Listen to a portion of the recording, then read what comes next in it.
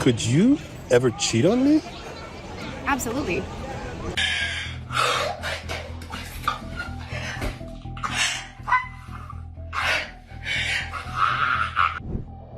What happens when the line between family life and online content completely disappears?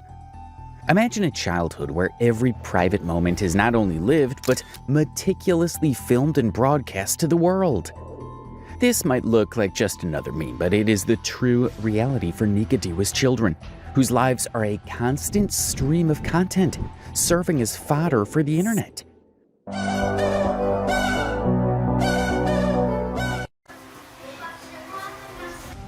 This is the very disturbing story of Nika Diwa. Hi, new friends. We want to introduce ourselves. Here's our story. I left an abusive relationship to go to New York. I fell in love, got married, and traveled to the Philippines to work and empower women. I got pregnant, and now we have the most beautiful baby and can't wait to share more stories with you. Nika Diwa is a social media influencer who has built a large following by sharing her family life with millions across YouTube and TikTok. Initially a fashion blogger, she pivoted to focus on her life as a mother, focusing on her relationship with her Nigerian husband, Emeka, and their children. Nika's content is often lighthearted and relatable, with many fans enjoying her honest portrayals of the joys and challenges of raising kids. She portrays herself as a down-to-earth mom who isn't afraid to share the messy, imperfect parts of her life, offering a refreshing contrast to the seemingly perfect lives shown by other influencers. However, as time has passed, Nika's approach to sharing her life has evolved in increasingly disturbing ways. What began as genuine insights into her family life has now become a melodramatic spectacle, where personal struggles, particularly in her marriage, are fabricated for the sake of engagement. She has made videos that involve fake cheating scandals and exaggerated arguments, all staged for the cameras to generate views and drive audience interaction. These performances, while entertaining to some, have sparked growing concerns among her followers, some of whom feel that Nika is crossing a line between relatability and exploitation. As we'll come to see, the real issue is the toll this kind of content takes on the Diwa family. In the pursuit of clout, she may be compromising the very things that make family life meaningful, at the expense of her dignity and the well-being of those around her.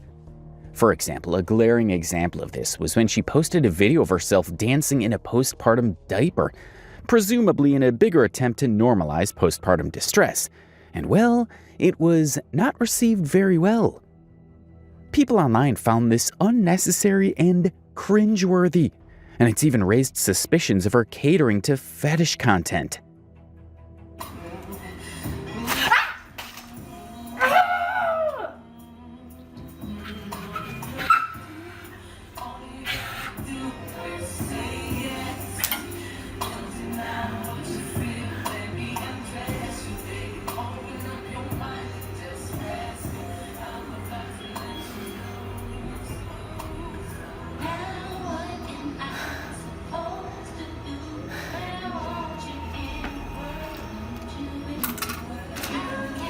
She's known to fake moments of overstimulation in numerous clips. For a moment, you can see her clearly look at the camera, showing clearly that she knew what she was doing. It was seen as highly manipulative to profit from a sensitive mental health topic, rather than offering genuine support or education. Viewers' concerns that Diwa's portrayal of overstimulation is inauthentic and performative are not without reason. The convenience of camera placement during meltdowns, the dramatic nature of her reactions, and the repeated presentation of similar scenarios lead viewers to believe that these moments are staged rather than spontaneous occurrences. It's also believed that she frequently uses "mommy doesn't feel good" as a narrative, and removes herself from situations when she feels overwhelmed, filming the children while they're screaming in the background. Rather than walk away to regulate her emotions, she walks away to film content.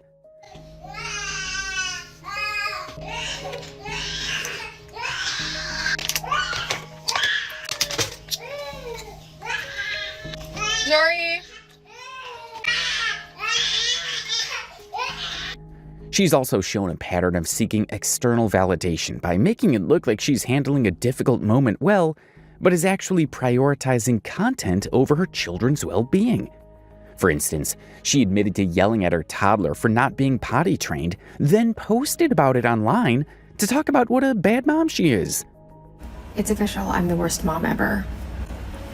I snapped and yelled at my toddler for doing something that she cannot control. She is almost 4 and I've been getting really frustrated that she's still not potty trained and I'm like still cleaning up her blowouts. I said everyone else in your class is doing it. She doesn't seem to hold back from discussing adult issues with her children, like periods and pregnancy, and obviously there's always a camera just around the corner to give the viewers a tad more than they asked for. She has a video simulating childbirth to her toddler, who isn't old enough to completely understand the details of the situation. So first we're going to try to get it out of the vagina. Vagina? And open it up. Baby! Mama, piss! 1, 2, 3. Piss! I want to see a baby. Okay, we're going to have to do a C-section. Holy Kafala. There's the baby! I'll hold it. You want to hold it? Congratulations. So that's the birth. Zizi, did you just eat the baby? This was not well received, and understandably so, considering the age of her child. But it goes deeper than that. In another video, Nika's baby asked her parents if they had been wrestling the previous night when she heard strange sounds, which we could presume were the sounds of the couple being intimate. Mommy, were you wrestling with Guy last night? Why do you say that? I heard you say pin me down. Well, we were wrestling for fun. Who won? I won first and then your dad won after. Oh. One of the reasons why this is so concerning to viewers is that if this was a staged video, how inappropriate is it that she and her husband set their little daughter up for a sexual joke on camera? And if this is just an audio they were lip-syncing to, what happens to the young, impressionable audience that watch these videos? Because the one reoccurring theme in Nika's videos is how most of them feel so staged, like this one she was caught faking.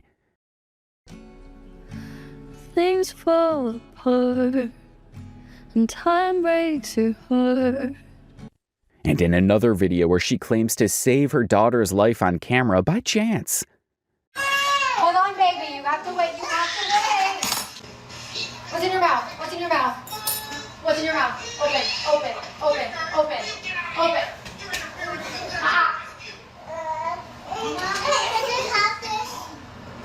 One of the comments asked, was the baby actually choking, or did she just put something in her mouth?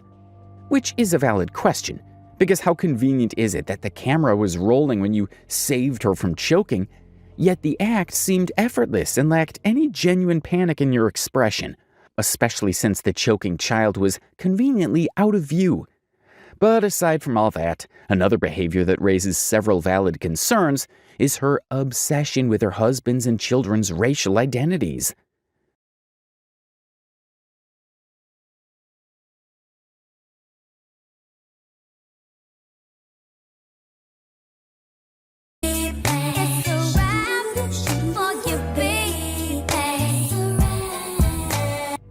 She has so many videos like these, and this has led critics to suggest that she seems to think she has a special entitlement to frequently highlight their blackness because of her relationship with them. But this is being perceived as more problematic than empowering. A Reddit user pointed out that her entire personality is having a black husband and black children. It's so inappropriate how she exploited her daughter for her growth in social media. There's no way that what she's been doing is appropriate. Rather than fostering meaningful dialogue or demonstrating genuine support, her repeated focus on their race comes across as performative. It gives viewers the impression that she's using their identities as a tool for engagement, rather than simply respecting and celebrating their individuality without making it a central theme of her content. This obsession with race also seems to reflect an underlying desire for validation and acceptance from black audiences. A sweet mother, I never forget you. My sweet mother will suffer for me. When I dey cry. My mother dey cry. She don't know. Again, it's all about the way the camera always seems to be conveniently set up to capture these moments. And it's almost as if her platform has shifted in a way that feels superficial or even fetishizing. Okay. It's okay. It's okay. Okay. You got it. Swallow. Wait up, baby. Ultimately, the concern is that by overly emphasizing their racial identity, she risks reducing her family members to mere symbols of diversity, instead of allowing them to be fully realized individuals in their own right. She seems to have a thing for oversharing about her personal life, like in this video, where she shared gory details about how she lost her nipples during pregnancy intercourse. Let's talk about sexy time when you're pregnant. My husband and I came home from a date night. We wanted to spend some special love time together. And so I'm wearing the, like the chicken cutlets, the thing that you stick them on. And so I like peel it off and I'm looking at it and I'm like, oh my God, my nipples peeled off. Nobody needed to know that, but that's nothing compared to the concerning stories Nika has shared about her pregnancy.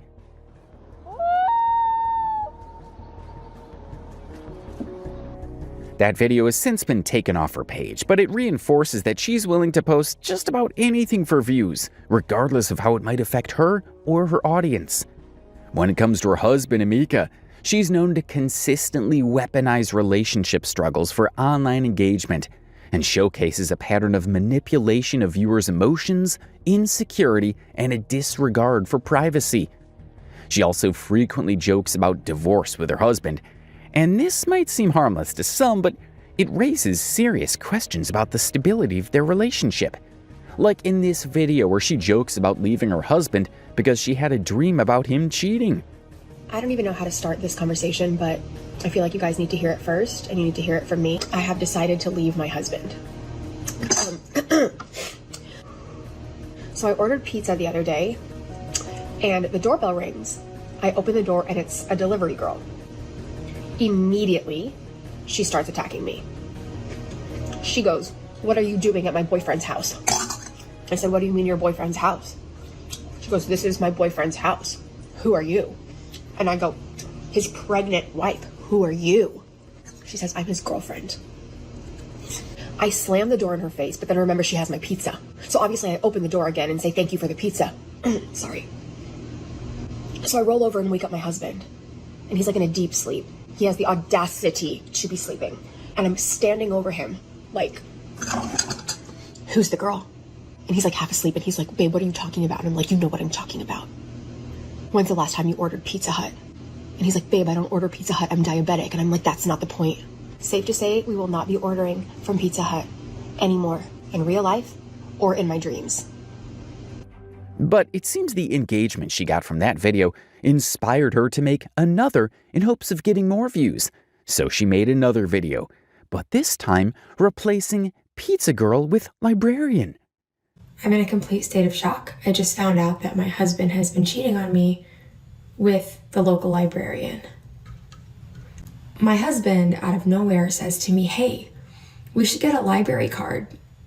So we've been going to this library for months. This really, really kind, cute librarian, we're gonna call her Stacy for privacy reasons.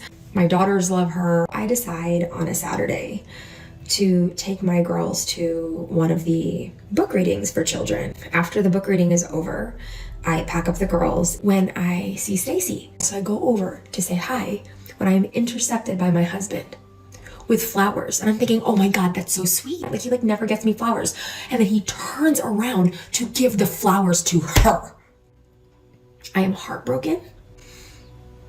And then I woke up and I wanted to confront him, but it's like 4 o'clock in the morning and I feel like that would be really inappropriate. So I was thinking, Constantly referencing divorce or the idea of leaving a partner, whether as a joke or not, can diminish the gravity of such a decision. Divorce for many is a huge and often painful life event. To make light of it in the context of a relationship that seems to already have a rocky foundation sends a message that it's just another thing that can be laughed off. This behavior not only impacts the couple's image, but also sets an unhealthy example for their audience, many of whom may be navigating their own relationship struggles. The act of trivializing serious issues like infidelity or the idea of splitting up the way she does borders on creating a potentially toxic narrative. To add to this, the repetitive nature of these jokes suggests a level of insecurity in the relationship that extends beyond just public jokes. The constant back and forth between claiming stability and joking about ending things creates a confusing dynamic, as they've shared that they have almost had a divorce in the earlier stages of their marriage. So many of you were like, wow, I wish my husband reacted that way. Wow, you guys are so joyful. I just want to say, like, it wasn't like that with my last pregnancy. Looking back, it was quite traumatic. It was a very turbulent time in our marriage, and I feel like we loved each other, but we didn't like each other. The audience, who may have initially admired this couple's apparent strength, is left questioning whether the relationship is as healthy as it's being portrayed, or if the whole thing is being used for content. Nika seriously uses anything for content. There's no limit. A good example of her clickbait tactics is her Christmas fight video, which she's taken off her TikTok account, most likely due to backlash or shame. During an argument about her husband's desire to attend a football game on Christmas, Diwa films the entire altercation, broadcasting their private issues to a large audience. To ask if I would be okay with you not being with me on Christmas, first of all, knowing how important that holiday is to me, and 2, going somewhere with your brothers just without me to watch football. My feelings are extremely hurt. Well, I'm sorry that your feelings are hurt. I'm hoping I really thought you knew me better than that. I'm hoping that we can talk and that I can gain a deeper understanding. It is because that holiday means a lot to me. Yeah. Quality time means a lot to me. Yep. Togetherness means a lot to me. And so the fact that you'd rather be at a football game knowing, or I thought you knew that about your wife. It sounds like Christmas is actually more important than me. And that's what it sounds like. Like you're saying, Christmas is important than my husband. I do not have a desire to do anything that will either hurt you or deride in any way your expectation for Christmas. Multiple comments on this highlight the blatant disregard for privacy and the potential for further damage to their already strained relationship. Viewers, especially those on Reddit, criticize Diwa's actions, noting the manipulative and toxic nature of recording and posting a private argument for online validation. Also, she posted a video of Amelia apologizing for his past behavior in the relationship, but it was very vague, and some people believe that this is just another staged video to make their relationship look as healthy and loving as possible. I had to go through the fire because I was foolish, I was irresponsible, I was immature, I was careless. And before my family, I have to say it, I'm so sorry for all the years I put you through nonsense. When a relationship is used as a platform for constant dramatic reveals and jokes about major life decisions like divorce, it not only risks normalizing dysfunction, but can also undermine the seriousness of those choices for people who are genuinely struggling with them.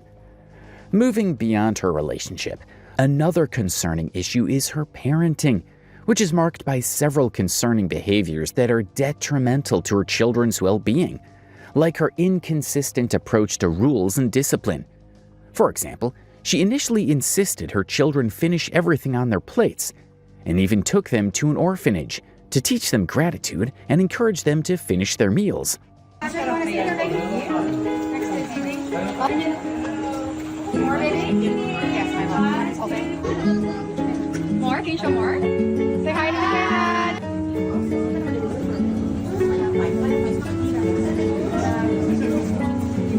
Only to later reverse her stance and claim she now teaches her daughter to prioritize her body cues.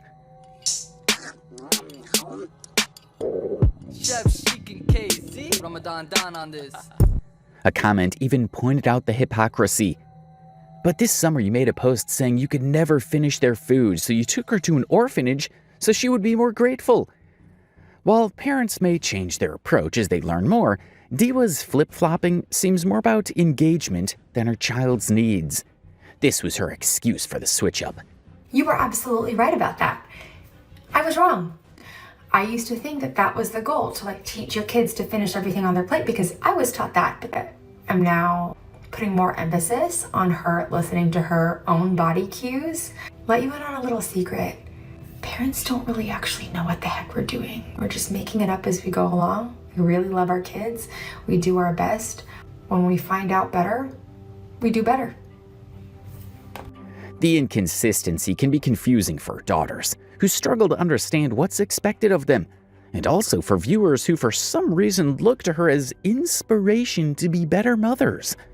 Also, critics note that her motherhood is more about herself than it is about taking care of her children, based on the content she makes. Got a sponge, Pete,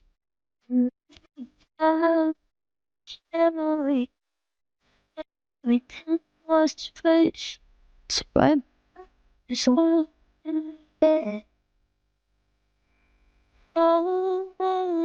She has been known to constantly try to establish that she takes priority over kids in the household, and has posted multiple videos to establish that point, that she is more important than her children to their father. This girl is supremely important. 100 out of 100, she's important. But this girl, from my standpoint, is even more important to me. Why? Well, my responsibility is first to my wife. There's no time where pouring into you is less important than pouring into this one. There's nobody who's going to get more grace, more love, more attention from me than you.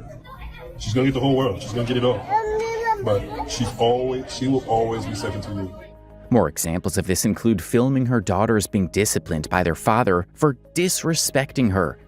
Are you ready to apologize to mommy, or do you need more time?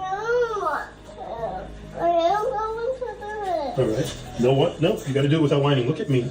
If you're ready to apologize, you can come to mom and say, I'm sorry.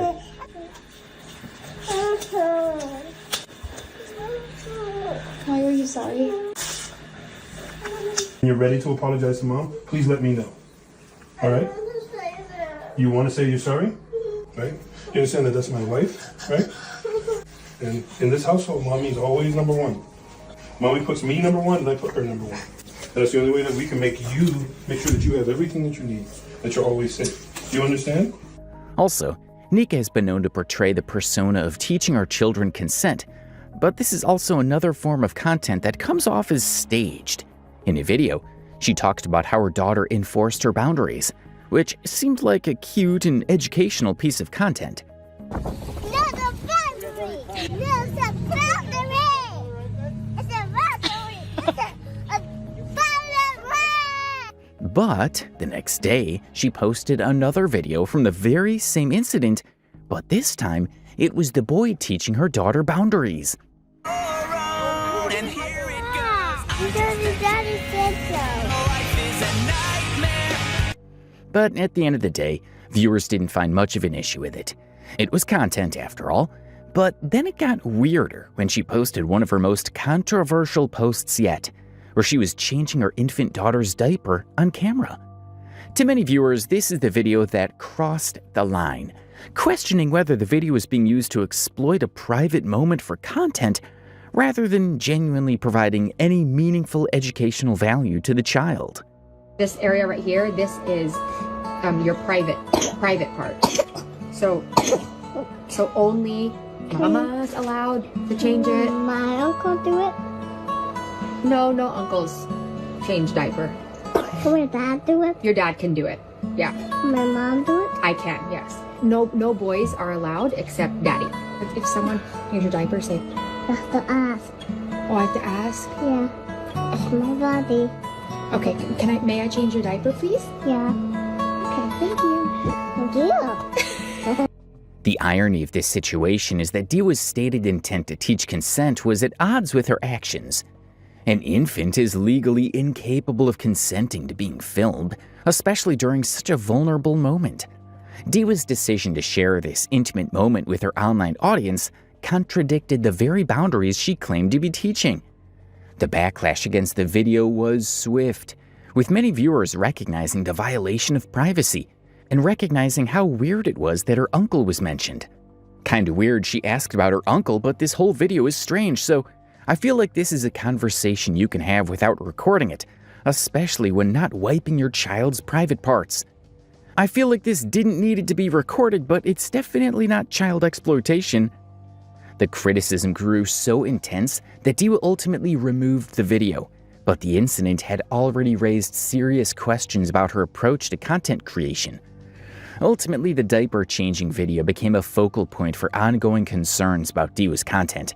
It proved her disregard for privacy and consent, as well as her tendency to prioritize content creation over her child's privacy.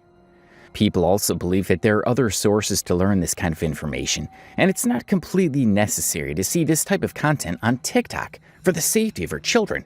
According to them, this content should not have even crossed her mind.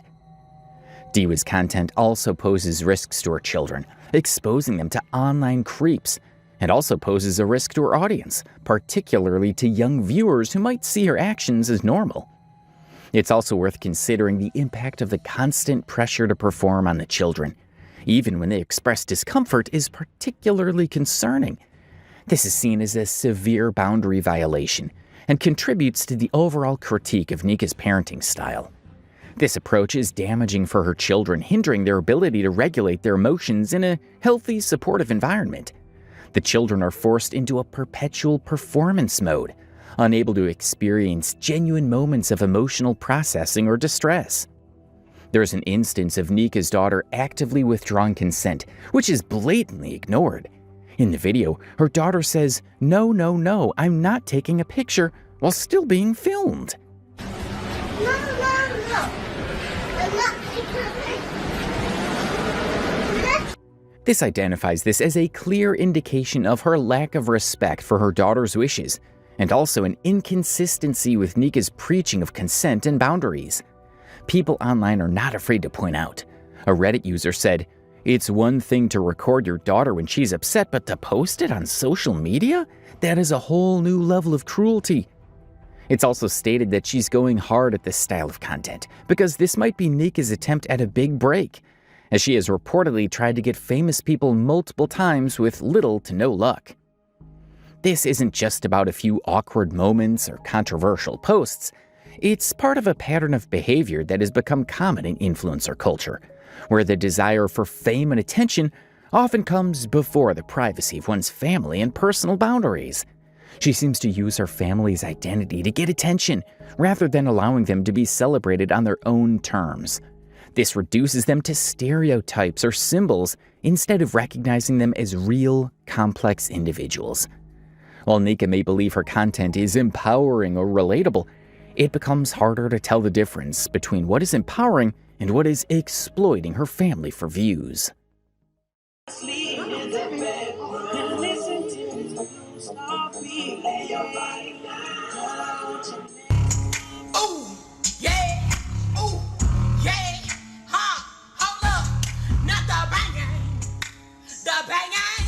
Introducing Lashay Hinton, a name that has become synonymous with TikTok infamy and internet outrage.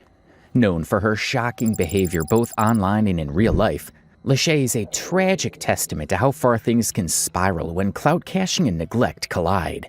Stop banging. Stop banging. There's no reason to call CPS. Podcast is good. Podcast will forever be good with or without this internet. And I'm not taking a break.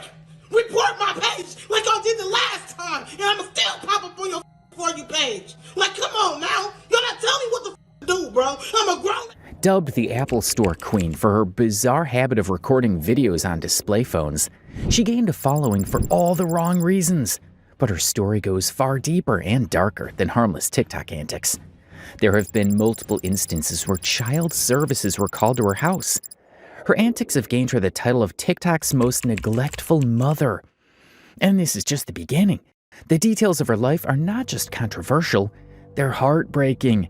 Her neglect was so severe that authorities eventually intervened, removing her children from her custody. But before we dive into any of this, let us give you a little insight of who Shay is. There for a good, how long, how many minutes was she up there for? Even your man. They can do it better.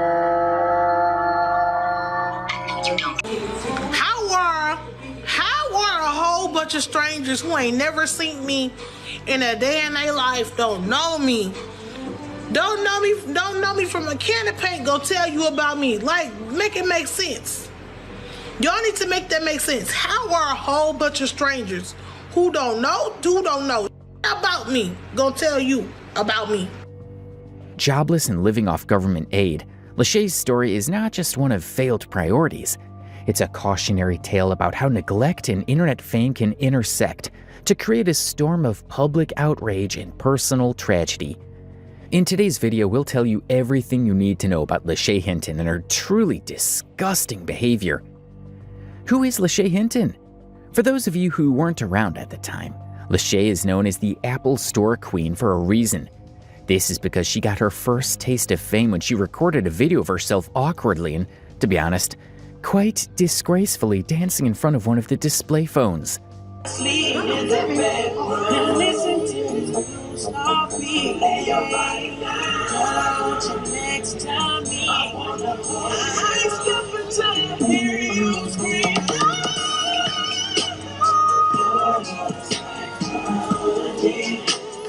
Let's take it slow.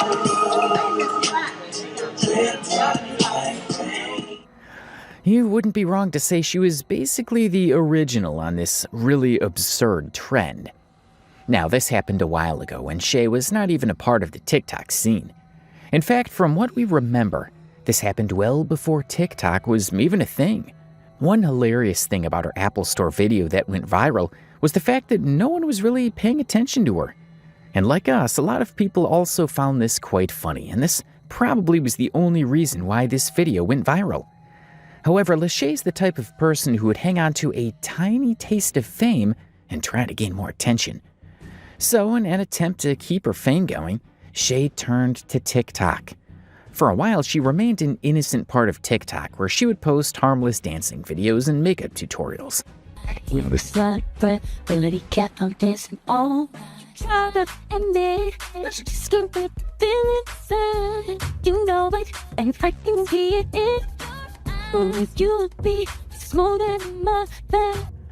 But as she started getting more viewers and followers, things began to take a very dark turn for Shay.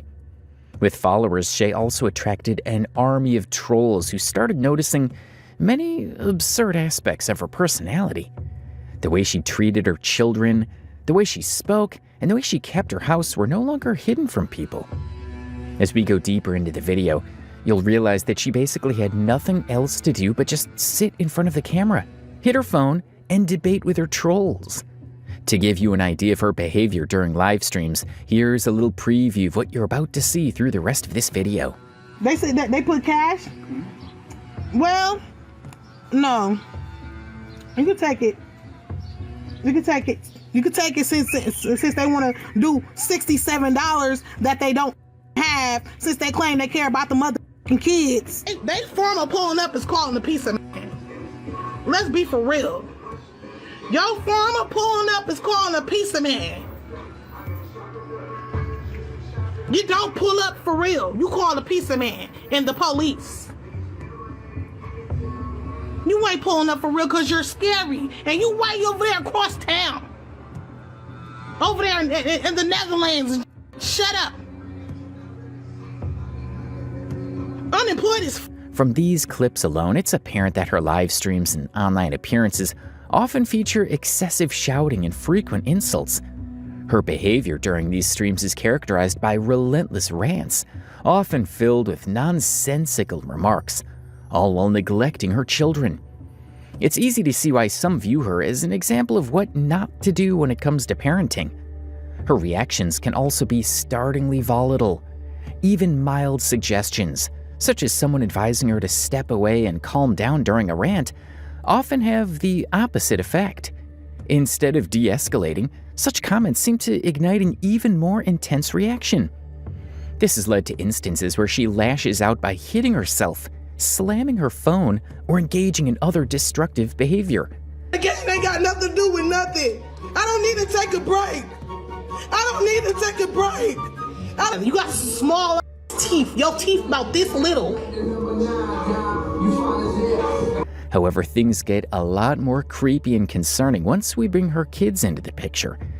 It's hard to believe, but Shay actually has 2 sons, one 8, and the other 4 years old. The way she behaves with her kids is just very hard to watch. Look at this video, for instance. No, it won't take you nowhere. I don't like your little ugly.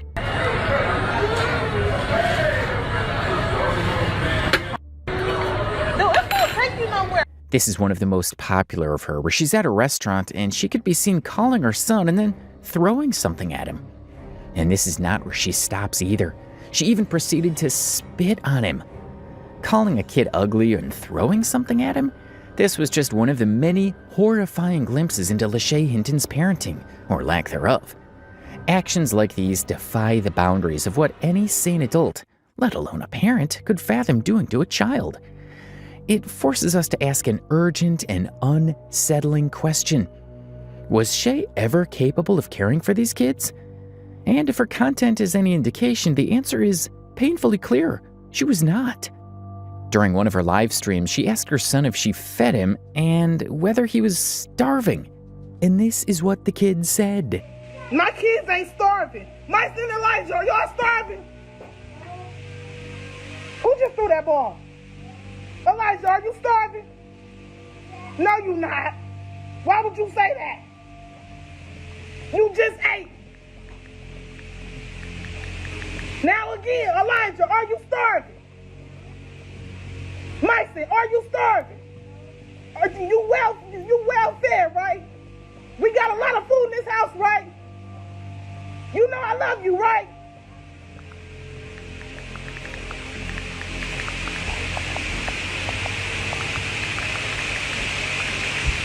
We got bum ass bitches, bro. Instead of addressing the issue or comforting her son, Shay exploded in anger. She berated him for speaking the truth and exposing her neglect. You can see her shouting at her kids even after the incident and then bullying them into saying whatever she wants. This wasn't a one-off incident. It was a glaring pattern of behavior that left no doubt about her inability or unwillingness to provide even the most basic care and protection for her children. This is something that people have noticed quite a lot both during her live streams and from the way she talks about her kids. If I don't take care of my kids, why do y'all gotta repeat it? The whole world know it by now. Okay, who gives a stop talking about it? Move on. Damn. Another thing we would like to mention here is the general condition of the house that she and her 2 sons lived in. There is no other way to describe it other than downright disgusting.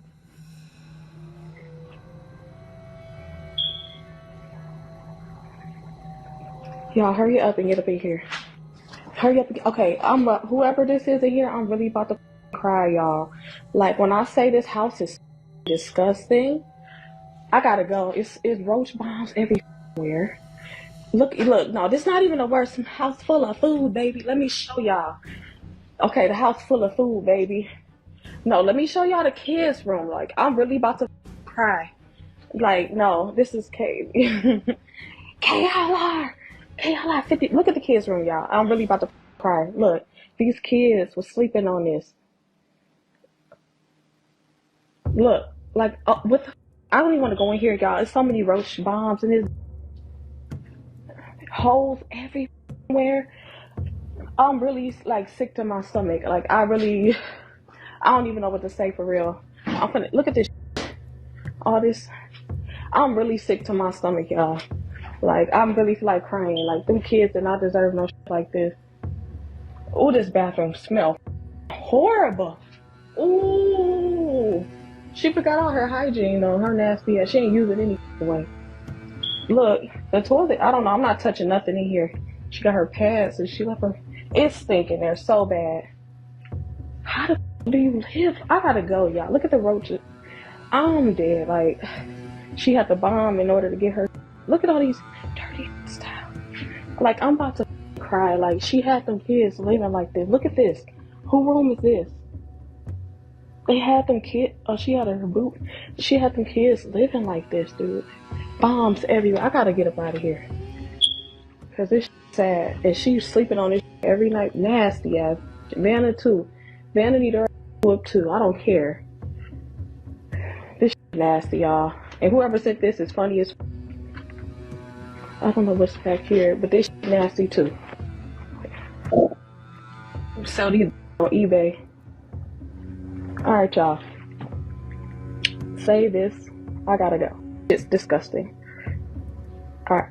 Y'all just save this because I'm really sad. Like, I'm sick. Like, I'm sick, y'all. Alright. Y'all save this. I'm not gonna delete it. I just have to delete my last one because it wouldn't let me go live again. Alright, y'all. Y'all have a good one. And everybody that was talking just can swat at y'all running y'all mouths. People very frequently noticed that the house was not in a very kept state. In fact, it was far from it. In many of her videos, viewers could see the degrading condition of the house, dirty mattresses, piles of junk, and trash all over. In fact, there's a video of Shay mopping a floor full of maggots.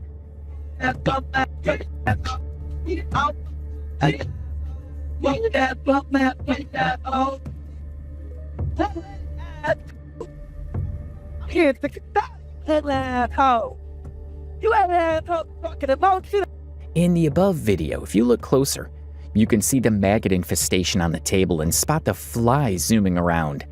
One viewer's comment that this kitchen belongs in the fear factor perfectly describes the nauseating condition of her house.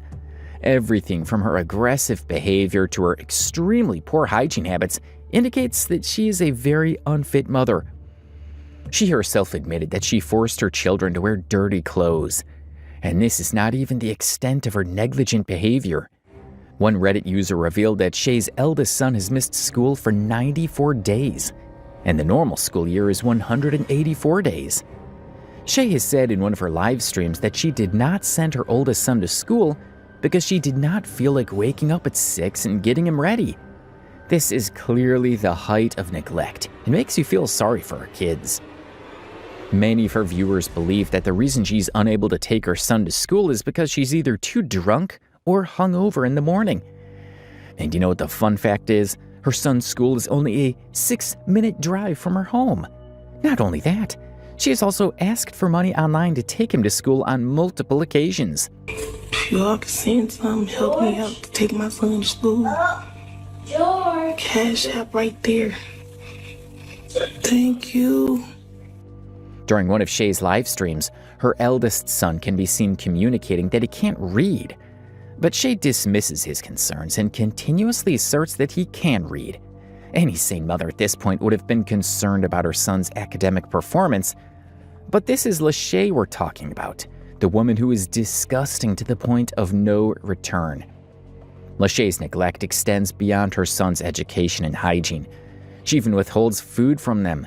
In one particularly troubling video, one of her sons approaches her during a live stream asking for something to eat. Instead of addressing his basic needs, she reacts with anger, lashing out at him in front of her audience. Despite Lashay's claims that she is feeding her sons well, this malnourished photo of her kid tells a whole different tale. What we're about to further discuss in this video can trigger a lot of people, as these incidents depict the height of child and neglect. So if any of you are sensitive to these kinds of topics, we advise you to quit watching this video. So during the course of her TikTok career, Shay came in contact with a man who was an ex-felon and was charged with pretty heinous crimes. This guy had a history of beating his ex-girlfriends. Some of them were to the point that they were nearly dead. Lashay not only started dating this man, but attempted to even justify his actions, blaming the victims for her boyfriend's misconduct. This paints a clear picture of her mental state and tells us how horrible of a woman she is. She invited this potentially dangerous man into her house, cooked food for him, and even paid for his Uber drives. This is beyond anyone's understanding why a mother of 2 very young children would invite an ex-felon into her house. Not only that, she even performed sexual acts on camera with him, while her 2 sons were present in the living room.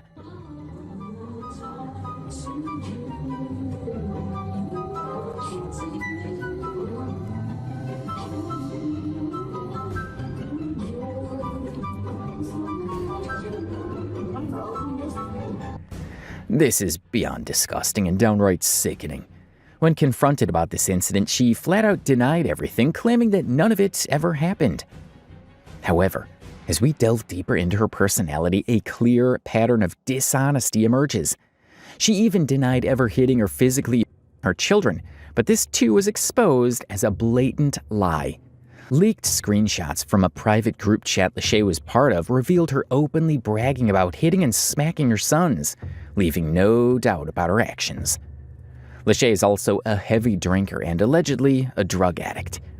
In countless of her live streams, you can clearly see her drinking nonstop while her children are present in the same room. She also has a habit of putting on loud music late at night when her children are supposed to be asleep. Despite her claims that she is a responsible, caring, and nurturing mother, all these facts tell otherwise. The term monster mom clearly suits her. Yeah, I ain't finna drink all this tonight. I'm gonna...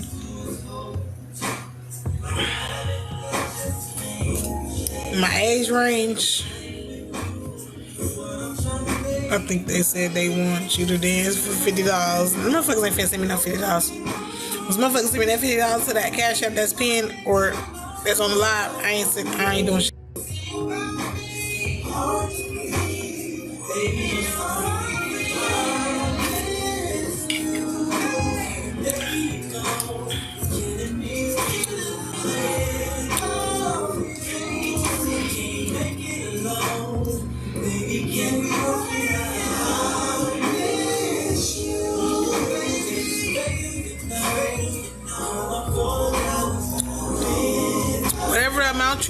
Whatever the amount that you're putting is not showing.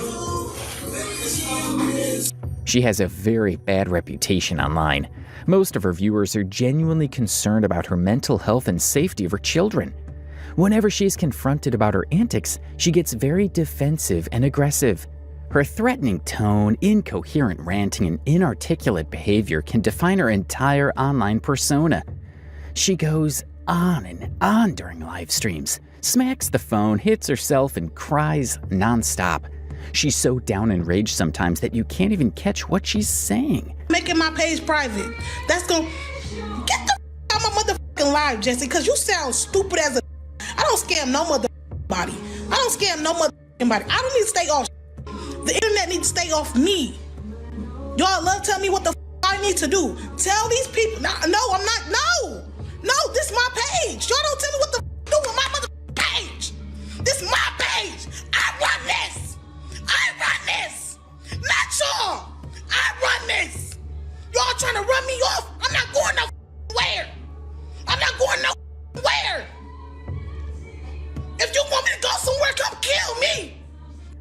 Her outrageous behavior toward her children and her audience has earned her a growing number of dedicated haters. People who seem to thrive on provoking her and eliciting reactions. These faithful haters have made it their mission to expose or antagonize her. And their persistence has led to some bizarre incidents. In one instance, she shared a video on her account showing that someone had thrown food at her doorstep, an act clearly intended to humiliate and mock her. On another occasion, she received an unsolicited DoorDash delivery, likely sent by someone trying to taunt her further. These incidents highlight the strange dynamic she has cultivated online, where her contentious behavior has not only drawn criticism, but also fueled a relentless cycle of antagonism between her and her critics.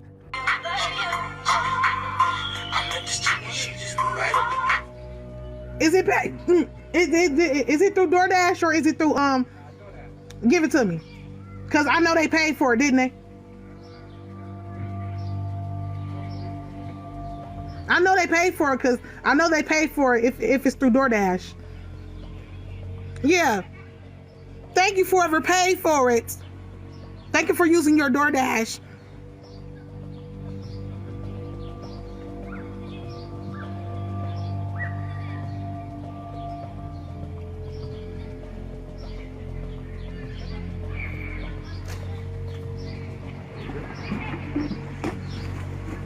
Now play with your mama, not me. Next time, use Domino's or something. Thank you. I appreciate it. I think there's a $67 for the cash. They said that they put cash? Mm-hmm. Well, no. You can take it. You can take it. You can take it since they want to do $67 that they don't have, since they claim they care about the mother kids. Since they claim they care about the mother kids, they should have paid for it. You dumb. That's what I be talking about. Y'all claim y'all care about the mother kids. Y'all claim y'all care about the mother kids, then you should have paid for it. That's stupid. You wasting their time. You wasting their money right now. You wasting their time and money. That's what I be talking about. Y'all claim y'all care about other people. Y'all claim y'all raising awareness, but yet you could have paid for it. You sent it to my house. But you could have paid for it.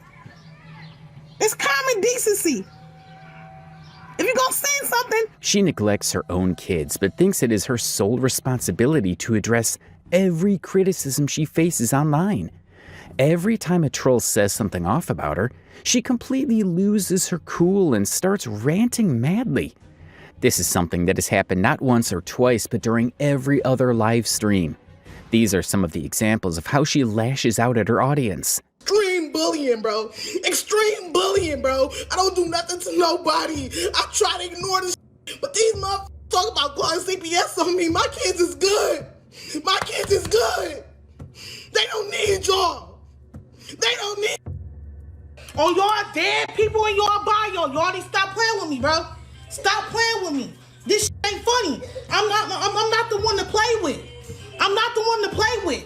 I'm not the one to play with. No, I don't need to chill. I don't need to chill. It is scary to even think that this woman does this around her two very young children. They're merely 8 and 4 years old. They should not be seeing their mother like this.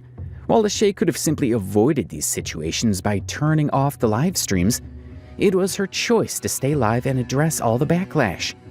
Apparently, getting back at the online trolls is more important for Shay than protecting her children's mental well-being. Getting into unnecessary arguments with trolls has landed her in a far worse situation. We're not talking about DoorDash deliveries and online threats, but an actual ugly fight. One day, 2 individuals showed up at a residence calling her names, and Shay just charged at them. And what happened to Shay after that is not a pretty sight. You should watch yourself.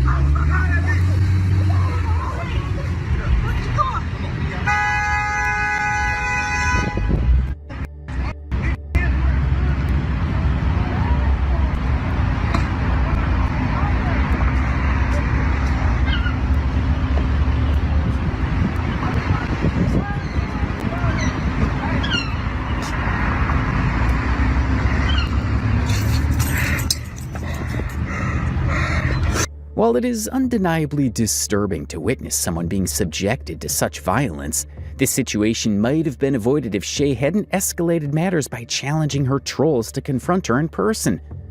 Her impulsive behavior on camera is well documented, but this video reveals that her hot-headedness extends beyond the digital realm. By inviting conflict, Shay demonstrated the same lack of restraint and foresight that characterizes her online persona, ultimately putting herself in harm's way. This incident serves as a stark reminder of how real-world consequences can arise from reckless online behavior. She is subjected to this online hate due to her neglect towards her children. Her drinking habits, her outlandish lies, and her carefree nature would have not bothered the audience if she were a childless woman on a quest to ruin her life. But the fact that she is responsible for 2 very young children and still does these heinous things is infuriating for the audience. She is unknowingly transferring deeply rooted trauma to her children and playing with their psyche. In fact, there's one particular incident involving her sons that'll shake you to your core. One day, Shay was babysitting her niece for her sister. During one of her usual live streams, the audience could hear all the children playing in the background. The shouts, the screams, and the laughter were audible throughout the live stream. Then something deeply disturbing happened. The viewers were quick to notice that the little girl was screaming in the background, complaining about the boys inappropriately touching her. Here's a clip from this infamous live stream. It's been a while since I cleaned up, I ain't gonna lie. I will wait for you, for you.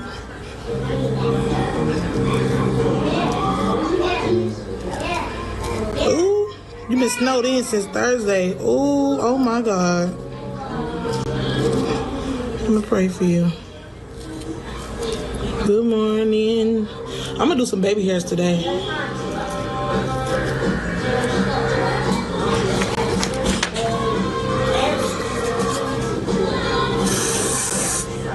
I need to go get some even. What is even more disturbing is Shay's behavior towards her sons. She's not only neglectful, but also enables bad behavior. Amidst all the shouting and screaming, Shay was busy trying to put on her wig while she should have been looking after her children. On top of that, she does not seem even slightly concerned about this situation, acted as if nothing out of the ordinary had happened. The girls shouted 2 times. You can see Shay pausing the live stream the first time.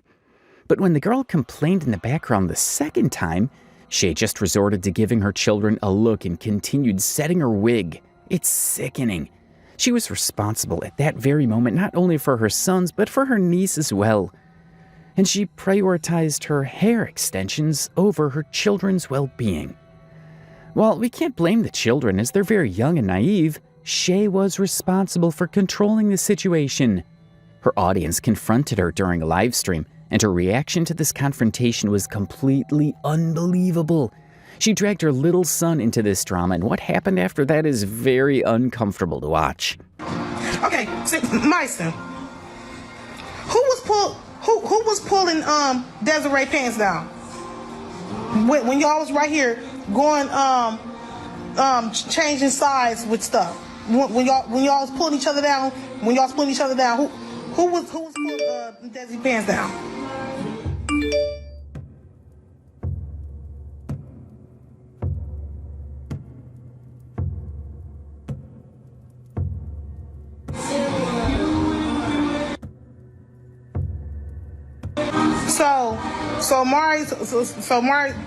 So y'all, okay.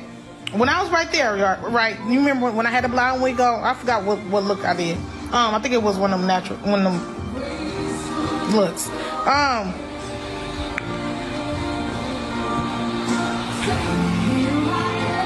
Y'all was tickling, right? Can you open your mouth? So y'all was tickling at first, and then why did Mari do that?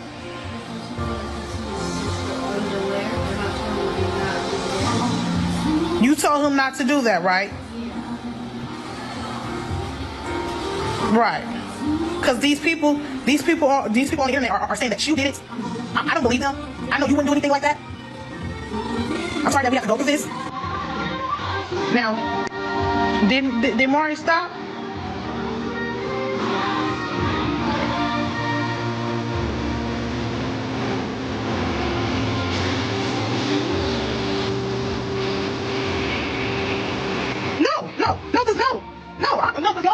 Y'all really accuse my son.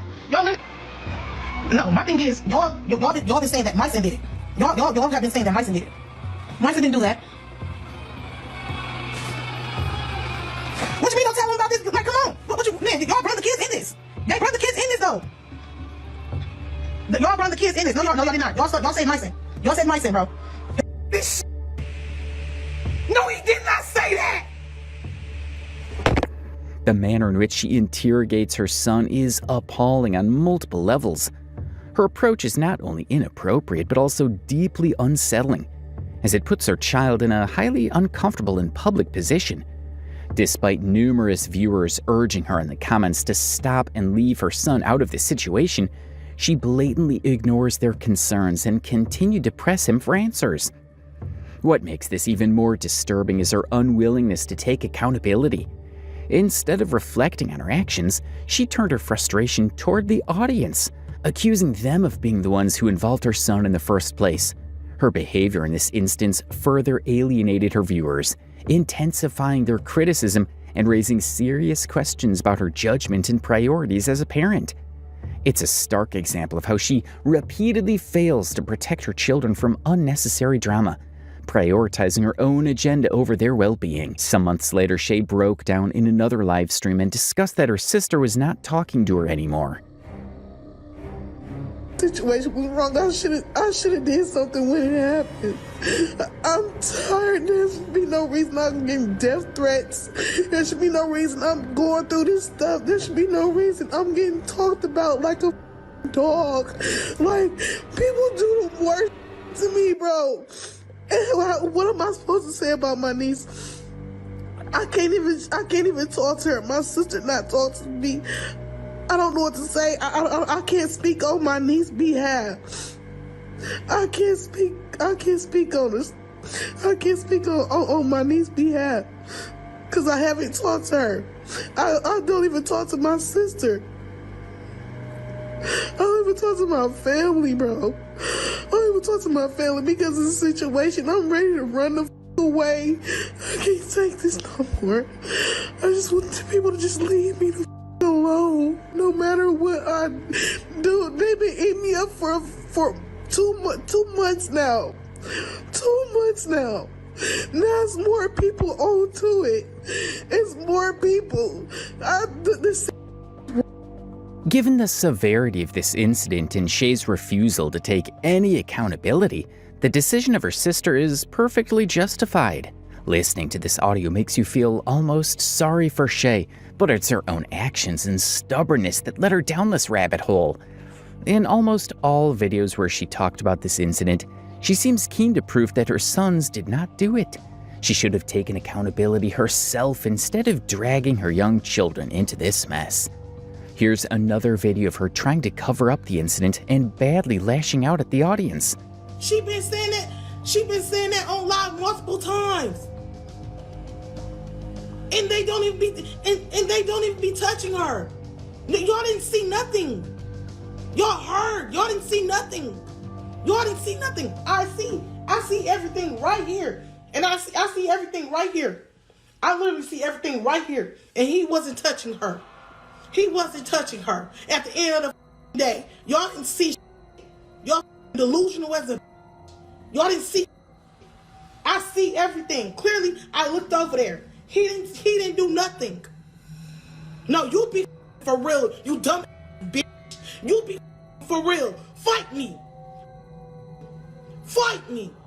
Fight me. No, I'm not sick. I'm not sick, bro. I'm not sick. You got me. One random girl during the live stream even tried to calm Shay down, but it was clearly an impossible thing to do. I'm here. I'm here.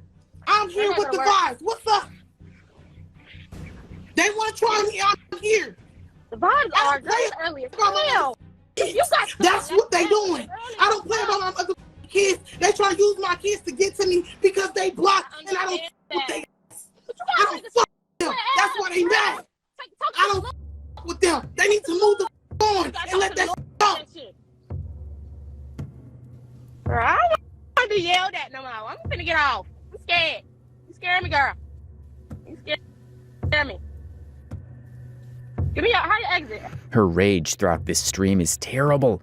She lashed out at the viewers, smacked the phone, screeched, and self-victimized herself for almost an hour. It's evident that she has a lot of energy when it comes to addressing criticism, but no will to properly tend to her own children. Sometime after this incident, Shay tried to apologize during a live stream. She commented that while she is apologetic toward her kids and her niece, she does not owe any apology to her viewers. To a lot of people, this sounded like a lousy attempt to cover up the matter. Guys, I want to take accountability for some things, not everything. I'm not apologizing to the trolls, to the fans. I'm mainly apologizing to my niece and myself and my kids, not nobody else. I don't care how anybody else feel about me. And I watched the videos. Like, some of the videos are edited. I'm not gonna lie. Some of the videos are edited. I watched some of the videos. And before all this stuff even went viral or whatever got more, before this stuff got more exposure to it, I was getting harassed. Lashay Hinton was also accused of being up on top of all the problematic things she does online. Allegedly, she was part of a private group chat that had mostly high schoolers and teenagers as members. Although no concrete evidence has surfaced to suggest she engaged with minors in an overly sexual manner, the tone and content of her interactions with them were unsettling, to say the least. Leaked screenshots from the group chat revealed that Shay actively engaged with multiple minors in the group, further fueling concerns about her behavior. When confronted about the situation, Shay downplayed the accusations, claiming that everyone in the group was simply her friend and that she was merely trying to socialize. Most of everybody that was in that group chat was grown.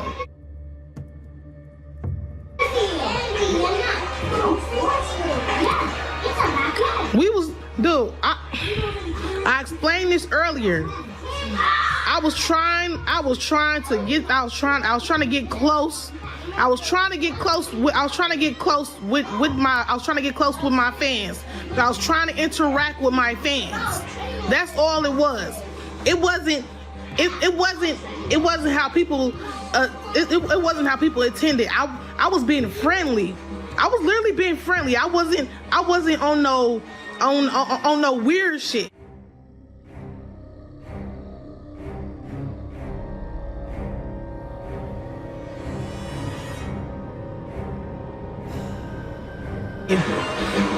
I'm not gay. I'm not bi.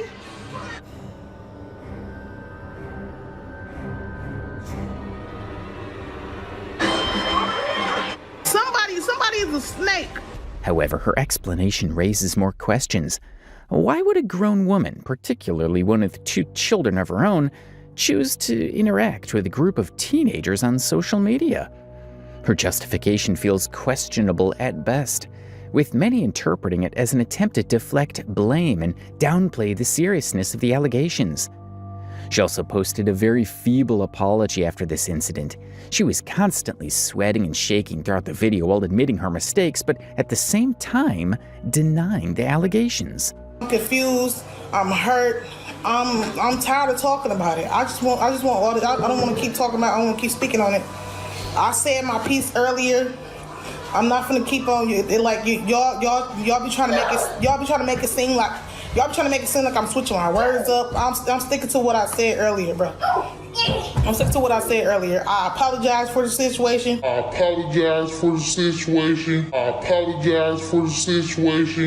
Y'all people really doing everything under the sun to make it seem like I'm this person, I'm that person. When that's not it. These people are delusional, like. And no matter what I say, how I say it, no matter what I say, how I say it, somebody's still gonna take it and take something and reverse it. Like, there's no point of me even saying anything. Bro. Here are some leaked screenshots that you should all see to get the gist of her weird behavior.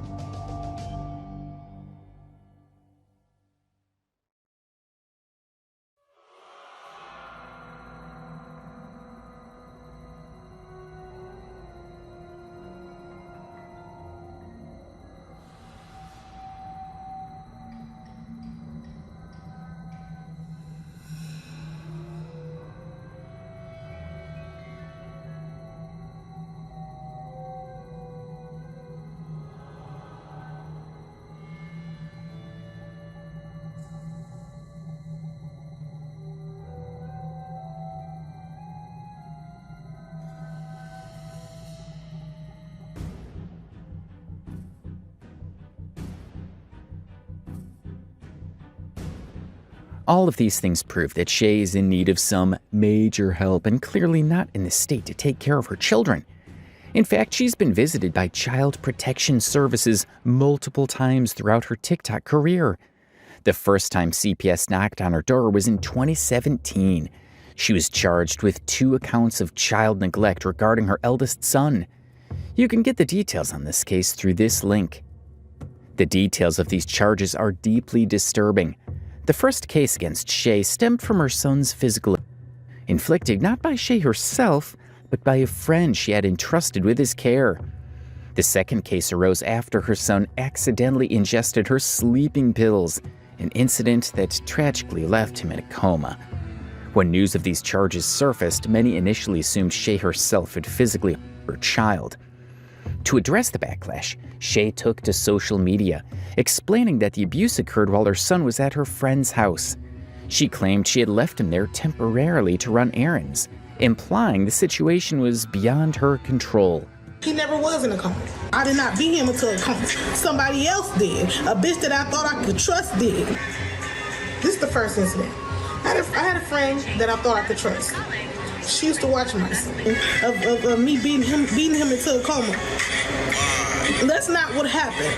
I was very depressed, going through a very depressed moment. Didn't know how to. I was a first-time single mother. I did not know nothing about what the I was doing. At the friend house, I could pick my son up, and something happened to him. I inboxed her. No, I inboxed her and kept calling her. But didn't answer the phone. I'm like, why you not answering the phone? What's going on? Why is my son looking like this? Or whatever. And then she barely even answered the question. But I called the police or whatever. Regarding the second charge, Shay explained that she had been struggling with severe depression and was prescribed anxiety medication as part of her treatment. She admitted to carelessly leaving the pills on the counter, where her son found and ingested them by accident. People, however, did not take this incident lightly. The number of comments in her live sessions badgering her to talk about the incident was insane, and the way Shay handled all this backlash was not at all pretty. Here's a clip of her getting severely mad at the trolls. Stop saying that! I did not put my son in a coma! Stop saying that! I did not put my child in a coma! Stop saying that! Stop saying that shit, bro! On these charges, the court ordered her to complete 10 days in the House of Correction, go through a mental health evaluation, and take parenting classes. But these measures by the authorities to protect her children were pointless, as Shay continued to demonstrate neglectful behavior towards her children. In 2022, she was face-to-face with Child Protection Services once again. She was continuously live streaming for several hours every day, so people were bound to pick up her neglectful behavior towards her children. They noticed her lack of interest in her kids' education, her constant shouting and yelling, and her poor hygiene habits. Some of the daily viewers gathered evidence of her horrible behavior and reported it to the CPS. In December 2022, Child Protective Services, CPS, paid another visit to Shay's home, marking yet another chapter in her ongoing controversies. The visit was reportedly prompted by numerous reports from concerned individuals who felt her behavior and treatment of her children warranted investigation. When Shay discovered that people had reported her to CPS, her reaction was nothing short of explosive. Instead of reflecting on the seriousness of the situation, Shay spiraled into an hours-long tirade on a live stream, where her behavior was on full display for her audience. She shouted incessantly, accusing her viewers of meddling in her life and portraying herself as a victim of unjust targeting. Her threats were relentless, aimed directly at those she believed were responsible for involving CPS. What's wrong with y'all? Why are y'all fucking evil, bro? Like, what do you get out of being evil to somebody that you don't like? Why the would you call CPS?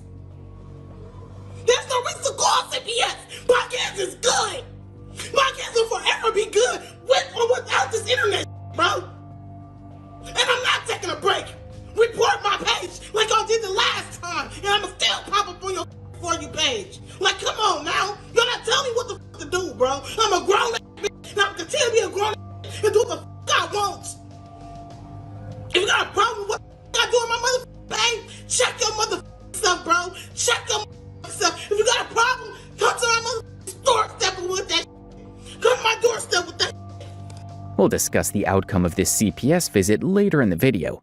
What's important to know is that Shay's online reputation took a very bad turn after this incident. More and more people were now digging for evidence against her. The leaked chats and the information about her son missing school surfaced right after this incident. There were Reddit pages set up to discuss progress in her case. People even petitioned to ban her from TikTok. Another disturbing piece of information that surfaced was her unemployment fraud. In April 2022, the Department of Workforce Development filed a case against her for $7,783. Allegedly, Shay was not declaring her unemployment wages as income. While there is no recent development in this case, it greatly affected Lashay's credibility at that time. Here you can see the Wisconsin Circuit Court document. With all the drama that was going on in Shay's life, people started noticing that she was drunk during most of her live streams. While her audience suspected her to be an alcoholic from the very start, they witnessed Shay drunk like never before in 2023. To give you a little background, Shay used to host these socializing sessions where she would put on makeup and live stream against a shimmery or colorful backdrop. The sole purpose of these live sessions was to give the audience a club-like vibe. Initially, these sessions were held only on weekends, but after the CPS incident, she was doing these live streams almost daily. During these live sessions, Shay used to drink excessively and even doze off. You ain't got a lot of... Where did you find it? On TikTok, or did you find it on YouTube? I found it on YouTube. Okay, I reward you for that. It has nothing to do with you. It has nothing to do with you. I'm not gonna give you a long speech. I reward you for that for finding it on YouTube. What is this? But yeah.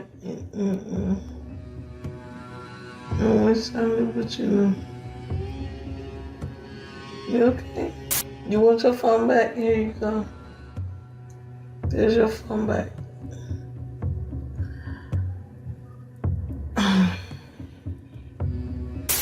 I'm only doing certain. Now, coming back to the CPS visit. After it was revealed that her son had been missing school, there was a massive backlash that led CPS to remove her older son from her care.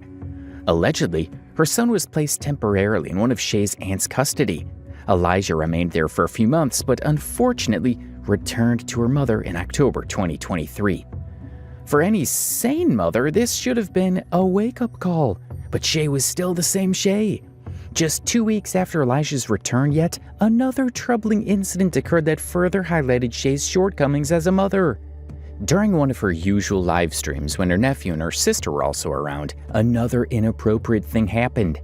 Shay's nephew can be heard calling for her mother and complaining that Shay's son has touched him inappropriately. Shay, upon hearing this, immediately paused the stream. When she came back, her tone was all defensive and pretty much aggressive. However, the real issue lies in what she did after the incident, a response that can only be described as pure evil. She confronted her son live on Instagram and said this. But have I ever taught you anything about touching on any, touching people on their private parts? No, I haven't. Why would you say that? Why would you say that? You meant no. I would never teach you anything like that. The reason I asked you this because these parts on this mother internet are saying that you are this type of person, and I have not raised you to be that type of way. I have not taught you that type of behavior. Why would you say that?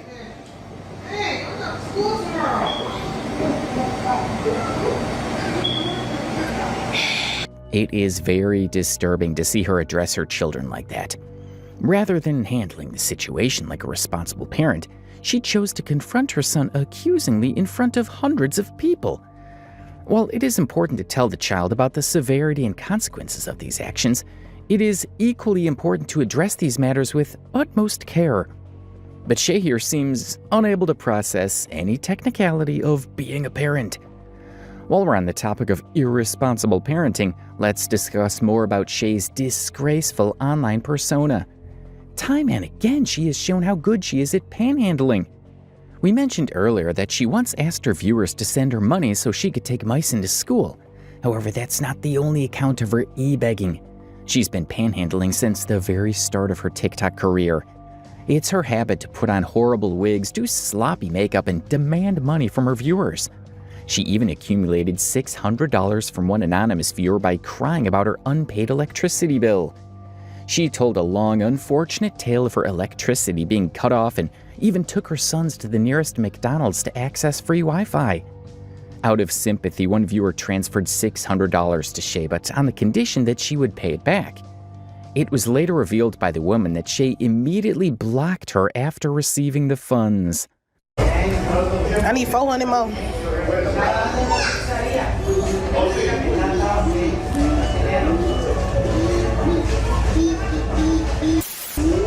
No, I need 500 more. It's right there. I need 500 because I only got 100 right now. In August 2023, Shay also lost custody of her youngest son, Myson. She eventually addressed the matter during a live stream, revealing that she had been transferred custody to Myson's father, Victor. Although the custody arrangement had been in progress for months, Shay chose to speak publicly about it for the first time on Instagram Live. According to Shay, Victor felt compelled to remove Myson from her care due to her increasingly negative online reputation. Her issues, including excessive drinking, a volatile and aggressive demeanor, and an unstable income, were cited as key reasons behind this decision. You are not taking my kids away from me. I try to stay strong for my real supporters, but y'all can have this. Y'all can have it. Y'all can have it. But y'all will not take my kids away from me. I love my kids. I don't care what nobody puts out about me. My kids know I love them. Everybody that come around me is good. I shouldn't have to get on here. I shouldn't have to prove a point to nobody. Y'all can't have this internet. I'm just gonna focus on my makeup or something somewhere else. You're not finna break me. You're not finna do me what y'all do to everybody else. I tried. I'm a nice person. But this is ridiculous. I quit. I quit. So where's Lashay Hinton now? She's still active on her TikTok and Instagram accounts. Here's a glimpse of her from 2024. I want to know who the hell said it was my birthday. My birthday passed already. I didn't even know you was still up in here, dude. What are you still doing up in here, Miss Independent? You up in here lurking. Here we go. Girl, if you don't get your ass up out of here. Oh, hell no. The audacity. Goodbye. Go play with somebody else, please. Nothing. Y'all really need to go play with somebody else. They really need to go play with somebody else. Like, for real, leave me alone, because I'm not even bothering nobody. Don't get that. Lashay Hinton's story is a powerful example of how unchecked behavior and a lack of accountability can lead to personal and public downfall. From her chaotic online presence to serious allegations of neglect and abuse, her actions have had lasting consequences on both her reputation and her family. She continues to engage in heated online arguments, solicit money from her followers, and avoid pursuing stable employment. The harm caused by her negligence, particularly to her children, is both profound and inexcusable. Their well-being has been compromised by her choices, leaving many to hope that they now find stability and thrive under the care of their new guardians. Shay's story is a stark reminder of the lasting impact a parent's behavior can have on their children's lives. And we can only wish her sons a brighter, healthier future. Disturbing TikTok accounts are nothing new, but back in 2022, one account stood out for all the wrong reasons: Ren Elellanor, a mysterious presence with unsettling videos that sparked an avalanche of theories, concerns, and deep suspicion.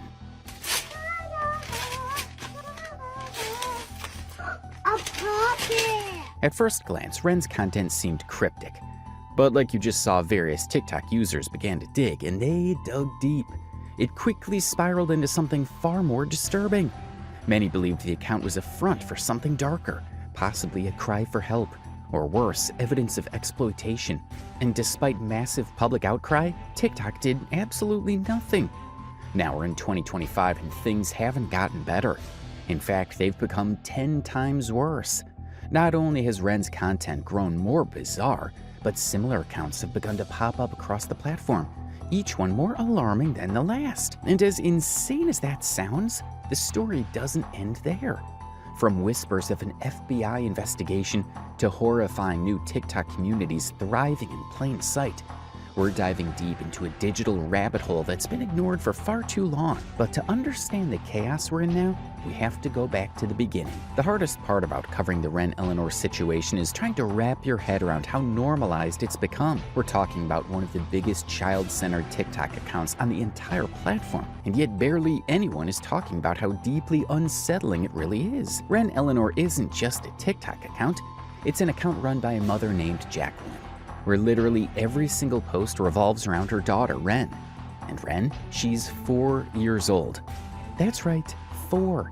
This account has over 17 million followers. That's not a small number. That's mainstream. That's TikTok definitely knows who you are level. And every video is the same formula. Jacqueline filming Ren playing with toys, acting out skits, or just existing. Her entire childhood is being broadcasted for tens of millions of strangers to consume. And now when we ask the question, what's the most disturbing part? The answer is that this didn't just start recently. You see, Ren's life has been documented since birth. From 0 to 4, every stage, every moment uploaded online. At this point, there are more videos of Ren on the internet than there are family photos in most people's homes. Let's try frozen honey.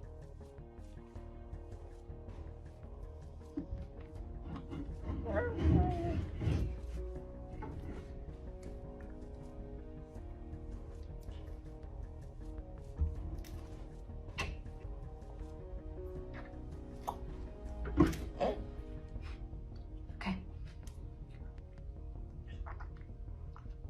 Hey!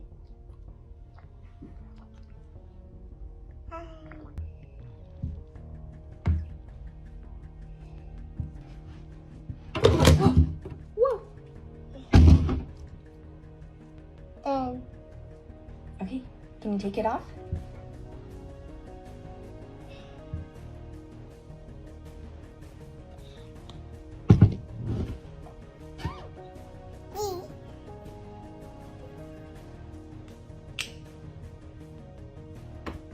There you go.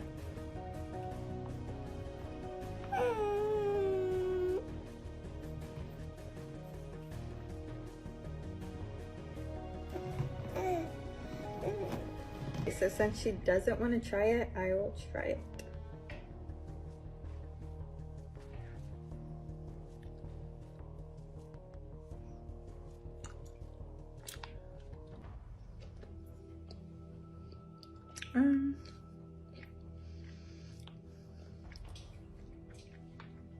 It just melts in your mouth and turns into honey, but if you like honey, it's good. Your eyes. Okay, open them. Open them. Open your eyes. I did. Let me see. Why are they shut? Because they're broken. Now, many parents that do this kind of content normally do it in a mild way. Why? Because they don't want their children to grow up and see them all over the internet, and when these children ask why they were all over the internet, they'll find out it was monetization. And honestly speaking, this will break the hearts of many kids. But Jacqueline clearly doesn't share that concern, and that raises a very real, very serious question. At what point does documenting your child's life online stop being parenting and start being exploitation? Now, this is where we look at one of the most upsetting aspects of this issue, because this isn't just about questionable parenting or exploitation for views anymore. This is about the deeply sinister implications of putting a child in front of 17 million people every single day, and the kind of audience that comes with that. Now, for some unknown reason, many viewers were watching ugly scenes without saying anything, until a subreddit was quietly created. The subreddit was called Ren Elellanor. So this group was created by people who had started noticing some very strange patterns on Ren's TikTok page. Initially, it was just mild suspicion. But like the old saying goes, there is no smoke without fire. Very soon, what this Reddit group discovered wasn't just a little spark, it was a full-blown inferno. So let's start with the stats. Some of Ren's TikToks had relatively normal metrics, 2,000 to 10,000 saves. But then out of nowhere, a handful of videos were being saved hundreds of thousands of times. One TikTok, 386,000 saves. Another one was shared over 551,000 times. Now, sure, viral videos exist, but this wasn't consistent. Other Ren videos with more views didn't have anywhere close to that number of saves. For example, a video of Ren using products, basically promotional content, had 9 million views, but only 5,000 saves. We just got the best back-to-school outfits from Pat that Ren. So the question now is, what's going on? Well, Reddit started digging, and that's where things went from suspicious to downright horrifying. One of the most saved videos was a clip of Ren, just 2 years old, eating a corn dog. So we could not get this video because Jacqueline has deleted all the videos. But the Reddit post that talked about this read, hot dog video. I'm not sure what the point of the hot dog video is. She is trying food from Costco, I guess, and has a whole hot dog and is eating it. First off, her mother should have cut the hot dog up. Myself and everyone in the comments knows how much of a choking hazard that is. There are 18.9 thousand shares on the video. Does this not raise red flags to her mother? The whole video is questionable, IMO. Then the comments that came from this post gave us a clearer revelation of the disturbing nature of the video. The comments read, in a video of Ren eating a hot dog, apparently a guy duetted her video exposing his penis. And other times many released on her photos. It's effing disgusting. It really is so bizarre. And in another video of her, I'm just thinking why you would film this. Right, her mother is a disgrace. Oh my gosh, that's so vile. I don't have kids myself, but I have a niece about her age, and I want to throw up. So many evil sickos out there. I want to protect my niece from the world. The internet scares me. I'm not a mother either, but an aunt to 4 nieces and 2 nephews. They are my world, and even if they are not my children, I'm more protective of them than she is with Ren. That's sick. The next thing was this picture of Ren eating the hot dog. So although we're not able to provide the video, I think the post and image helps you understand the point here. But somehow it wasn't just that one video that people were talking about.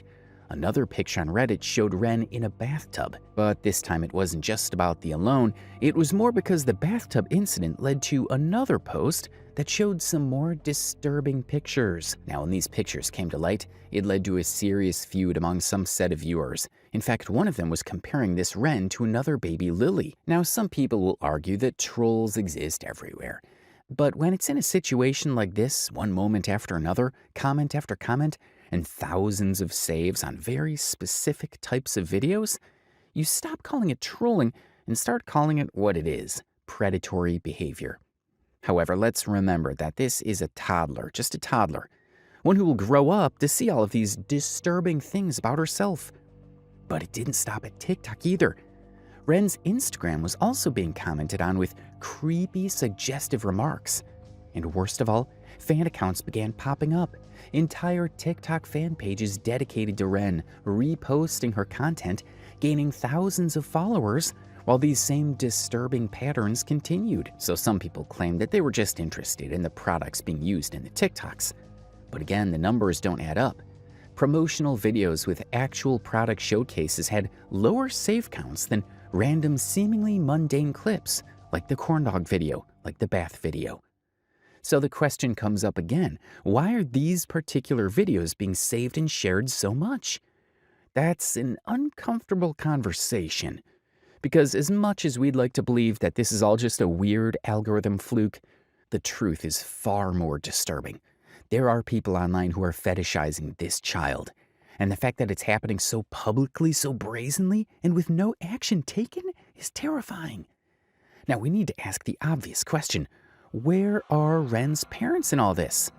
Because let's be honest, when a toddler's TikTok is getting hundreds of thousands of saves, and those videos are filled with inappropriate comments, you don't get to claim ignorance anymore. You see those numbers. You see those comments. And you keep posting anyway? At some point, this isn't just passive neglect. It starts looking like complicity.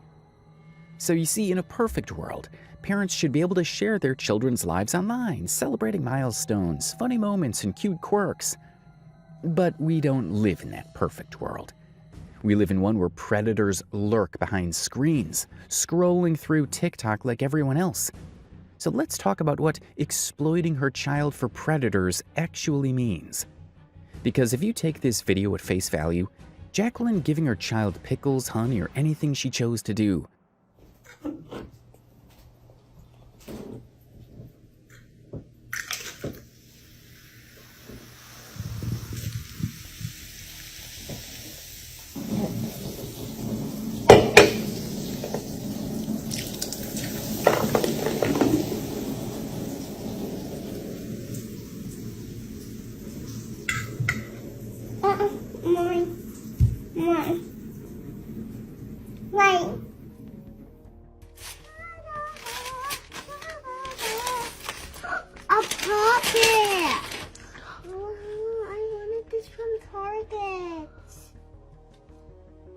Wait, did Santa go to Target? Or to K Mattress?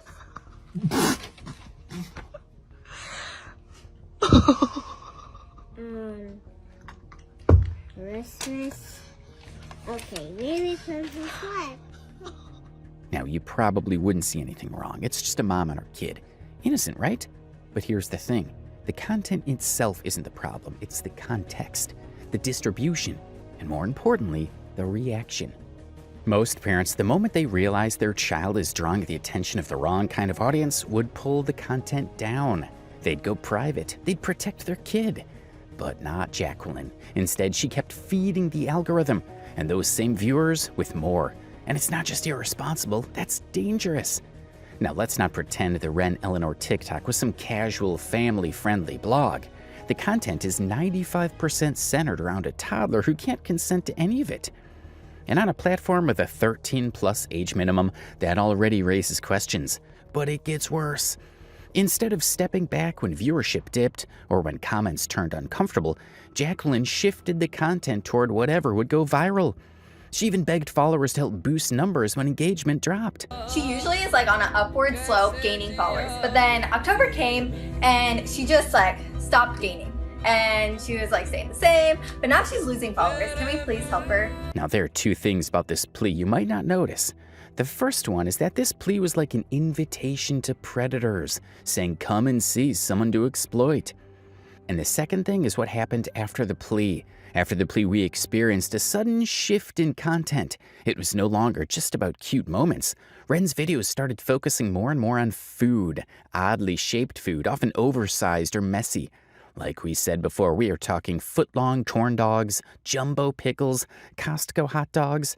Combine that with Jacqueline's off-camera prompts and lingering shots, and suddenly it wasn't just a toddler eating, it was a performance. Your old tried Pop Rocks. Bye.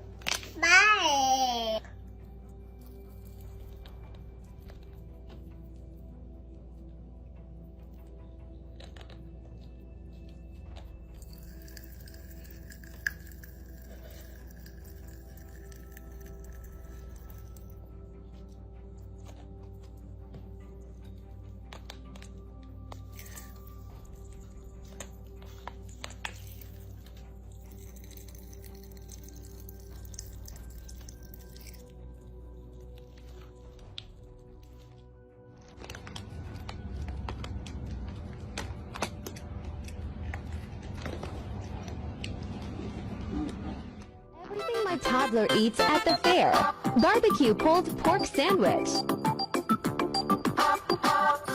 Cookie dough Dippin' Dots.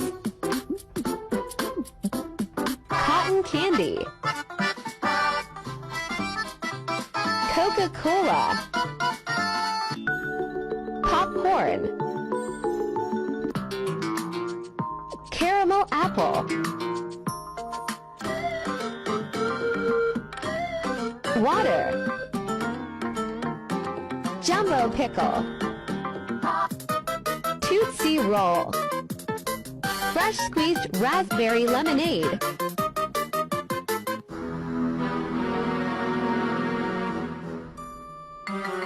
Hot dog.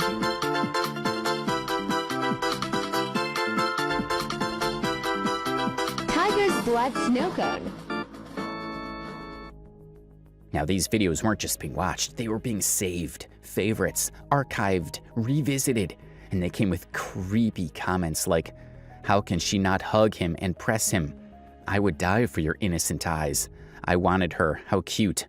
My heart, my love, oh my gosh. I would die for your innocent eyes. Can I borrow your daughter?" Now, these comments sound lovely, right? But let's consider the source of the comments for a minute. All of these comments came from men. So what would a man be looking for in a young girl's eyes? That's a clear act of a predator. But it does not just end there. It goes to Instagram. Let's take a look at the comments from that area. It's going to be hilarious, I tell you, but I dreamed of you and your baby. How innocent and cute she is. Let me bite you. How to become a banana?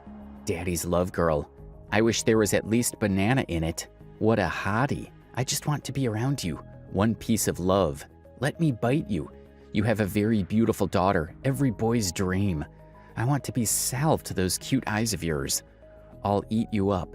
Now you can see the kind of disturbing comments that are coming for a young 4-year-old child. Now let's remember, TikTok lets users favorite content, even privately, which means if something's being saved tens of thousands of times, it's not just because it's cute. It's because people want to watch it again and again. And this is the case with Ren. She has 22 million users viewed and 44,000 users favorited a video of Ren eating a pickle. Over 100,000 saved a clip of her eating corn and a corn dog. Nearly 29 million users viewed and 400,000 users favorited the frozen honey and hot dog videos. Now, this madness did not just stop at the comments, and all of that, it extended to people's search engines on TikTok. Now, when you look at it, you'll find out that these people are looking for a specific thing Ren is eating. And let's not forget that somehow 85% of the viewers are male. But somehow Jacqueline still keeps on feeding these predators. Now, one can argue that Jacqueline doesn't know any of the implications of her actions, but how can we now explain this comment? What I'm trying to say is people have been telling her the same things for years, and she's not changing. So at this point, just let her be. So you see that people have been warning Jacqueline to put down these comments, but no, she went after the money. Now this is where the problem comes. Jacqueline actually responded to this comment. The comments read, "Can you all let her parents how she wants to for once? If something happens, let it happen. Saying these all these years clearly hasn't been helping." Jacqueline's response was this, "Thank you. At this point, they clearly don't want what's best for Ren, or they would stop wrongfully smearing her name." Now that leaves us with the question, who actually wants the best for Ren? The person that made the comment correcting Jacqueline? Or Jacqueline herself who wants to monetize her young daughter? At this point, I think the answer is clear. However, like I said earlier, all of this is not a casual engagement. That's an obsession. And instead of protecting her daughter from that, Jacqueline leaned into it, pushed the envelope further, took note of what content attracted the most traction, and doubled down. But here comes the most upsetting part, because as the account grew, so did the controversy. Comment sections were filled with creepy remarks like I showed you. Fan accounts popped up with unsettling vibes, and online sleuths on Reddit and YouTube started raising alarms about potential child exploitation. The backlash hit a fever pitch in 2022, with critics accusing Jacqueline of putting Ren in harm's way for clout and cash. So Jacqueline was forced to respond, and when she did, she clapped back with 2 responses, one on Instagram and a shorter, messier one on TikTok. The Instagram post, dropped around August 2022, was her big attempt to set the record straight. Spoiler alert, it didn't go well. In the post, Jacqueline painted herself as a single stay-at-home mom who stumbled into TikTok fame. She said it all started as a fun hobby to document Ren's life, but it gradually grew into an interesting role that paid the bills. She even threw in a line about Ren being her #1 priority, with her safety and upbringing being her top job 20 hours a day. Bold claim for someone whose kid is the star of a public TikTok account with millions of eyes on her. The past few months have been incredibly distressing, and I've learned a lot. What started out as a hobby to make a digital scrapbook for my daughter Ren grew into an interesting role for me as a single stay-at-home mom. Ren is my #1 priority, and her upbringing and safety are my top job 24 hours a day. This account has allowed me to provide for my daughter and to set aside money for her future. I'm not sure how this conspiracy theory got started and spiraled out of control.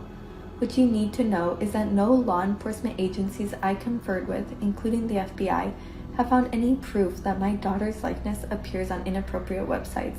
These rumors are 100% false. But the real head-scratcher came from what that video you just saw, where she addressed the creepy comments and theories swirling online.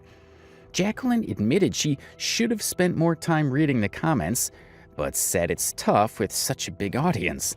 Then she doubled down, claiming there's no real evidence of anything shady, and said the FBI and other agencies found no proof of Ren's likeness on inappropriate websites. But here's the thing. After that post, Jacqueline went on to delete all of the videos in her channel and turned off duets and downloads on her videos. So that leaves us with this question. If there's no risk, why bother? That contradiction had critics screaming liar from the rooftops. The weirdest part, Jacqueline tried to defend herself by saying 76.8% of her followers are female, as if that somehow makes the account predator-proof, but let us tell you for a fact, it's little. And newsflash, creepy doesn't have a gender, and 4 million non-female followers is still a massive red flag. If anyone has real tangible proof, please contact me immediately. My email appears within my TikTok profile. What is true, Ren is a happy, healthy 3-year-old. The videos we film together from my account a couple of hours a week are fun and lighthearted. TikTok analytics show that my followers are 76.8% female. That's more than 13 million females, including lots of moms. She also played the I didn't know card, saying she never imagined a video of Ren eating a corn dog could be twisted into something gross. Fair enough for one video, but ignoring years of warnings? That's where she lost people. The backlash was brutal. Comments tore into her for sidestepping the real issue, the inappropriate comments living rent-free on her own TikTok page. Jacqueline disabled comments on some posts, but you wouldn't know it from her diehard fans, who flooded her with "keep going, queen" vibes. Those supporters, they're enabling the problem, plain and simple. To make matters worse, Jacqueline name-dropped an FBI investigation, claiming a family member contacted the National Center for Missing and Exploited Children, and the feds gave her a clean slate. No receipts, no proof, just her word, but we'd get it later. Meanwhile, critics pointed out the obvious. The issue isn't just sketchy websites, it's the predatory comments on her own account that she's let slide since 2021. Jacqueline's obsession with keeping the account public, while her own Instagram stays private, only fueled the fire. She's framed this as a mom and daughter project, but let's be real, Ren's the star and Jacqueline's cashing in. Some of her videos, like one where Ren mimics using a tampon, racked up hundreds of thousands of saves, a stat that screams trouble. Yet Jacqueline keeps posting, ignoring the fan accounts and search terms like Ren in a scandalous outfit that pop up online. Honor and act upon your personal decisions, but please, do not mom shame me because we have different parenting styles. I look forward to making more videos with my daughter, and I am committed to making changes when I turn my account comments back on. I will filter them to remove offensive comments and report and block accounts as necessary. In early 2023, the controversy hit new heights when campaigns to ban the account gained traction. Jacqueline stayed quiet, but her response back in 2022 still haunts her. She claimed she was just a mom providing for her kid, but critics argue she's exploiting Ren for profit while pretending it's all innocent. During a rare TikTok live, she dodged tough questions and leaned into the woe is me act, saying she never meant for things to get this big. Hard to believe when you're still posting Ren's every move. The search for Jacqueline's real motives goes on. She says it's about love for her daughter, but the money and fame tell a different story. One thing's clear, her Instagram response didn't quell the storm, it threw gas on it. So you heard me talk about the FBI investigation before, so let's get into that. It all started in August 2022.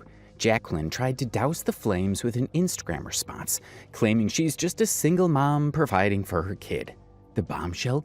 She said she consulted the FBI, who supposedly found no evidence of Ren's images on inappropriate websites, giving her a clean slate. That claim sent shockwaves through the internet, with fans split between buying her story and calling it a desperate lie. Enter Tracy Walder, the unexpected spy, a former CIA operative and FBI special agent who's no stranger to sniffing out nonsense. With her TikTok platform, Walder dropped a viral video that blew the lid off Jacqueline's FBI claim. She flat out said there's absolutely no way Jacqueline met with the FBI about Ren's account. Walder, who's worked on cases like Chinese counterintelligence and terrorist takedowns, knows the FBI's playbook inside out. In her video, she explained that the FBI's child exploitation unit focuses on massive distribution networks, not individual cases like Ren's. She pointed to the Internet's Crimes Against Children ICAC task force, a 61-unit federal-state partnership, as a more likely player. But even then, she doubted they'd sit down with Jacqueline. So as a former FBI agent, I actually want to talk about the controversy surrounding the TikTok social media platform of a little girl named Ren Elellanor. She's about 4 or 5 years old, and her mom's name is Jacqueline. And there's been a lot of controversy on TikTok surrounding the fact that she's basically being exploited on this platform. I've looked through it. I have to say I absolutely believe that she is being exploited. So y'all know I don't post pictures of my daughter on my sort of open social media pages. I have one of her, but it's of her back. I just feel strongly about the fact she really can't consent to that. And this page is really about me and not necessarily about her. That being said, though, I don't have issues with, parents and kids who do these kinds of things together and who sort of know what they're doing. But I looked at this page, and this page is all about just a 4-year-old. That's it. It's not about her mom and her mom's lifestyle or anything like that. It is all about a 4-year-old. And I have a significant problem with that because she really can't consent to that. And the mom is profiting off of this. And I have to wonder, is the mom pocketing all this money, or is she giving it to her daughter, which is really who it should go to, because the reality is that she's doing the work for the page. Mom's just posting. But there's also issues too with some perhaps child predators following the page, commenting on the page, and that is also concerning. You have to remember, when you post pictures of yourself, your children, whomever, anyone has access to that. And that's what's happening here. That includes child predators. Also, there's some videos of her that people have commented sort of, why are they not flagged? Because it could violate community guidelines. And the ones they're talking about are the ones regarding sexual exploitation of minors. I just want to read you the definition of how TikTok views that. It's abuse of a position of power or trust for sexual purposes, including profiting financially, socially, sexually, or politically from the exploitation of a minor. So here's the thing. I do believe a minor is being exploited here, but I have noticed that she took down the 4th of July picture that was in question, but is not addressing it. So she knows her behavior, in my opinion, is wrong. The mom knows this. I do have to wonder who the majority of her followers are, if they are child predators, which I don't know if they are or not. I don't think that they are. Then the reality is she is sexually exploiting her child. But I'm guessing that that's why this hasn't been flagged for community guidelines. Unethical? Yes. Is she probably taking money that, in my opinion, probably belongs to her child? Absolutely. And I do think this account is highly problematic. So the question now is, why? Resources are stretched thin, and cases involving moms profiting off kids often slip through the cracks. Walder's take, Jacqueline's probably fibbing to save face. And that brings us to the kicker. Jacqueline didn't back up her FBI claim with a shred of proof. No emails, no case number, nada. If you're facing a firestorm of criticism, wouldn't you have a receipt to shut everyone up? Instead, she leaned on the FBI's name like a shield, hoping her followers would eat it up. But somehow, no one did. And Walder didn't stop at debunking the FBI story. In another TikTok, she doubled down, saying she's combed through Ren's account and believes Jacqueline is exploiting her daughter. She flagged the account's sole focus on a 4-year-old who can't consent, the mom pocketing the profits, and videos like the one of the tampon that skirt TikTok's community guidelines on minor exploitation. Walder even questioned why these clips haven't been flagged, calling the whole setup unethical and a predator magnet. Let's load it.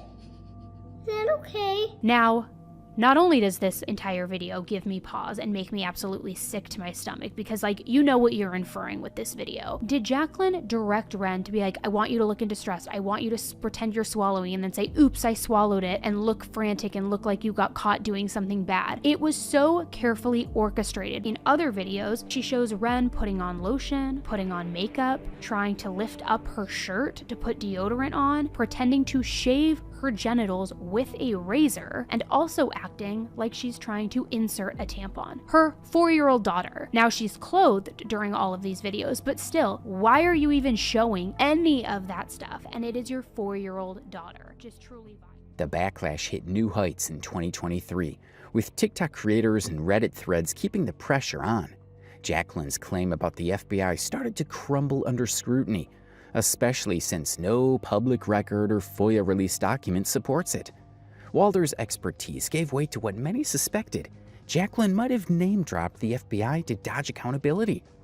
After all, if the feds cleared you, why disable video downloads or keep posting content that draws creeps? Jacqueline's silence on Walder's videos only fanned the flames. During a 2023 TikTok Live, she sidestepped questions about the FBI, sticking to her I'm just a mom shtick. Meanwhile, creepy fan accounts and search terms like Ren in scandalous outfit kept popping up, proving the risks haven't gone away. Walder's take that Jacqueline knows her behavior is wrong but won't stop hit home for many, with some fans even starting petitions to ban the account. Another question lingers: why lie about the FBI? If Jacqueline's telling the truth, where's the proof? If she's not, it's a wild move to fake a federal investigation just to keep the TikTok cash flowing.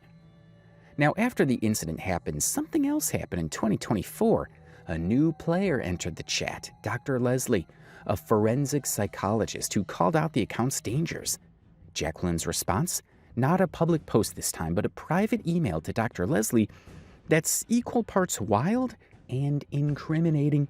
Buckle up, this one's a doozy. The letter that Jacqueline's attorney sent me, this is Ren's mother, Jacqueline. One of the lines in that letter was, the posts aren't intended to be sexual, you're making them sexual. If you're going to make it so obviously sexual, it's going to take one moment for a pedophile to engage in that, right? If you're making it so easy for them, it's not on us. We're not making up this perspective. You're handing it to them on a silver platter. Yeah. So if you want to show your kid, then do it in a way where your kid is standing next to an adult, your kid is fully dressed, and it's very few and far between that she is shown online. Am I being threatened by a mom influencer? As a forensic psychologist, I've received cease and desists, I've received subpoenas, I've been sued, but I've never gotten an email quite like this. I believe you started out with good intentions, and I hope you listen to what I say. People say things on social media that they wouldn't say in real life.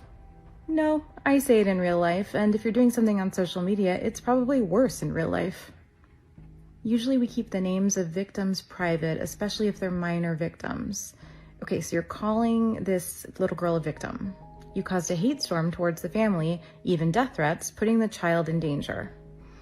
I think that putting phallic images and the entire world telling you that your account is causing danger is probably the primary problem. People favorite videos for many reasons, and the majority are not pedophiles. Correct. But even if you think there might be one, you are still enabling this behavior and profiting from it. Anybody can use their mind to twist something into something sexual. Yes, true, but if something is already 90% sexual because it's a phallic image, it doesn't leave somebody far to go. The email states I have an obligation to not spread reckless information or anything unethical. Well, I'm also a mandated reporter, and I'm highly trained in reasonable suspicion of child exploitation and child harm. I have brainwashed people, and because my video went viral, it's clouded my mind. Many of my videos went viral before you sent this email and called yourself out. People have even made videos saying they would rather have TikTok banned than allow this little girl to be exploited. People who make thousands of dollars themselves off TikTok. And let's close the email by complimenting me. I'm very impressed with everything you've done in your career, and I'm sure you're an amazing person. It also says if you don't believe me, you can talk to the National Center for Exploited Children and see if making videos like the ones I've made are helpful. That seems quite ironic. I am confident that deep down you are very compassionate and caring. Well, I am, and that's why I continue this mission to take children off the internet, to stop giving images to pedophiles, and to stop enabling an extremely unhealthy system that we have in place, and that you are a part of. Dr. Leslie, no rookie to controversy, shared the email's contents in a viral TikTok, laying bare Jacqueline's tactics. As a mandated reporter trained in spotting child exploitation, Dr. Leslie had slammed the account for enabling predatory behavior, pointing to videos with phallic imagery and the thousands of saves they racked up. Jacqueline's email didn't deny the criticism outright. Instead, she admitted a minority of followers might be creepy, but argued the majority aren't, so it's no big deal. She accused Dr. Leslie of sparking a hate storm and endangering Ren with reckless claims, even throwing in a backhanded compliment about Dr. Leslie's career. Dr. Leslie's response? A mic drop. Even if one person is creeping on your kid, you stop. You don't keep profiting. This email is a game changer. Back in 2022, Jacqueline swore up and down that no shady stuff was happening, dismissing predatory comments as rumors. Fast forward to 2024, and she's admitting there's a minority of creeps while still posting Ren's every move. That's not just a flip-flop, it's a self-own. By acknowledging the problem but refusing to act, she's all but confirming what critics like Dr. Leslie, Walder, and Reddit sleuths have said. She knows the risks but chooses the cash. And sending a vaguely threatening email to a psychologist, that's next-level vindictive. Now compare this to a mom from 2022 clip who got it right. When she noticed creepy comments and excessive saves on a video of her 12-year-old daughter, she didn't hesitate. She deleted the post, locked down her kid's private Instagram, and warned others about Ren's account, noting saves like 375,000 for a hot dog video. People are doing disgusting things, she said, and she acted to protect her child, no questions asked. Jacqueline, meanwhile, keeps Ren's account public while her own Instagram stays private, doubling down even after Dr. Leslie's warnings. The fallout's been intense. Dr. Leslie's video sparked a fresh wave of outrage in 2024, with TikTokers and X-users amplifying her call to action. Some creators, even ones making bank on TikTok, said they'd rather see the platform banned than let Ren's exploitation continue. Petitions to suspend the account gained steam, and search terms like Ren Pickle or Ren's scandalous outfit kept raising red flags. Yet Jacqueline's still posting, banking on her loyal fans ignore the haters' cheers to keep the views flowing. This email isn't just a bad look, it's a window into Jacqueline's playbook. She's not clueless, she's calculated. By admitting the creeps exist but shrugging it off, she's shown her hand. Profit over protection. Dr. Leslie's clapback paired with Walder's FBI debunking and that 2022 mom's example paints a damning picture. As the controversy rages into 2025 with no sign of Jacqueline slowing down, one question burns. How much longer will Ren be the star of this dangerous show? Addressing the email incident, the email marks a shift from Jacqueline's 2022 denials to partial acknowledgement. But her dismissal of the minority issue and attack on Dr. Leslie suggests defensiveness over accountability. This aligns with web critiques of her profiting from Ren's exposure despite risks. So Dr. Leslie's credibility. As a forensic psychologist and mandated reporter, Dr. Leslie's expertise in child exploitation lends weight to her criticism, similar to Walder's FBI perspective. Her public response to the email, as you described, underscores Jacqueline's attempt to intimidate critics. Jacqueline's compliment to Dr. Leslie, paired with accusations of causing harm, mirrors manipulative tactics noted in prior responses. For example, single mom narrative. Her private approach contrasts with public 2022 posts, suggesting a targeted effort to silence a credible voice. And as expected, no source provides the email's full text or confirms its existence beyond Dr. Leslie's video. So I treated it as reported by you and Dr. Leslie, noting its plausibility given Jacqueline's pattern of deflecting criticism. And this is exactly why Ren Elelanor's TikTok page should have been taken down ages ago. The level of disturbing behavior surrounding her account isn't just uncomfortable, it's flat out dangerous. And the fact that her mother, Jacqueline, not only ignored the red flags, but kept posting even more aggressively afterward, that's not just bad parenting, that's reckless endangerment. And with that, we're going to wrap up this video. There's so much more twisted content and sketchy engagement that we couldn't even fit into one deep dive. But by now you get the picture. Jacqueline isn't a clueless mom. She's an opportunist who willingly turned her daughter into internet currency. She's been warned by Reddit, YouTube, TikTok, and thousands of concerned parents. And still, she chose clout over child safety. She doesn't deserve a platform. She doesn't deserve brand deals. And she definitely doesn't deserve anyone's trust. Ren needs protection. Jacqueline needs intervention. And TikTok, they need to start taking accountability before another child slips through the cracks. Boy. Who farted? Nobody? You smell something? I smell the heater. It's the heater, bro. Yeah. Did it smell? Did it smell? What was it?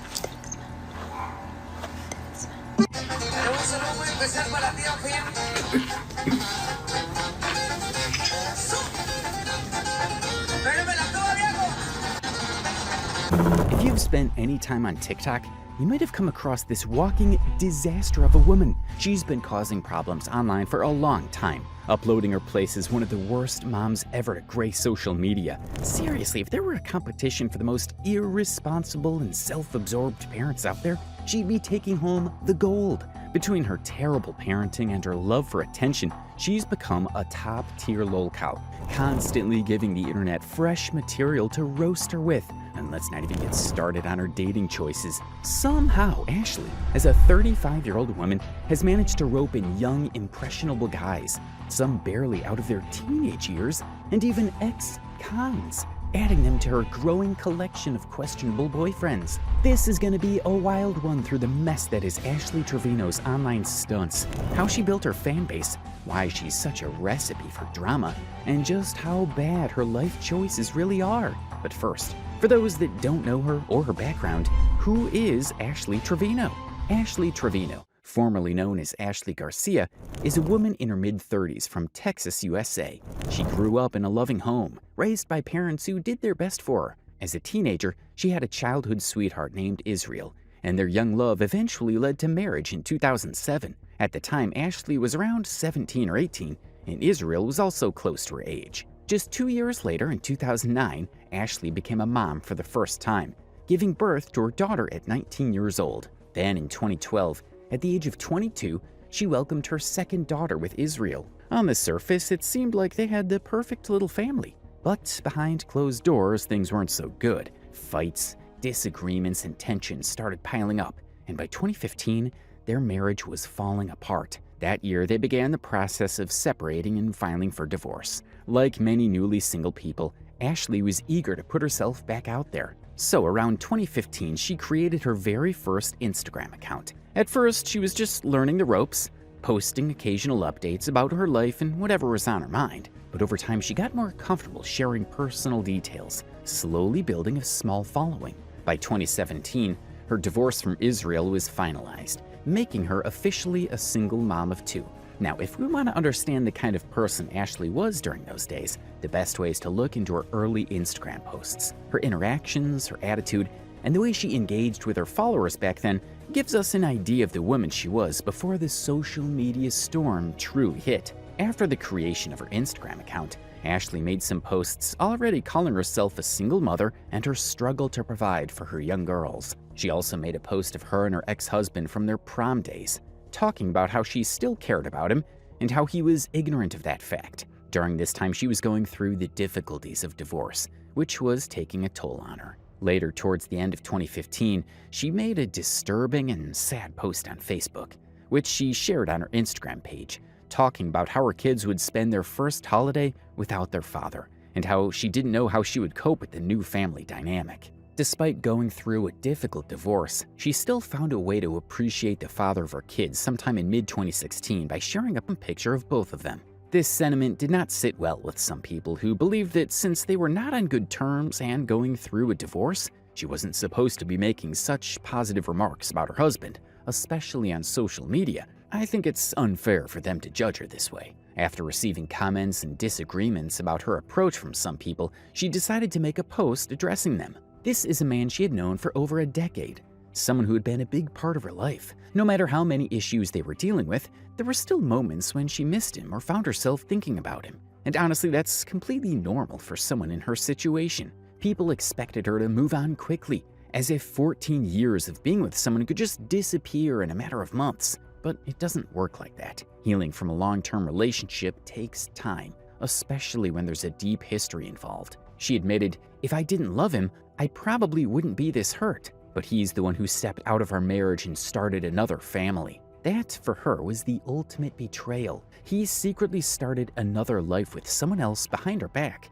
and that's what led to their marriage falling apart. It wasn't about disagreements or growing apart. It was about trust being broken in a way she couldn't ignore. It seems like she was the one who filed for divorce, not because she stopped loving him, but because she knew she couldn't stay in a marriage where she felt so betrayed. But it didn't take long after she shared those feelings for another issue to pop up between her and her soon-to-be ex-husband. This time it was about the kids. One day, without telling her, Israel showed up at their kids' school and took them out for lunch. To some people, that might not seem like a big deal, but for Ashley, it was frustrating, especially considering that at the time, he still hadn't started paying child support. She had been left to handle everything on her own, financially, emotionally, and physically, while he was out there starting a whole new life with his new family. In her eyes, it was about responsibility. While she was the one making sure the kids had food, clothes, and a roof over their heads, he was out playing fun dad without contributing to their actual well-being. And now with another family to take care of, she knew that things were only going to get more complicated. Meeting the needs of one family is already hard enough. Trying to provide for two, that's a whole different struggle. And from the way things were going, it was clear who was going to be left carrying the heavier load. While at it, she never stopped trying to get a better job to take care of her kids. And then something unexpected happened. In early 2017, Ashley found herself in a new relationship, this time with an older man in his 30s. After 2 years of being single and dealing with all the drama from her divorce, she finally decided to give love another shot. And of course, she wasn't about to keep it private. She shared the news on her Instagram, letting everyone know that for the first time since splitting from Israel, she was officially in a relationship again. Excited about this new chapter, she posted, "He asked me to be his girlfriend and I said yes. I can't wait to see what's in store for us." The love was so strong that she eventually got his name tattooed on her body and shared it with her followers on Instagram.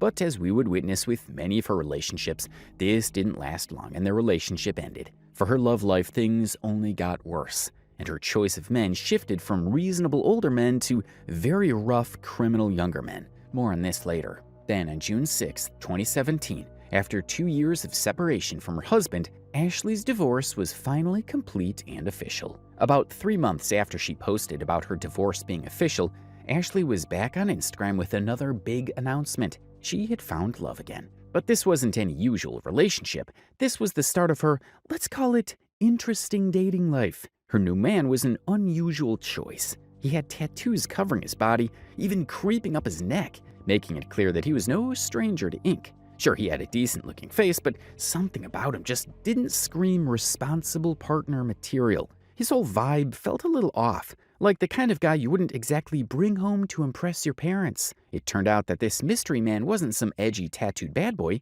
He was actually in prison. Ashley, however, didn't seem to think that was a deal breaker. In fact, she was all in. She posted, "He is away from me, but these years will go by so fast, and I can't wait to become Mrs. Gonzalez." Eventually, she called it as it was and posted that she was a prison wife. She explained how she was able to connect with him through calls and supervised visitations, and she also posted a picture of them when they were able to do their first picture. It seems like she is in love for real this time. She later posted on her Instagram, "Y'all, God is amazing.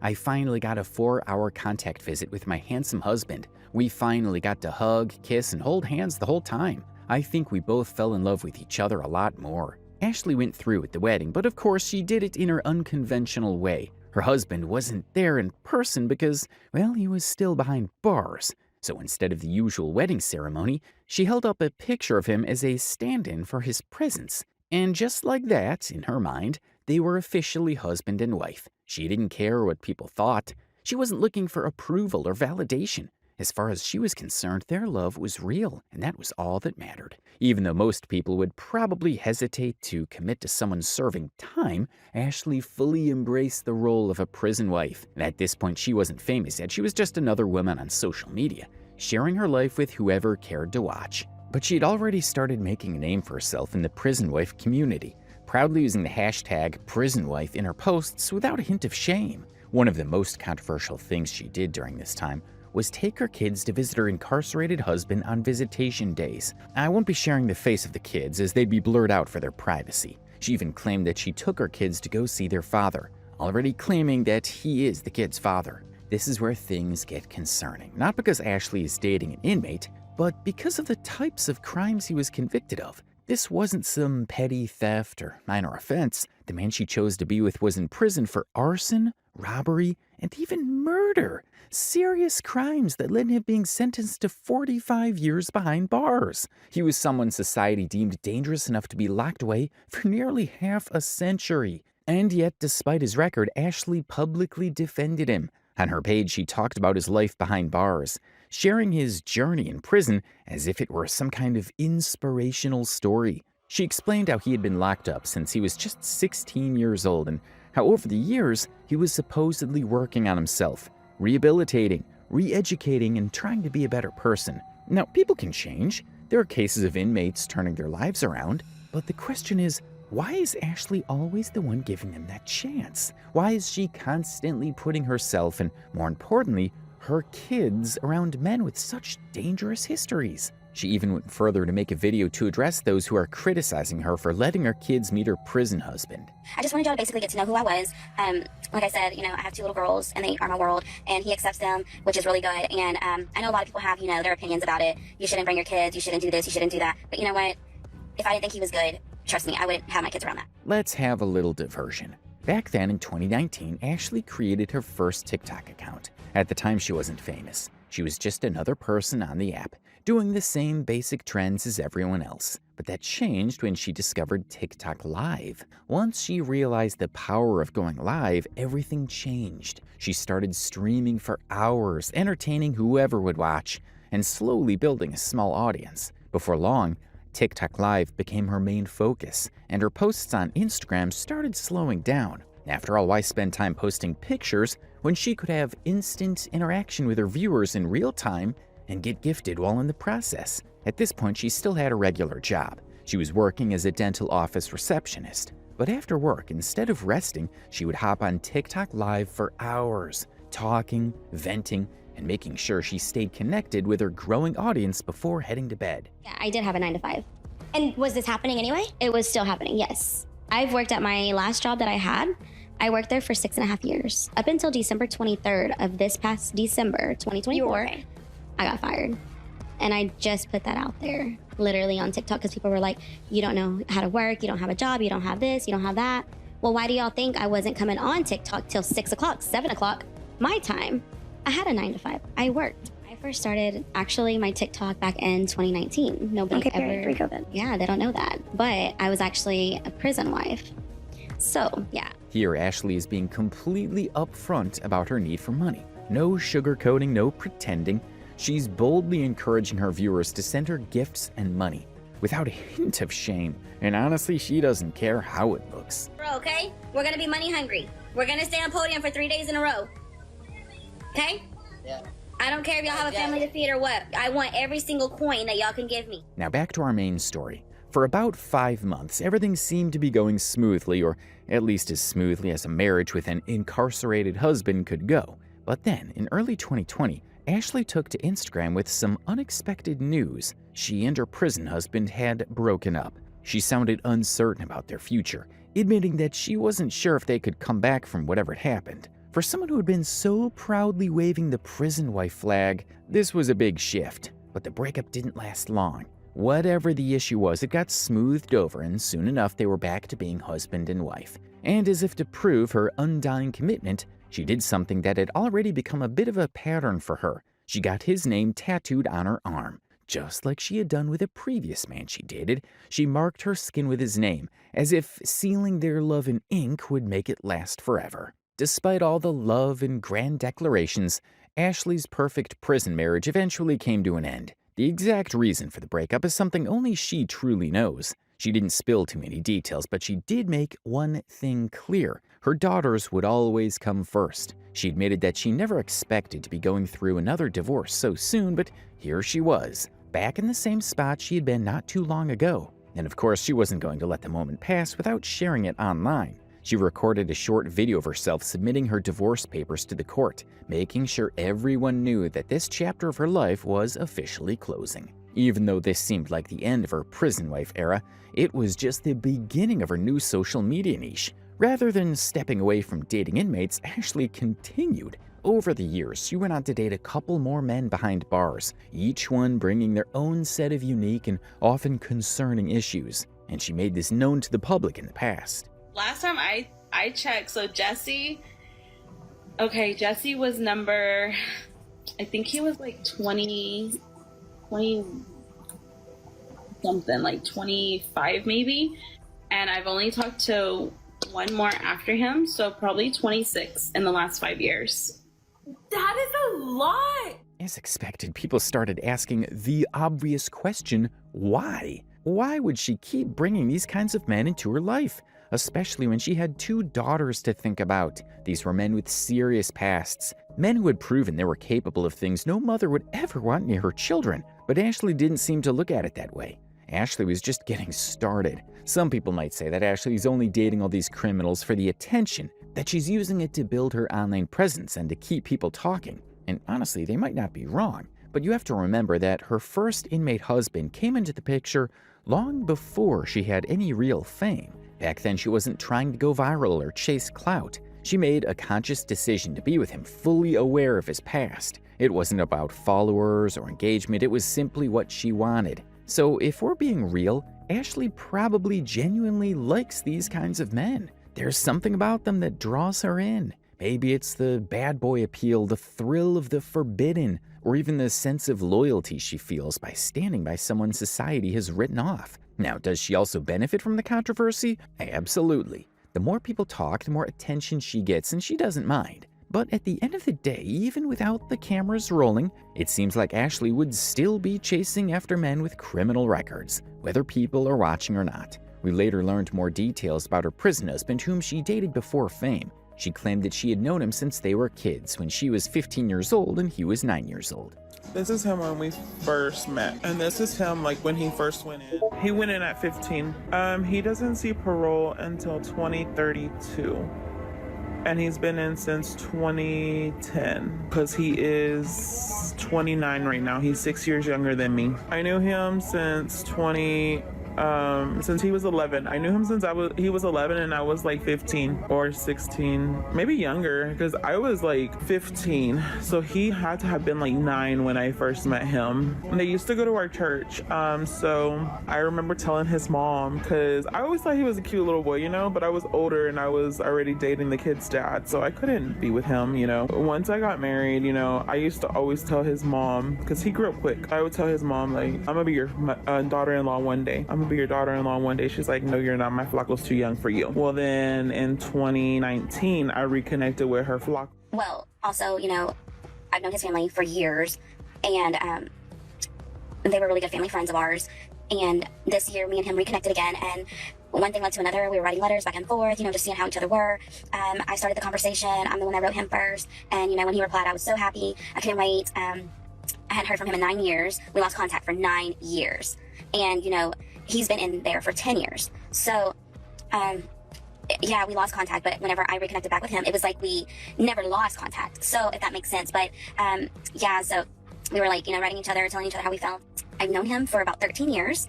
And, backstory is we couldn't be together back then because we both had our own lives. He is younger than me though, so, you know, that was a little bit of the situation, but I was also with my kid's dad. So, you know, So as it turns out, Ashley's timeline with her inmate husband Isaiah is even messier than people originally thought. While she was still married to her ex-husband, the father of her 2 kids, she was already in contact with Isaiah. This was before she even initiated her divorce. She had another man lined up waiting in the wings. It wasn't until after her divorce was official that she fully committed to Isaiah and turned their connection into a serious relationship, even though he was 6 years younger than her. Well, also, you know, I've known his family for years, and they were really good family friends of ours. And this year, me and him reconnected again, and one thing led to another. We were writing letters back and forth, you know, just seeing how each other were. I started the conversation. I'm the one that wrote him first. And when he replied, I was so happy. I couldn't wait. I hadn't heard from him in 9 years. We lost contact for 9 years. And, you know, he's been in there for 10 years. So, yeah, we lost contact, but whenever I reconnected back with him, it was like we never lost contact. So, if that makes sense. But, yeah, so we were like, you know, writing each other, telling each other how we felt. And then I finally just had to give it to him. I was just like, I like you. I really like you. I don't want to lose contact anymore. And so, you know, we started chit-chatting a little more. Then, you know, the phone calls started coming, visitations started coming, and most people probably assumed that Ashley's relationship with Isaiah would be a one-time thing, a weird phase she'd eventually grow out of. After all, dating a man in prison for 45 years isn't exactly the dream. We don't know exactly what caused their marriage to end, but if I had to guess, it likely had to do with the obvious problem. He was locked up. No matter how much she tried to romanticize the prison wife's life, the reality was that he wasn't there to be a real partner. No date nights, no lazy Sundays together, no family outings, just scheduled visits, phone calls, and letters. For someone like Ashley, who loves attention, that probably wasn't enough. So you'd think she'd learn from that experience and move on. Instead, she jumped into another relationship with another inmate. At this point, people had to wonder, why would she keep choosing unavailable men? She gave her answer in the next clip. I was growing up going into prisons to visit my dad's best friend. So I would always watch cop shows, like the TV show Cops. I would always watch that show. I always watched like crime documentaries. I always watched like 911. So like I was always into that kind of stuff since I was a young girl. Ashley has been pretty honest about why she's so drawn to men in prison. According to her, this fascination started when she was just a little girl. Something about troubled men, outcasts, or people society had given up on always seemed to pull her in, starting with when her father would take her to prison to visit a friend. But isn't she doing the same thing to her daughters? Earlier, we talked about how she took her kids to visit Isaiah in prison, exposing them to this lifestyle at such a young age. What if her daughters grow up thinking this is normal? What if they start believing that dating men who are unavailable, irresponsible, or even dangerous is just part of life? Instead of breaking the cycle, Ashley seems to be passing it down. Kids learn by watching their parents, and what they see in their childhood shapes how they approach relationships later in life. If they grow up seeing their mom prioritizing men in prison, defending them, and making excuses for their actions, they might start believing that this is what love looks like. At the very least, shouldn't she be keeping her kids out of it? If she insists on making these choices for herself, fine. But why involve her daughters? Ashley claims she loves her kids and puts them first, but actions speak louder than words. And then, as I got older, I just had this thing to be with somebody incarcerated. Like, I don't know, I liked bad boys, okay? So, yeah, that's how my prison lifestyle started. Like, I wasn't just brought into this life, you know? It was literally, like, since the age of my sister wouldn't go, I would be the only one. So it would always be, or like my dad would be like, okay, who wants to go with me? And I would always say me. Like, I just had this thing about prisons. I don't know what it is, to be honest. So yeah, that's what started my prison life, to be honest, you guys. If you pay close attention to how Ashley tries to explain her attraction to these men, you'll notice something. She struggles to put it into words. It's almost like she doesn't fully understand it herself. But there's a term for people like her, and it's more than just a weird preference, it's a psychological thing. What Ashley is experiencing is called Hibistophilia, an attraction to people who have committed crimes, especially violent ones. It's often referred to as the Bonnie and Clyde syndrome, where some individuals feel a deep fascination, even romantic obsession with criminals. For some, it's about the thrill of danger. The idea of loving someone society is labeled as untouchable. For others, it's a fixer mentality. They believe they can change these men, save them, or be the ones who truly understand them. And for some, it's simply an addiction, a pattern they can't seem to break, no matter how toxic or damaging it is. In Ashley's case, she did try a normal relationship. She married the father of her 2 kids and built a life with him. But in the end, he betrayed her. He went behind her back, started another family, and shattered the trust she had in him. That kind of hurt runs deep, and it's not something you just get over easily. So maybe that's part of why she started gravitating toward inmates. Think about it. When a man is locked up, he can't leave her, cheat on her, or start another family behind her back. He's stuck in one place, completely dependent on her love and attention. In a way, it gives her a sense of control and security, something she didn't have in her past relationship. But then she had something different along the line with a young club promoter called Santos. How do you feel that your mom stole your crush? Santos, how do you feel about being bald? Why would you ask her that? Why would you ask her that? It turns out that Santos wasn't some random guy. He was also fairly popular on TikTok. Ashley didn't find him on her own. She learned about him from her daughter, who had a huge crush on him. And what does Ashley do? Instead of respecting that boundary, she follows Santos on TikTok, reaches out to him, and starts dating him. That's why Santos even jokingly asked Ashley's daughter how she felt about her mother stealing him from her. Ugh, honestly, that is gross. What kind of mother does that? How do you take an interest in a guy your daughter liked, knowing full well that it would make things awkward and uncomfortable for her? That's selfish and very weird. And guess what? It's my no in a bit, cool in a bit. You wanna know how I smell? I'm Santos. He knows smell well. Ashley didn't only steal her daughter's crush, she even recorded a song with him in December of 2024. That was the song you heard her singing.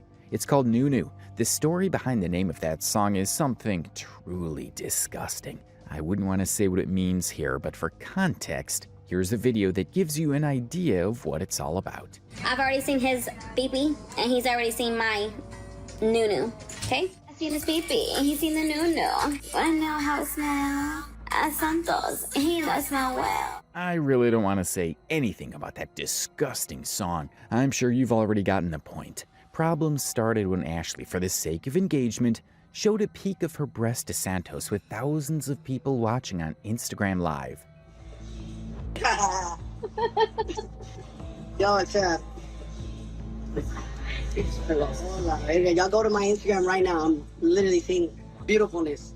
Oh my God. There were so many people on that live stream, and the majority of them were not on Ashley's side. Most viewers were opposed to what she was doing, calling her out. But of course, some found it entertaining and screen recorded everything, knowing it was going to blow up online. And that's exactly what happened. The clip went viral. That viral moment is what ultimately led to Ashley getting fired from her job. Her reckless behavior online finally caught up with her, and her employer didn't want someone bringing that kind of attention to their workplace. She later talked about the whole situation on a podcast she was invited to, where she tried to explain herself. Up until December 23rd of this past December 2024, I got fired. Fired? Yes. For what? The trolls from TikTok literally sent my owner a video of me showing my nip. Yes. Yes, so they fired me. Your boss saw your nip. Literally. And then somebody took a picture of me at my desk and posted it all over TikTok. One of the patients did. Wait, where did you work? I worked at a dental office in Arlington, Texas. To be honest, what was Ashley expecting when she showed something like that online? It was obvious that such behavior wouldn't be tolerated and would lead to her being fired. How did she not realize this was a possibility before showing her body on the internet? Well, here's her excuse. How did that even happen? What? The slip. I was drunk on live with Santos. Yes. Literally. I'm gonna do the walk of shame now. Yeah. I'm embarrassed. Yeah. I'm ashamed for it. She should be more than ashamed of herself. On countless occasions, she's been warned about excessive drinking while on live video, but she never listens. In my opinion, she was fully aware of her decision to show her body. The alcohol was just a convenient excuse to avoid taking responsibility for her actions. The relationship with Santos has always been long distance since they were in different states, but eventually they arranged to meet. Santos flew over to see Ashley and everything was live streamed on TikTok. And don't forget, this is the guy Ashley's daughter had a crush on, and he was on his way to their home. Santos finally arrives to Dallas and Ashley gets scared to meet Santos. Look, I'm getting closer and closer to you. I already know you're gonna fall in love with me. Am I gonna get that PS5? You are gonna get the PS5 and anything else you want. Okay, I'm so happy. How many games do you want? Hey, what game that we not got? The GTA 6 coming out right now? GTA 6? Black Ops 6? What other games? What other game? 2K, can I get 2K too? This whole relationship feels like one between mother and son rather than two mature adults in a real relationship. It was as if a teenage boy was emotionally manipulating his mom, trying to sweet-talk her into buying him video games so he could impress his friends when they came over. So, while Ashley and Santos were enjoying each other's company during the December 2024 holiday season, things eventually got out of control. There was a lot of noise and chaotic behavior.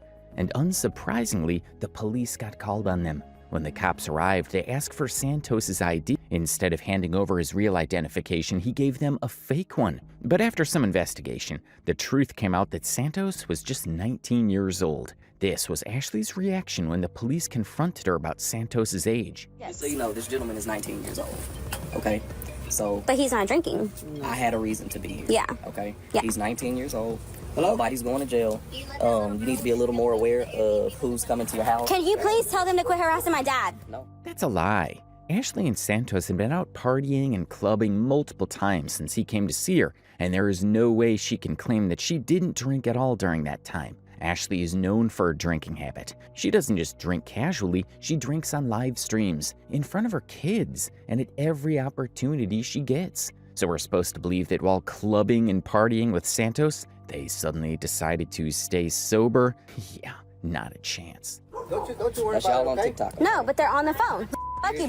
Here's your ID. Open up your Here's your ID back. Thank you. Just be a little more aware who you got coming here. There was no proof that she did anything illegal with Santos, so she was let off the hook. Now, this is why I truly believe she had alcohol with Santos while he was with her. But at the beginning, I never knew Santos was 19.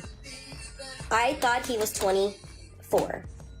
When he showed me the military ID that he had on him, it said 24. The birthday was 2000. So therefore, I never knew Santos' real age. If Ashley truly believed Santos was 24, she would have no problem with him drinking because in her mind, he'd be an adult, fully capable of making his own choices. And let's not forget that Ashley is an alcoholic herself. So why should she suddenly be opposed to someone else drinking, especially her boyfriend? I didn't know his real age. He told me he was 24. I believed it. He told me that too, and he sent me his ID, which is his... I seen that military ID, yes. Yeah, his military ID was fake. Until the cop told me how old he was, I never knew. And y'all could sit there and say, oh, she's lying, she knew. No, I didn't, because he showed me and Heffa the same ID off of lie. This is exactly why dating someone significantly younger is risky, especially when you don't even bother verifying their real age. Situations like this can happen, and if Santos had been just 2 years younger under the legal age, things could have been bad for her. If the police had found out she was partying, drinking, and possibly involved with a minor, Ashley could have ended up in jail for a very long time. And honestly, she got lucky this time. But if she keeps making these reckless choices, next time she might not get off so easy. I mean, just look at this. Fuck, I can't even get walls right now, bro. Yeah. Stop. I got you. I told you that. I told you I got you. I got you. I got you, babe. I got you, babe. Stop. I got you. Stop. Why is he crying? Well, let's look at the facts. He's just 19 years old, barely an adult. He's only 2 or 3 years older than Ashley's eldest daughter, while Ashley herself is 17 years older than him. The pressure, energy, and stress that comes with being with a woman nearly twice his age must have been completely overwhelming for him. This wasn't some normal relationship. He was dealing with a woman who lives on online issues and public outrage. It's also possible that while looking at the comments, he saw something that finally made him realize how ridiculous this situation is. Maybe someone pointed out the obvious, that he's with a woman old enough to be his mother, that he got caught up in something way too big for him, and that he's in way over his head. I mean, the way she refers to him alone is enough for him to run and leave her as soon as possible. Is Santos your new boyfriend? People No, he's just a boy toy. And he's 19? How old are you? He's here for the tea.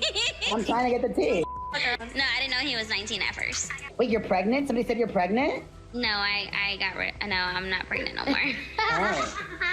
All Ashley sees in Santos is a boy toy, someone she can play around with, show off online, and use to keep people watching her live streams. And now things are getting even more suspicious. It seems like she aborted his baby because she casually said she isn't pregnant anymore with no real explanation. As for Santos, the only reason he's still sticking around is the clout. Think about it. Before Ashley, he was probably just a low-level club promoter and a small-time TikTok personality. He had some following, but nothing major. Then Ashley reached out, and now almost everyone knows who he is. For someone trying to build an online career, this is huge. The more he stays attached to Ashley, the more views, engagement, and exposure he gets. And for an influencer like him, that's something he won't want to let go of easily. But eventually, there is always a limit to what one person can tolerate. This led to a lot of back and forth between then and the subsequent days to come. No, I'm good. No, I'm good.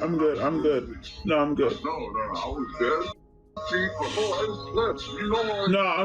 good. I'm good, bro. Like, you made me wait, really? Bro, you think I wanted to? Bro, I did not want to make you wait. Honestly, I didn't slip at all. Okay, well, just enjoy your night with them little hoes. No, because I made a controversy for you. For what? For what? For what? He knows he don't want to lose me. He don't want to lose me. He don't want to lose me. Because he knows if he loses me, it's over. There was even a time when Santos admitted to talking to Ashley's daughter behind her back. The same daughter who had a crush on him before Ashley started dating him. That's just messy. First of all, why is he even communicating with her daughter in secret? It's already disturbing that Ashley went after a guy her daughter liked, but now he's having conversations with her daughter behind her back? Hopefully this time Ashley won't react out of spite and drag her daughter by the hair like she's done in the past. More on this later. But given her history of resentment toward her daughter, especially when it comes to men and attention, it wouldn't be surprising if this situation turns into yet another toxic and ugly mess. You be thinking about me, be honest. No. I got back with Shawty Bae, me and Shawty Bae are like locked in again. I heard, I seen all the videos. You were calling her mommy and everything. What? I can't have both of you at the same time? I don't share. Oh my gosh. And then Haley was calling me, saying that she misses her stepdad. Oh, I heard. You gave me triple the views, huh? Is that Why would Ashley's daughter be calling Santos, telling him that she misses him? That's one complicated, messy, and disturbing situation right there. It makes you wonder, is Ashley's daughter just emotionally attached because of all the chaos surrounding them? Or is she trying to reclaim what was originally hers? On top of all this confusion, Ashley and Santos eventually began accusing each other of SA. You said I SA'd you? You said that about me. No, you said You said that about me. Did I SA you? Answer this. You said that about me, yes or no? You said that about me on your live. That's all you said. Hold on, my daughters. It got so bad that Ashley used her daughters as a weapon to mock Santos, having them say that they didn't know him before their mother introduced him to them. We all know that's a lie, but it was enough to provoke Santos into an emotional outburst. I didn't even know you until my mom. Yeah, we didn't know you, Haley. Oh wait. That's Cap. You told your mom something else. Okay, shush. You're irrelevant though. You're irrelevant. You said you. Shut. That ain't even funny, bro. Mom. For some time, Santos and Ashley continued attacking each other on their page. However, not long after, Santos ended his relationship with Ashley and made it public. Mrs. Nunu, I'm officially done with you publicly and privately. I blocked your number and I got your man. Your kids sleep on air mattresses. I saw one of them pop. And no, it does not smell well. You can ask Santos. Another unusual relationship that Ashley had was with an inmate named Jesse. They had been dating for a few weeks, and just days after meeting in person, she was already calling him her husband. Oh, tell Jesse to tat your face on him. I don't need my face tatted on Jesse. I'm good. I don't need a tattoo to symbolize what I am to my husband, as long as I know where I stand with my husband. That wasn't the only unusual part of their reunion. When Jessie arrived at her place from prison for the first time, there were many questions surrounding the live video she made that day. Let's take a look.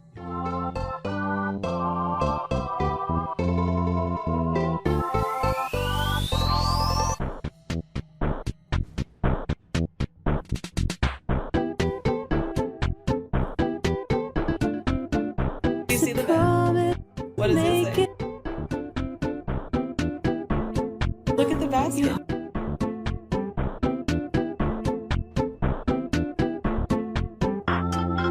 Welcome, Jessie. Be good to her, please. This was the first time Ashley and Jessie were meeting outside of prison, and honestly, the whole thing felt a little off. Throughout the video, Jessie seemed uncomfortable, like he didn't want to be there, or at least he wasn't loving the fact that she had a camera on him the entire time. Maybe he was just camera shy, or maybe there was more to it. It's possible that for Jessie, being with Ashley was more about convenience than actual love. After all, getting out of prison is tough. No money, no job, no real stability. And here's Ashley ready to support him, hype him up, and take care of him while he figures things out. It wouldn't be the first time an ex-con latched onto someone just to get back on their feet. One thing was clear though, he didn't exactly look thrilled to see her. At one time, Ashley revealed that she didn't know what he looked like before they met in person. I don't even know how he looks. I don't know how he looks. This must explain this strange interaction between them when they met. They were essentially strangers in a way, having only communicated through the phone. But as expected and as seen in Jessie's reaction in the video, it didn't take long for things to go bad between them. Jesse's not a nice person. Jesse's a really mean, ugly person. Y'all don't know what I've had to endure the last 2 weeks, okay? I'm not wanting to bash him. He's not a... Suddenly, the love of her life, the man she was already calling her husband, is now mean and ugly? Really, Ashley? Didn't she know what he looked like before? Didn't she notice his attitude before? If we as outsiders could pick up on Jesse's energy just from a short TikTok clip, his distant behavior, his lack of enthusiasm, the way he seemed off, how did she miss all of this from the start? The truth is, she probably did see it, she just chose to ignore it. Ashley likely thought she had all the power in this relationship. While Jesse was locked up, he was completely dependent on her for emotional support, money, and even just a sense of connection to the outside world. In prison, she was his lifeline. She got to be the one in control, the one he needed. But now he's free. And with that freedom, things shifted. She can't dictate his every move anymore. She can't be his only option. And suddenly she's losing control. Now that Jesse has his own choices, he's not acting the way she expected. Nice person. Jesse let all these females make him feel like he was just the most man out there, using me for clout, because without Ashley, Jesse's not nothing. Without Ashley, there's not no Jesse. Control was always the whole point. Ashley wanted a relationship and she wanted to be the boss. She wanted to call the shots, to be the one Jesse owed his success to. That's why now that things are falling apart, she's claiming that she made Jesse, that she clouded him and put him in a position where people even know his name. She built him up in her mind. So he should have stayed loyal and grateful, only wanting her. But that's not how things work. Jesse is still Jesse. She might have thought he would automatically stay faithful and devoted once he got out because she supported him while he was locked up. But the reality is, he's a bad guy. He doesn't have the same sense of loyalty she expected. Now that he's free, he's exploring his options, especially with beautiful women who are reaching out to him. And the fact that he's still dependent on Ashley isn't stopping him from doing exactly what he wants. There were a lot of questions regarding the video she made about Jesse, so she decided to make another video addressing it and explaining why she called him out. Why did you guys break up? Because of social media. A lot of females were in his inbox and I just didn't have the trust. I would tell him I wish he was back in prison just because I knew I trusted him in prison, because nobody knew who he was. Nobody was writing him. Nobody was he wasn't calling them, you know. Like when he came out, I let him have social media. I gave him a little cheap phone. I told him, make a TikTok, babe, make a TikTok. And that was my biggest mistake, was to let him get involved in the social media life. It's honestly sad to see how she's reacting to all of this. She's stuck in a cycle, and no matter how many times history repeats itself, she just can't break free. I think her failed marriage left a deep emotional wound, and instead of healing, it's changed the way she sees relationships entirely. There was a psychological shift. She no longer gives relationships the time to grow, nor does she work through problems. Instead, the moment something seems off, she runs. Since leaving her marriage, she hasn't had a single long-term relationship. Every guy she gets with, she dumps at the first sign of trouble. She'd rather end things first than risk being betrayed again. Take Jesse, for example. Her big issue with him wasn't even actual cheating. She broke up with him because he was getting attention from other women in his DMs. There was no proof he was doing anything intimate with them, but that didn't matter to her. She couldn't even wait for something to happen. Just the possibility was enough for her to call it quits. For those who think her behavior was justified, it's important to note that there was plenty of blame to go around, especially when it came to Ashley's insecurity. She wanted to track everything he did, and her inability to do so often led to violent behavior.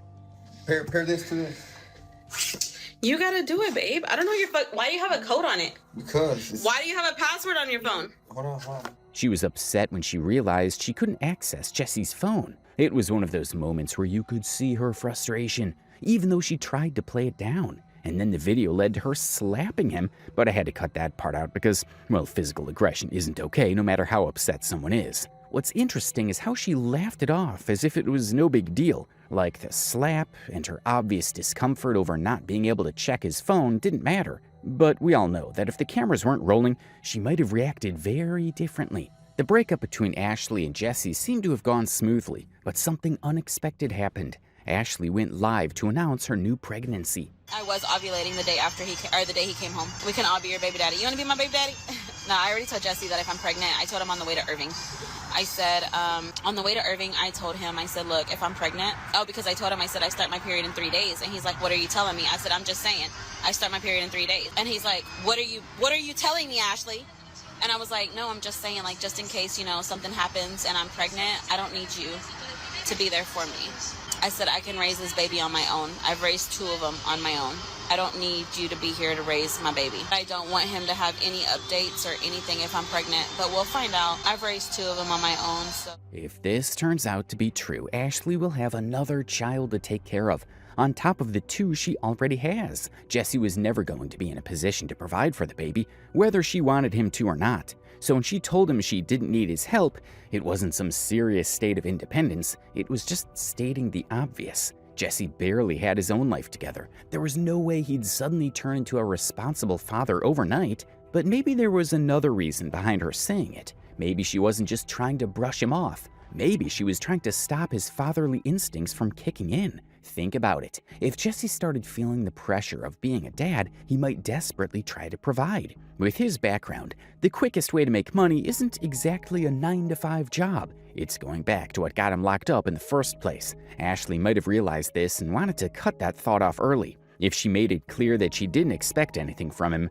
he wouldn't feel obligated to make money by any means necessary, which in his case could mean falling right back into crime. Not long after that, she came on live video to give her viewers some updates on her pregnancy. I won't drink past, once I find out if I'm pregnant, I'm not drinking no more. Once I find out for sure if I'm pregnant, I'm not drinking. I am off of it for 9 months. The reason Ashley is saying she isn't sure if she's pregnant is simply because she hasn't seen her period, but instead of getting tested, she's avoiding the hospital altogether. Now this has got people divided. Some of her fans believe she's just milking the pregnancy rumors to keep people talking about her. After all, she loves attention, and this wouldn't be the first time she's doing stuff like this for engagement. But others see it differently. They think she's just scared to confirm the truth. Some people avoid hospital tests because they fear the worst. And maybe deep down she knows that if she is pregnant, her entire life is about to change again. But regardless of why she's holding off on taking a test, there's one thing that's just irresponsible. She's still drinking alcohol while knowing there's a chance she might be pregnant. This is where common sense should kick in. If there's even a possibility that she's carrying a child, she should immediately stop drinking until she's sure. Alcohol can seriously harm a developing fetus. This is her response to the backlash she got for her irresponsibility. I'm not gonna answer yes or no if I'm pregnant. That's not what I'm gonna do. You're gonna have to wait. Y'all are not anybody important to me. So for me to just sit here and say, no, I'm not pregnant. Yes, I'm pregnant. Y'all are not important to me. I don't even know. Ashley is just being stubborn at this point. It's not about people trying to meddle in her life. They're only concerned about the unborn child and how her reckless choices could affect its future. People weren't pressuring her because they wanted to control her. No one cared if she drank alcohol or not. They just wanted her to take responsibility and do what was necessary. But instead of listening to reason, she kept pushing back, acting as if everyone was attacking her personally. But of course, Ashley couldn't handle the backlash. Once it became too much to ignore, she finally went and got tested. And just like that, she came online to announce to her viewers that she is, in fact, pregnant. The pregnancy test. I know they want me to show it. I'm not going to, though. They'll have to wait. So happy. Thank you. Will you make a wish list? Probably not. I didn't. No, I'm not going to tell him, you guys. It's strictly me only. I mean, if he finds out it's from y'all, but other than that, like, it's just me. I'm going to do everything by myself. Some of Ashley's viewers weren't buying it. The moment she announced her pregnancy, skepticism kicked in and people started questioning her. They speculated that if she were to later come online and say she's no longer pregnant, her viewership would take a hit, because without the controversy, she wouldn't have anything dramatic enough to keep people engaged. The pregnancy storyline was fueling her content, and if it suddenly disappeared, so would the attention. That's why her audience started demanding proof. They wanted her to show the actual pregnancy test. But Ashley refused. Now, to be fair, it's her body, it's her decision, and she doesn't owe anyone proof. But at the same time, her history makes it hard for people to just take her word for it. And by declining to show the test, she only strengthened the argument that she might be lying about the pregnancy. Their suspicion was confirmed when she came online to announce that she had lost the baby. Were you ever pregnant? Yes, unfortunately I was. But the stress gets to you. Unfortunately I was. I was very sad, but I was happy at the same time. It was only a matter of time before people saw through Ashley's lies about the pregnancy. I mean, how do you claim to be pregnant, but there's no child to show for it in the end? No baby bump, no visible changes in her body, just the same perfectly filtered Instagram selfies and TikToks. At some point, people were going to connect the dots and realize that something wasn't adding up. So the easiest way out was to say she lost the baby. That way, she wouldn't have to explain why there was no pregnancy to begin with. But Ashley doesn't do anything. She has no job outside of the money she makes from being online. So how is she so stressed that she lost a baby?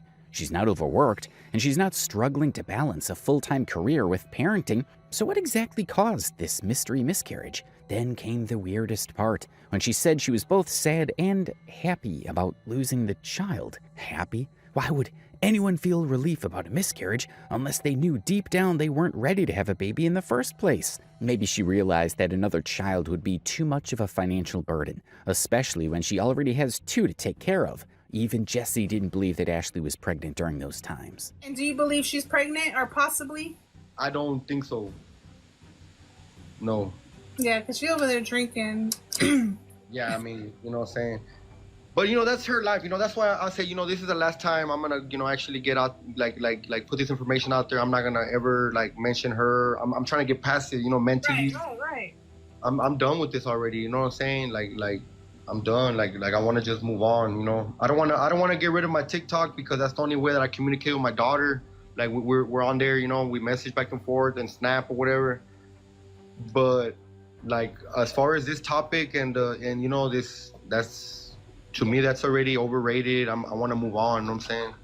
Just today, three times was I approached in public, like, nah, I don't need that, you know? Jesse seems to have gone through some serious trauma with Ashley, and now that he's finally free, all he wants to do is move on and focus on being there for his daughter, something he couldn't do while he was locked up. As for Ashley, it's possible that she genuinely thought she was pregnant at first. Maybe she misread her body's signs, who knows? That would explain why she immediately called Jesse to tell him the news. But at some point, she must have realized the truth that she wasn't pregnant. Now, most people would simply correct themselves and move on.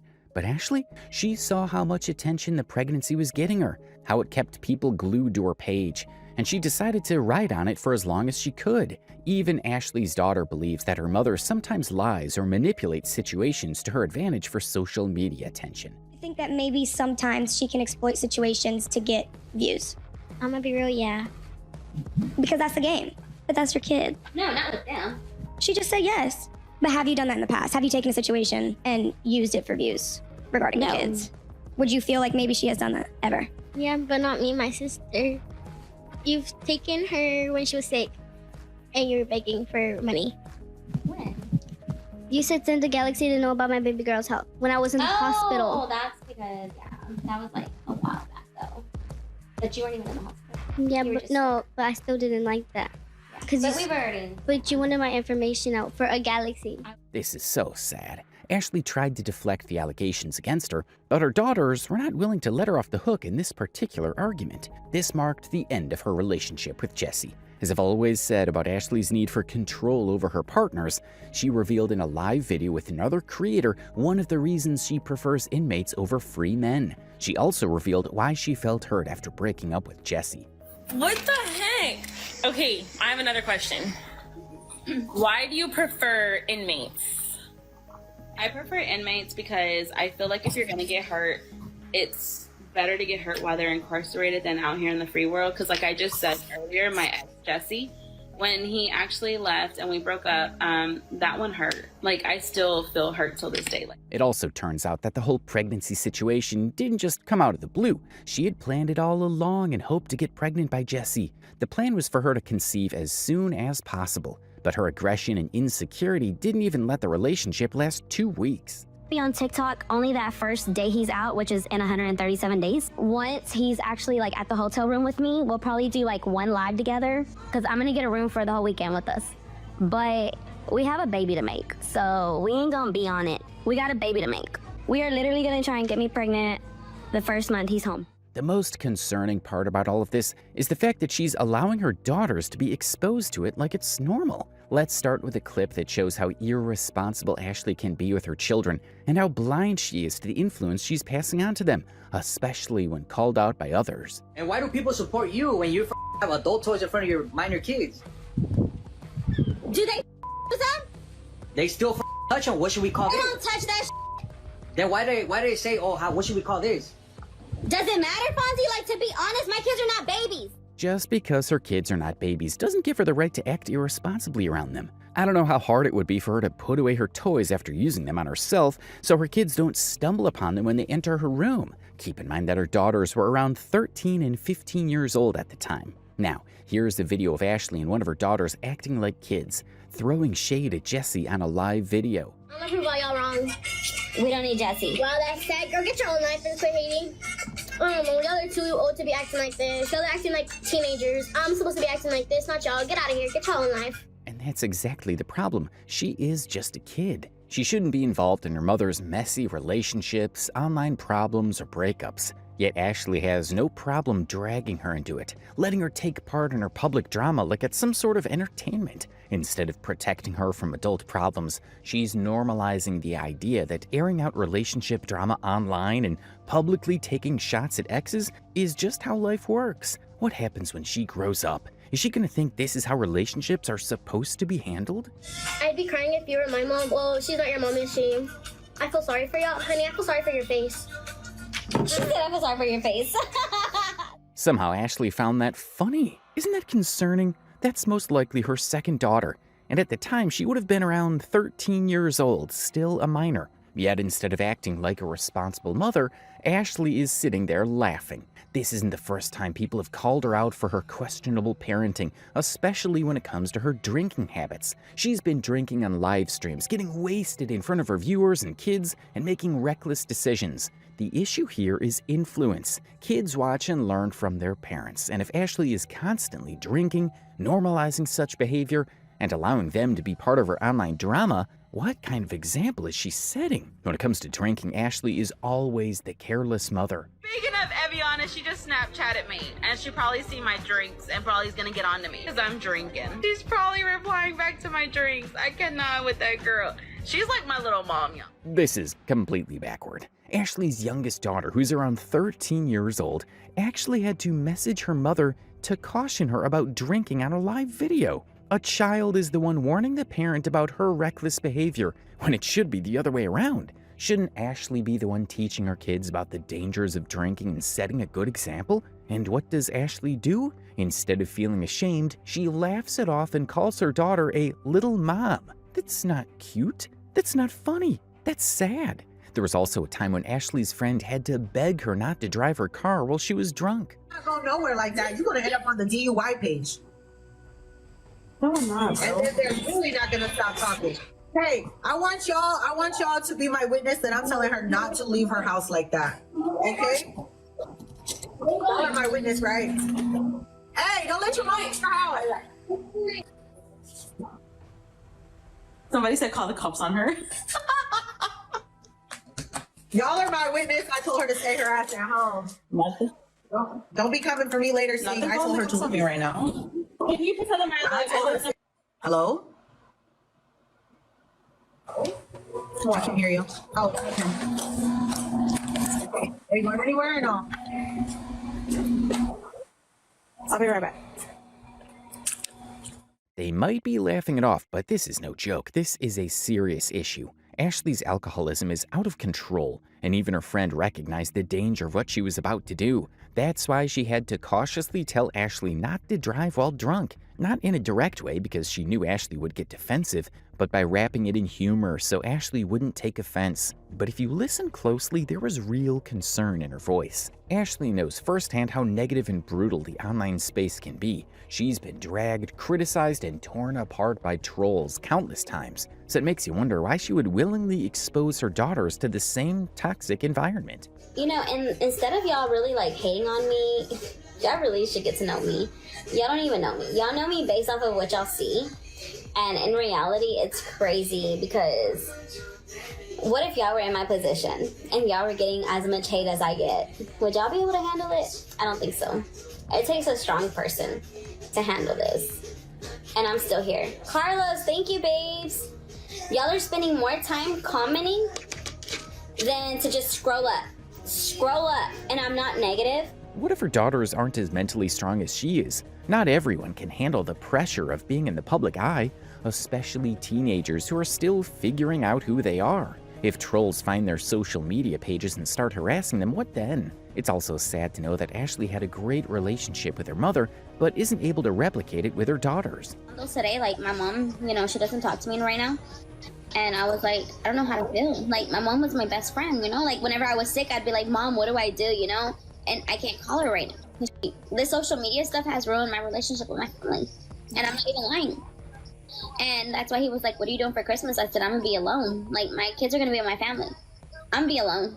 Like, my mom was my best friend. Like, she was in my delivery room for both of my kids. Like, I've never had this much struggle with my mom, like, since social media took over, you know?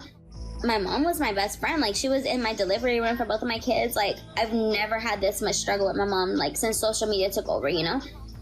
And I know, like, what ruined it was whenever I flashed my, you know?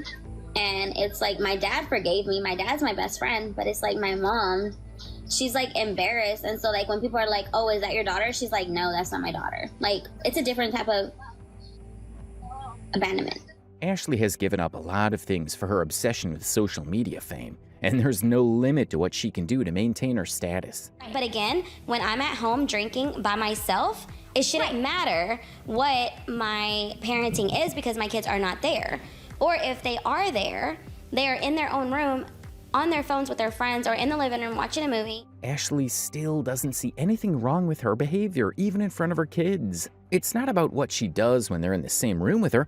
Even if they're not physically there, her actions are still out in the open for them to see. She's admitted that her kids have their phones, which means they can easily come across videos of their mother drunk, acting a fool online for the world to see. It's one thing for kids to stumble upon random bad influences on the internet, but when the bad influence is their mother, it hits differently. That's the woman they're supposed to look up to, the person shaping their understanding of how adults behave. But she has come online multiple times to defend her parenting style, especially by emphasizing that she's capable of providing anything her daughter wants. Call me right now, Mom, can you buy me a new so-and-so? I'm gonna buy it, because I'm blessed to be able to do that. So yeah, you're right, my parenting isn't the same as yours. But remember, we all come from different backgrounds. We all come from different ways of life. It's not easy, especially if you're learning how to be a mom all over again on your own. Why would Ashley say she's learning to be a mother all over again? It's probably because her daughters spend most of their time with her parents instead of her. Ashley drops them off at her parents' place so she can go back to doing what she does best, chasing attention online, drinking, and entertaining drama. Then, whenever her daughters are brought back to her, she suddenly has to assume the role of mom again, as if it's something she can just pause and resume whenever it's convenient. Being a mother isn't seasonal. It's a full-time responsibility. The fact that she even says she's relearning motherhood every time just proves that she's been absent for long stretches, leaving others to pick up the slack. But her focus on being able to provide material things for her kids is the most frustrating aspect of her defense of her parenting style. So, like, I know a lot of parents look at their kids' phones, like, search their stuff. You know, I don't do none of that. You hear my little one yelling right now? She's arguing with some female. I don't know, she's cussing her out. Yeah, I don't search my kids' stuff, which is probably not good, but I don't get in their business. Damn, y'all over there having some fun, and it's like 3 in the morning. Everybody sleep where I'm at. My youngest is awake, wide awake, probably on like a 3-way call with her friends and her sister. You don't believe in like curfews, bedtimes? No? They go to sleep when they get sleepy. Then they're gonna miss out on the whole day. And she wakes up early still. Come here. Bro, what you doing? Let me see. Come here. I need to ask you something. She said, I don't feel like it. You let your daughter talk to you like that? It sound like you the daughter and they the mothers. Like they make their own rules and you just go by it. Who's desperate for love? Because I'm not. This guy was spot on. The way he stylishly told Ashley that her parenting methods weren't good enough was subtle and direct. While it's fine to let kids have some form of freedom, Ashley needs to understand that there should always be boundaries. Kids shouldn't do whatever they want, especially in their own homes. There have to be basic rules, structure, and discipline, things Ashley seems to be lacking as a parent. It's not about controlling them, it's about guiding them so they don't grow up without direction and discipline. Without rules, kids start believing they don't have to respect authority, they don't have to be responsible, and they don't have to be accountable for their actions. And that's not setting them up for success in the real world. I mean, Ashley is so unreal and irresponsible to the point that she even brought her young daughter on a podcast. Can you imagine? Well, I don't live with my mom, but at your mom's house. No. When they stay over, this one sometimes sleeps with me or on the couch. That one sleeps on the couch. Or she'll sleep on the mattress. Just as I said earlier, Ashley isn't even living in a home that truly accommodates her kids. Her daughters mostly stay at their grandparents' house and only come to visit Ashley for short periods. But even then, Ashley hasn't made their comfort a priority. She didn't even bother to get a mattress for them when they stayed over. A mother who claims to buy things for her kids didn't even think to provide them with a proper sleeping arrangement in her own home. You can hear the embarrassment in her daughter's voice when she was asked about bedtime and where she sleeps. This says a lot about the kind of mother Ashley is. She's also had many issues with her first daughter in the past. She literally has been through, like, the bottom of her life. Like, I'm telling you, whenever we lived with her dad, I used to pull her by the hair because I was so mad at her. Like, I feel like he loved her more than he loved me, and so, like, I took my anger out on her. And she doesn't even, like, hate me for that. Like, she doesn't even remember. That is honestly one of the most vile things I've ever heard from a mother. How could she do something so cruel to her flesh and blood just because she felt like her daughter was closer to her father? That's not discipline. That's resentment-driven punishment, and it's disgusting. This only proves that during those times, her daughter didn't even do anything truly serious to deserve being treated that way. Ashley wasn't correcting bad behavior. She was simply taking out her bitterness on her child. That's not good parenting. That's emotional abuse. What's worse is that kids rarely forget traumatic experiences like this. Just because her daughter doesn't talk about it all the time doesn't mean she's forgotten the torment her mother put her through. Those wounds stay, and eventually, they either break a child completely or create permanent distance between them and their parent when they're old enough to stand on their own. Why would she even feel comfortable saying something like that online? When many people started pointing out that what she did was both emotional and physical abuse, she later came forward to clarify what she meant. What I said was, I would get mad at her, yes. And I pulled her hair, yes. But I never abused her. I never hit my kids, you guys. And the only reason I pulled her hair was because she ran from me and I tried to grab her. And instead, I grabbed her hair. That's why they don't listen to me. Because I don't spank my kids. I've never let my parents spank my kids either. How can Ashley admit to pulling her daughter's hair and then turn around and say it's not abuse? That makes no sense. And it's not just physical. She was also emotionally controlling her daughter, making sure she knew that her mother didn't like the closeness she had with her father. That's manipulation, and it's damaging to a child's emotional well-being. In Ashley's mind, the only thing that counts as abuse is if you physically hit someone and leave a visible mark. But that's completely wrong. Some forms of emotional abuse can be just as bad, if not worse, than physical abuse. Wounds on the body heal, but wounds on the mind and heart can last a lifetime. Her daughter might not have bruises, but she's likely carrying emotional scars from the way Ashley treated her. This type of negligence can be seen in the next video, where Ashley's daughter told her that she had just thrown up. And this was Ashley's reaction to her. Santos, he never smell well. You just threw up? Why? You're lying. It smell like it or what?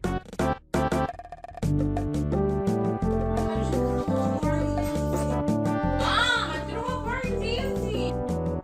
You dancing? Yes. Alexa, stop.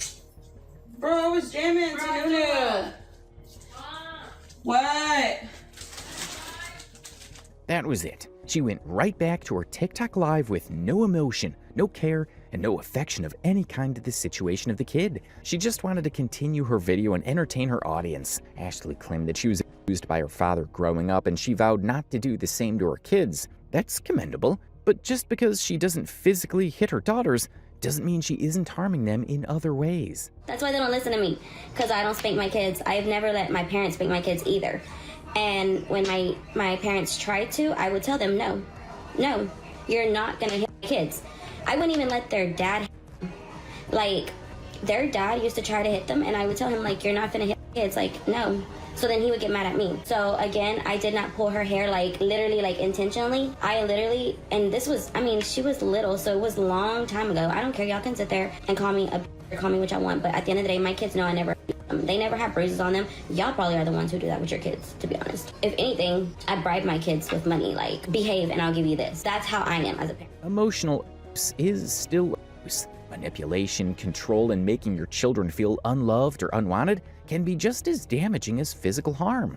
And then there's the bribery issue.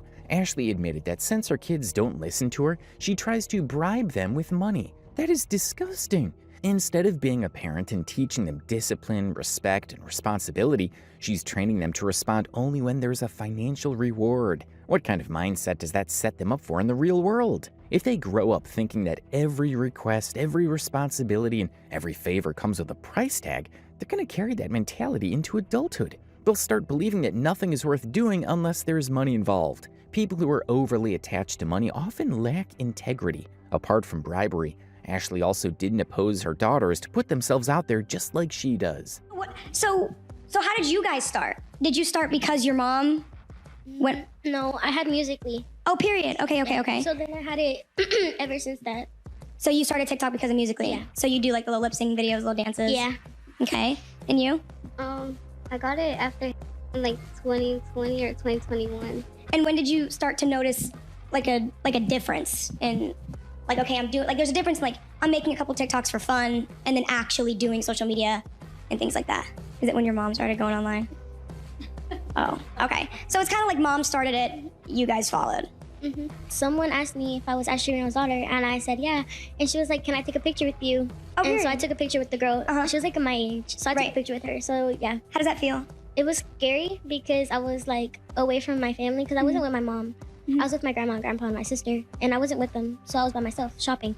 The problem with allowing kids to be on social media, especially on platforms like TikTok, is that it brings unnecessary attention to them, and not always the good kind. First off, it can attract the wrong type of men, predators who lurk online looking for young, vulnerable kids who don't yet understand the dangers of being in the public eye. The more exposure a child has, the higher the risk of them being targeted by people who have bad intentions. Then there's the issue of fame and mental health. A child gaining even a little bit of social media fame can completely change the way they see the world. Instead of having a normal childhood, they start craving validation from strangers, obsessing over views, likes, and attention, which can be mentally damaging if they don't get it. And what happens when fame limits their freedom? A kid should be able to make mistakes, be silly, and live life without feeling watched. When Ashley was asked about the likelihood of her daughters being in the hands of such predators, she said she wouldn't call the police on the man because she had done something similar when she was a minor. Like one of my kids, say Haley, for instance, she meets a guy,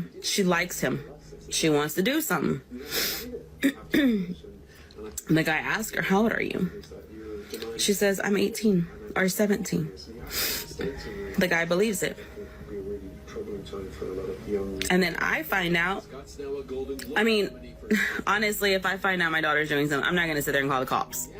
I was her age at once. I was doing it. So. For one, Ashley and her daughter are now public figures, whether they like it or not. A lot of people know who they are. So even if a predator were to claim they don't know Ashley's daughter's name, that would be a lie. The internet makes it too easy to find personal information, and Ashley has already exposed her daughters enough for the wrong people to take notice. Instead of actively protecting her daughter, Ashley's practically permitting predators to manipulate them. By not taking these risks seriously, she's making it easier for them to convince her daughter to lie about her age, because if the mother doesn't take it seriously, why would the child? And what if something like this has happened already? What if her daughters have already been in danger, but Ashley was too caught up in her own drama to notice or do anything about it? What if something like this is about to happen soon, and Ashley isn't serious about getting justice for her daughter? But I ended up taking the picture. And then that's when my TikTok started blowing up more. Really? Because I only had like 50,000 followers. It wasn't that much compared to me now. So, yeah. Congrats on almost being at 1 million. Thank you. But when the interview aired, trolls took on their usual cloak and made statements that infuriated Ashley, claiming that she was jealous because her daughter was doing well on TikTok. Because at present, her daughter has over 1 million followers on TikTok. This was Ashley's response to them. I'm not jealous of my daughter. I told her, get that bag, baby. You are young. Get it right now while you can. And you won't ever have to work. Period. And I want that for her. I love all my And girls. she's homeschooled, so hey, get it. I am. But if y'all are not following my daughter, go ahead and go give her a follow, you guys. I think it's like... Ashley always tries to make sure her viewers know how much she cares for her kids, how much support they receive from her, and why she believes her parenting method is the best. You don't know me. I'm not like your baby mama. I'm not like any of these other females who give their kids up and go choose the party life over my kids. My kids are 12, almost 13, and 16. I raised my kids since they were born. My kids are teenagers now. You can't compare my parenting to y'all's parenting. I've been a parent since I was 19 years old. I'm 36. While Ashley loves to paint herself as the most awesome mother with the best parenting methods, she's also contradicted herself multiple times by openly admitting that she's still learning and struggling with how to be a parent. So, which is it? Is she the perfect all-knowing mother? Or is she struggling to figure things out? Because based on what we've seen, it's clear that her actions don't match her words. I had always that help, you know, and so I'm learning to be a mom on my own and live on my own with my kids, just me and them. It's not easy. So just like a new mom, fresh mom is learning, I'm learning how to grow with my children because I've always had my parents. My mom literally helped me raise my oldest from the day she was born. And that's not no lie. You know, Evie, I was the one with her, but my oldest, that's like my mom's other daughter, and I'm not even lying. Like, I always seen her as a sister growing up. So that's why she kind of doesn't talk to me like I'm her mom because of the fact that I grew up with her like she was my little sister. You mean to tell me that the same daughter Ashley claimed she pulled her hair, the one she resented for being closer to her father, is now suddenly like a little sister to her? Give me a break, Ashley. But does this lifestyle affect her daughters directly in any way? How do you handle discussions with friends who are aware of your mother's online persona? Because I know that ain't easy.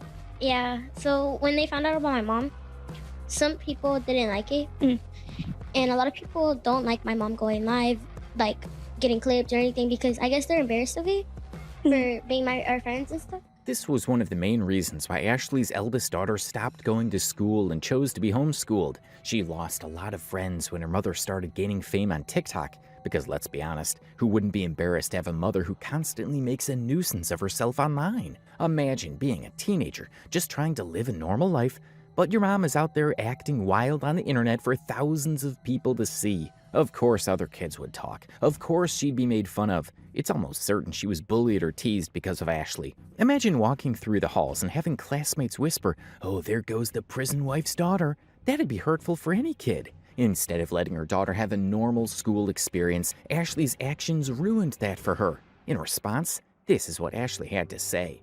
I would say we lost a bit of friends. Really? Yeah. How does that make you feel? To be honest, there's nothing I can do about it. But there is. I mean, it sucks, yes. But at the end of the day, like, their friends shouldn't be around because if I'm live, they even know. If I'm live, like, Okay. don't come in my room. Don't come in, like, unless I'm live with them and I'm like, hey, we're gonna do it live. So you don't feel like any sort of guilt or sadness that they've lost friends because of it, and they've expressed that? No, because it's not even for that reason, to be honest. I feel like some of their friends are jealous because of the life that they have. Such a ridiculous defense from Ashley. Does she believe that people are jealous of her kids?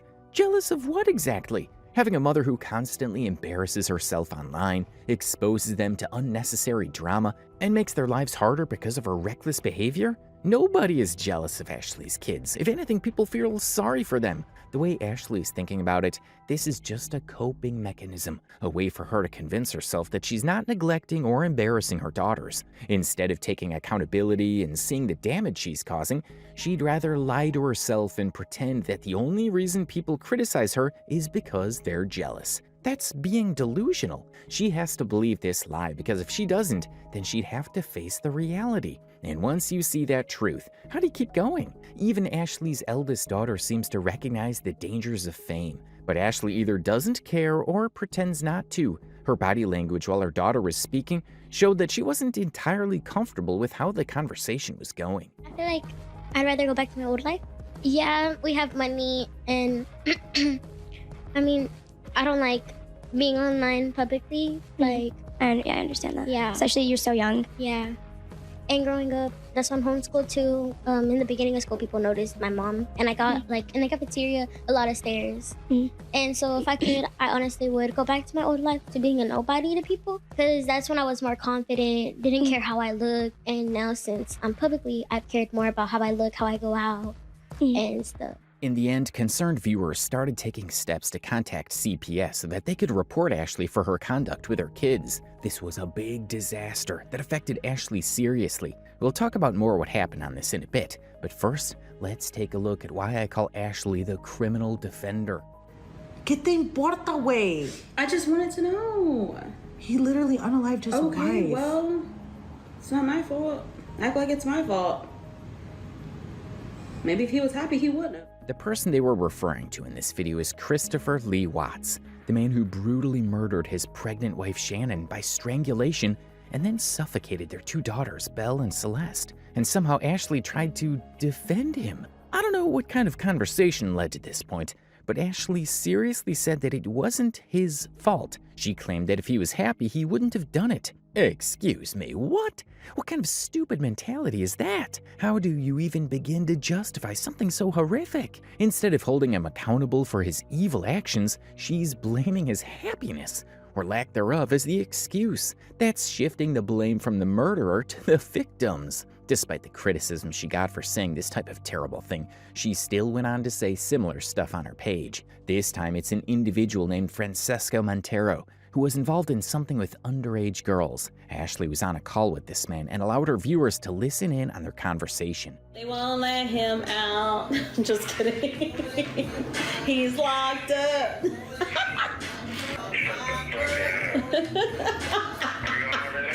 I am, and they know that you're innocent, babe. I already said it out loud in front of everybody. There's 1.8K watching. Yeah, and you're innocent. He's innocent, you guys. I don't care what y'all say about him. He's innocent. Babe, you're innocent, right? Until proven guilty. I'm just kidding. You're innocent. This is seriously disturbing, especially considering that Ashley is a mother of teenage girls herself. For her to go on live with someone who has already been found guilty and then publicly defend him claiming that he's innocent is beyond what any sane person would do. How does she justify this? Does she have any proof? As a mother, her first priority should be protecting her daughters from people like this, not going out of her way to associate with them and defend them. If you're an adult and you're gonna cry it, and you're gonna come out in the public, let it be the same year that it happened. Okay? Don't wait 11 years later and then say, oh, well, he did this to me. I'm sorry, but half of those females I did not believe. This is a sensitive topic, and I understand that it can be looked at from different perspectives. But when you listen to what Ashley said and how she said it, it's almost impossible not to criticize her view on the matter. She was talking about women who were SA'd in the past and chose to speak out later in life about what happened to them. And instead of showing understanding or empathy, Ashley said that if they didn't report it immediately, they should just stay quiet and move on. That is an extremely ignorant and harmful mindset. For one, when something like that happens, especially to a young girl, fear, shame, and trauma often prevent them from speaking up right away. It can take years before someone feels strong enough to tell their story. That doesn't mean they're lying. It just means they needed time to process what happened to them. And Ashley's stance is exactly why so many people are afraid to come forward in the first place. Yes, there have been a few cases where false accusations have happened, and those should be taken seriously. But that does not and should not diminish the reality of actual survivors who are telling the truth. Hey, can I ask you a question? Can I take you to my crib? Sure, go ahead. Just don't take advantage of my. Wait, what you said? Just don't make me a grandma and take. I honestly wonder how the father of these kids feels about what Ashley is doing with his children online. Does he even know the extent of it? And if he does, how does he not step in? At this point, Ashley is embarrassing herself and publicly dragging her kids into it. But recently, her ex-husband and the father of her 2 daughters passed away, and she lamented online about not being invited to attend the burial. They'll be there with his family. My family's going. My sister, my brother, my parents, my uncles, my aunts, my cousins, they're all going to be there. That's not right, Ash. I can tell. I am hurt. I'm hurt. Baby, stop. Now let's go back to the previous video. Ashley went on to say, "You shouldn't make me a grandma by taking advantage of my daughter." What kind of mother even says something like that? That's not a joke. That's not a funny comment to throw out there on a live stream or anywhere for that matter. This is exactly why I think sometimes Ashley might be sick in the head, because who in their right mind talks about their child like that? As the criminal defender that she is, Ashley went on another live stream to explain why she believes victims are at fault for the crimes of criminals. Yeah, y'all know that the 13-year-old that happened to, she was a gang member? Did y'all know that she was already on trial for another? Did y'all know? Ashley's main argument here was that since the young girl was already involved in crime at that age, she deserved to be attacked by the man who preyed on her. How normal does that sound to you? It's just sad. And funnily enough, despite all the crazy things she has done online, her TikTok page is still active and hasn't been suspended or blocked. Now, with these disturbing conducts online, Ashley started having issues with this. And y'all are really trying to get my kids taken from me, and it's not gonna happen. Do you know how many CPS cases I've had on me in the last 4 months, and I still have custody of my kids? Like, you do understand when you call CPS, you have to have actual proof that they're in an unfit condition, right? Like, you really have to have proof that my kids are really being not taken care of. You do understand that, right? For those of y'all that love to call CPS on me, y'all do understand. You have to have proof that my kids are in harm's way, my kids are this, my kids are that, y'all really have to have proof. She might think there's no proof of her misconduct with her kids, both online and offline, but let's be honest. From everything we've seen and heard, Ashley has given more than enough reasons for people to question whether her children are safe around her. At this point, Ashley has created an environment that is unstable and completely inappropriate for children. And the worst part is that the damage might already be done. By now, those kids have seen and experienced things no child should ever have to go through. They've been exposed to their mother's reckless lifestyle, her dangerous choices, and the lack of boundaries she has when it comes to their privacy and well-being. And that's the real tragedy, because once a child has been mentally and emotionally affected by a parent, it's hard to undo that damage. My kids have never been taken away from me. My kids have always been with me, and a lot of y'all spread rumors and say that CPS took my kids from me. Baby, CPS has never taken my kids. Yes, I've had like 20 CPS cases. They dismissed them all. Because you know why? My kids are in good hands. My kids are taken care of. My kids do not need, they don't want for nothing. 20 CPS cases is a huge number. That means there have been numerous complaints about Ashley's parenting, yet somehow she still has custody of her kids. The fact that all these reports are coming from concerned viewers watching her online says a lot. These are people who don't know her personally, yet they've seen enough disturbing behavior to believe that her children might be in danger. But CPS cases are hard to prove when the complaints come from people watching from a distance. Without direct evidence, it's difficult for authorities to build a solid case against her. Now, if the complaints were coming from someone close to Ashley, like a family member, neighbor, or someone who regularly sees what happens in her home, then the situation would be completely different. My kids, I came home today with 3 gifts for my kids, and I gave it to them already. And it was all Hello Kitty stuff. My kids get stuff every day. Y'all want to talk about my kids not having a bed. Y'all want to talk about my kids not having this. You know what? At the end of the day, my kids are fixing up their room right now. Because remember, I told y'all, it was a junk room because they moved out. My kids are back home for good, you guys. And y'all can't take that from me. The reports and criticism from people didn't stop as they continued witnessing Ashley doing unreasonable things with or in front of her kids. This eventually led her to send her children to her mother's place for the time being. Literally, CPS just got involved back in, I want to say, September. And they were getting so many calls that... Because of TikTok Live, you would say? Yes. And I was tired of it. So I told my mom, you know what, keep them until this goes away. No, she's seen that video that guy posted saying that he has a successful open case on me. She's like, Mom, they opened another case? I said, don't worry about it, bro. Like, they're going to continue to keep opening cases and opening cases and opening cases. And you know what? God continues to close the cases. He continues to close the cases. I don't fear no man, nobody but God. He's the only person I fear. So you want to try and do what you're going to do? Go for it, baby boy. Well, not baby boy. You're an old man. Go for it, old man. If Ashley truly had the fear of God in her, she would realize that the best thing for her kids would be to stay at her parents' place permanently, at least until she gets her life together. Sure, she could still visit them, spend time with them, and be involved in their lives, but they shouldn't be living under her roof for long periods, given how unstable and reckless her behavior has been. The truth is, people wouldn't be reporting her to CPS if they didn't see a reason to. If Ashley made the mature decision to leave her kids in a safer, more stable environment and changed her conduct online, the constant complaints would eventually stop. Ashley seems too focused on defending herself and acting like she's being unfairly targeted. But she's not doing this. She's doing the opposite. The little one actually is mine 100%. I raised her since she was born. She's just a mama's girl. The little one is a mama's girl. But the oldest one is a grandma and grandpa's girl. So my oldest one currently stays with my parents, yes. My little one stays with me, 100%. They still see each other. They talk to each other every day. I still go to my mom's.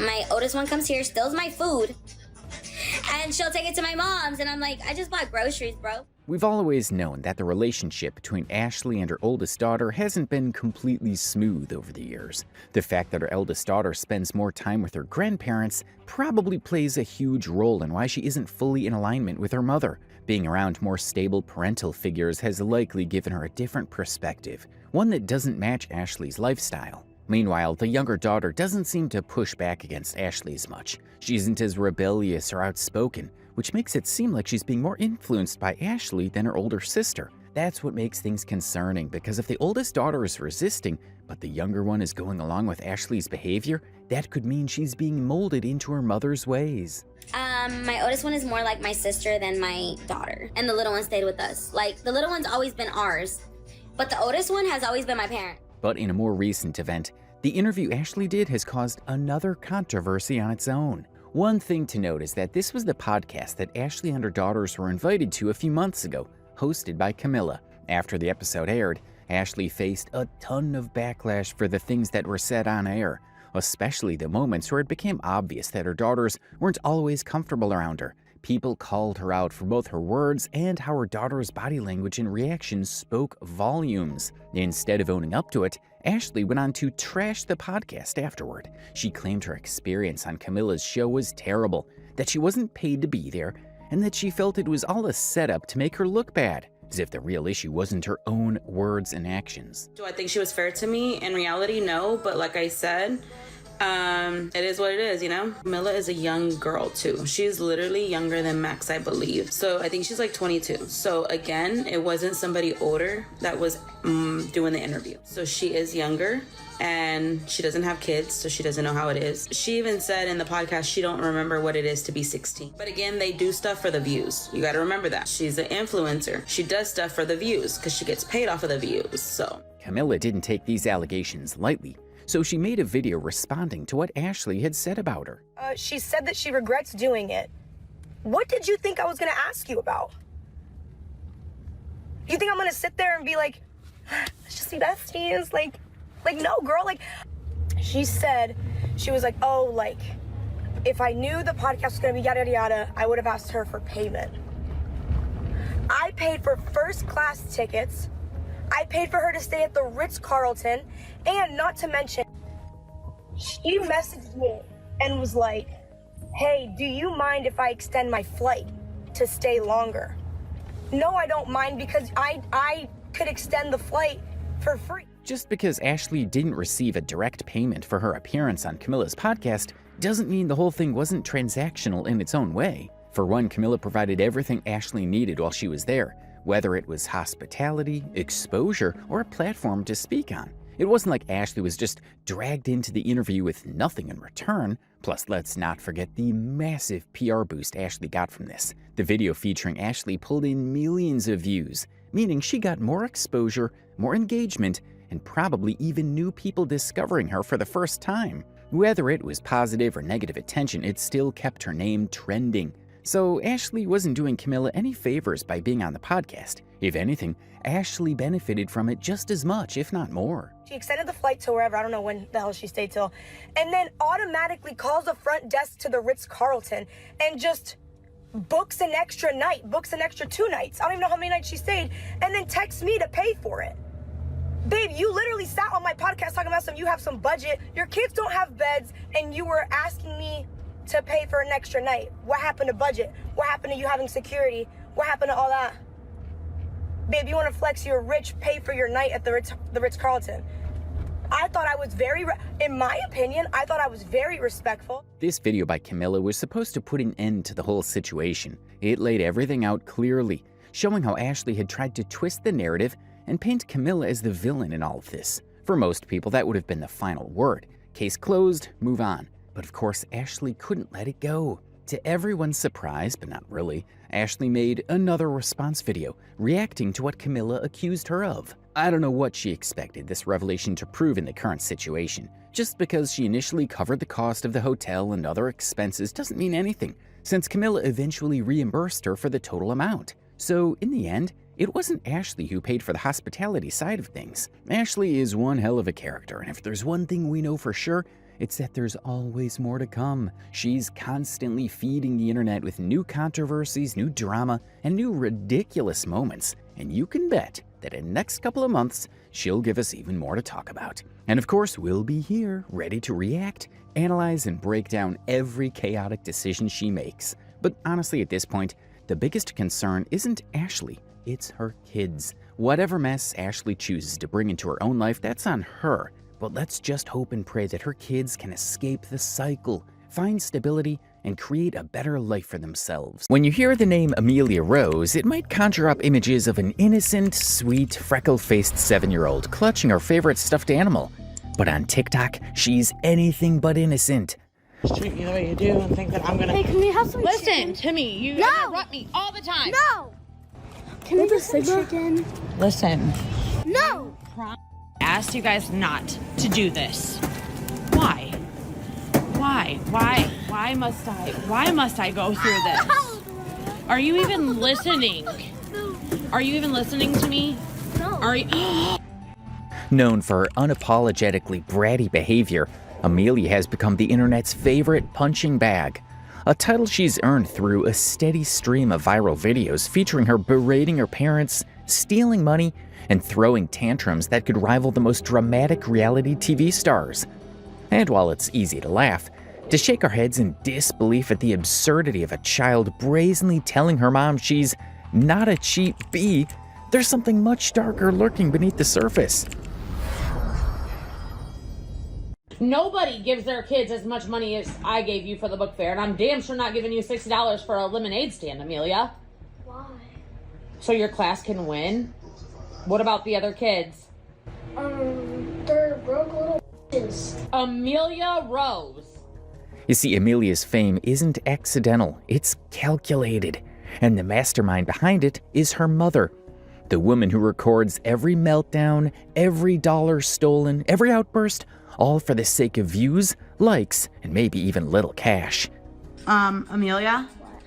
It's time for you to take a bath. So you're saying I look like it? No. Actually, I didn't say that at all. I said it was time for you to take a bath, though. No, you're saying that I look like shit. I literally never said that, bro. You just need to take a bath. At times, she pressures her into reacting or performing actions, even when she visibly seems uneasy. Breathe out your mouth. Okay, press. Yeah. You've already done it. Come on, do it. Amelia might be the most well-known, but this invasive and harmful behavior also seems to extend to her siblings. Their mom keeps recording them, even when they ask her to stop. showing that she's more focused on getting views and fame than caring about how her kids feel. It's clear their well-being comes second to going viral and making money. Should care. I don't. You don't snap your fingers I actually don't at care. a waiter. Stop recording me because there's no reason to. There's literally no reason to. Can you stop recording them? That's where they get it from. What makes Amelia's story so fascinating and so infuriating is that it forces us to ask uncomfortable questions about modern parenting. Is Amelia really the problem? Or did she just start as a 7-year-old pawn in her mother's cynical game to exploit the TikTok algorithm? Amelia's mom was no stranger to TikTok before her children became the center of her content. She started by creating videos centered around herself, sharing snippets of her life, opinions, and mundane day-to-day moments being a mother that gave viewers a peek into the everyday struggles of parenting. These videos felt authentic, relatable even. While these posts garnered some traction, with modest views ranging between 20,000 and 60,000, they never reached viral status. Her audience remained small and relatively unengaged, with her content barely scratching the surface of TikTok fame. Amelia Rose and her siblings initially appeared in their mother's videos without any intention of becoming TikTok stars themselves. At least that's how it started. However, there was a noticeable shift when Amelia or her siblings were on screen, as the views would suddenly skyrocket into the millions. As time went on, the sweet family moments faded, replaced by chaos. Suddenly, Amelia wasn't just another child in front of a camera anymore. She became the star of her own train wreck reality show. The internet's love-hate relationship began, as these things often do, with a single video. In it, Amelia's mother is seen confronting her about a missing $50 bill, which Amelia had apparently swiped from her purse to fund some teapot-related shopping spree. You took $50 from my purse to buy that teapot thing. You are in big, big, big, big trouble. No, I'm not. No, you are. The clip ends there, but the implications are much bigger because it appears the mom is apparently not in charge here. That video blew up, racking up over 40 million views in a matter of days. And like any good content creator, Amelia's mother knew she had struck gold. What followed was a series of similar clips, each more absurd than the last. Amelia's antics weren't just bratty, they were headline-worthy. In one video, she ordered a $600 Marc Jacobs purse online, using her mother's debit card without permission. The confrontation perfectly captured on video, of course. You're joking. You're joking. You did not get that purse off of my debit card. You did not order a Marc Jacobs $600 purse on my card. Well, you didn't. I'm telling you right now, you better be joking. I'm not. No 7-year-old has a $600 purse. Well, it sucks because I'm really not them. What do you mean you're not them? I'm not them. The audacity wasn't just shocking. Over 40 million people found it addictive to watch. And in just a few weeks, Amelia would buy 3 more bags. I was gonna freak out. I really was. And I was gonna have a talk with your dad. I was gonna even have Grandma and Grandpa come over here and have a talk. The shopping addiction wasn't just limited to high-end items like the $600 Marc Jacobs purse. In a series of videos, Amelia was caught sneaking items into her online shopping cart. Amelia, without batting an eye, replied, "I needed it. You wouldn't buy it, so I did." When her mom threatened to cancel the order, Amelia shot back, saying, "That's why you're broke." Shortly after, Amelia managed to max out a $3,000 card. It don't work that way. You do not get to max out my debit cards. Okay, and? Amelia, $2,500? You literally maxed out my Those are cute Lisa Frank Crocs, but seriously, you needed 3 pairs of shoes. Amelia, you cannot max out my cards. You shouldn't be using my card. In another viral clip, Amelia went on a rampage, throwing her mother's belongings out of the house.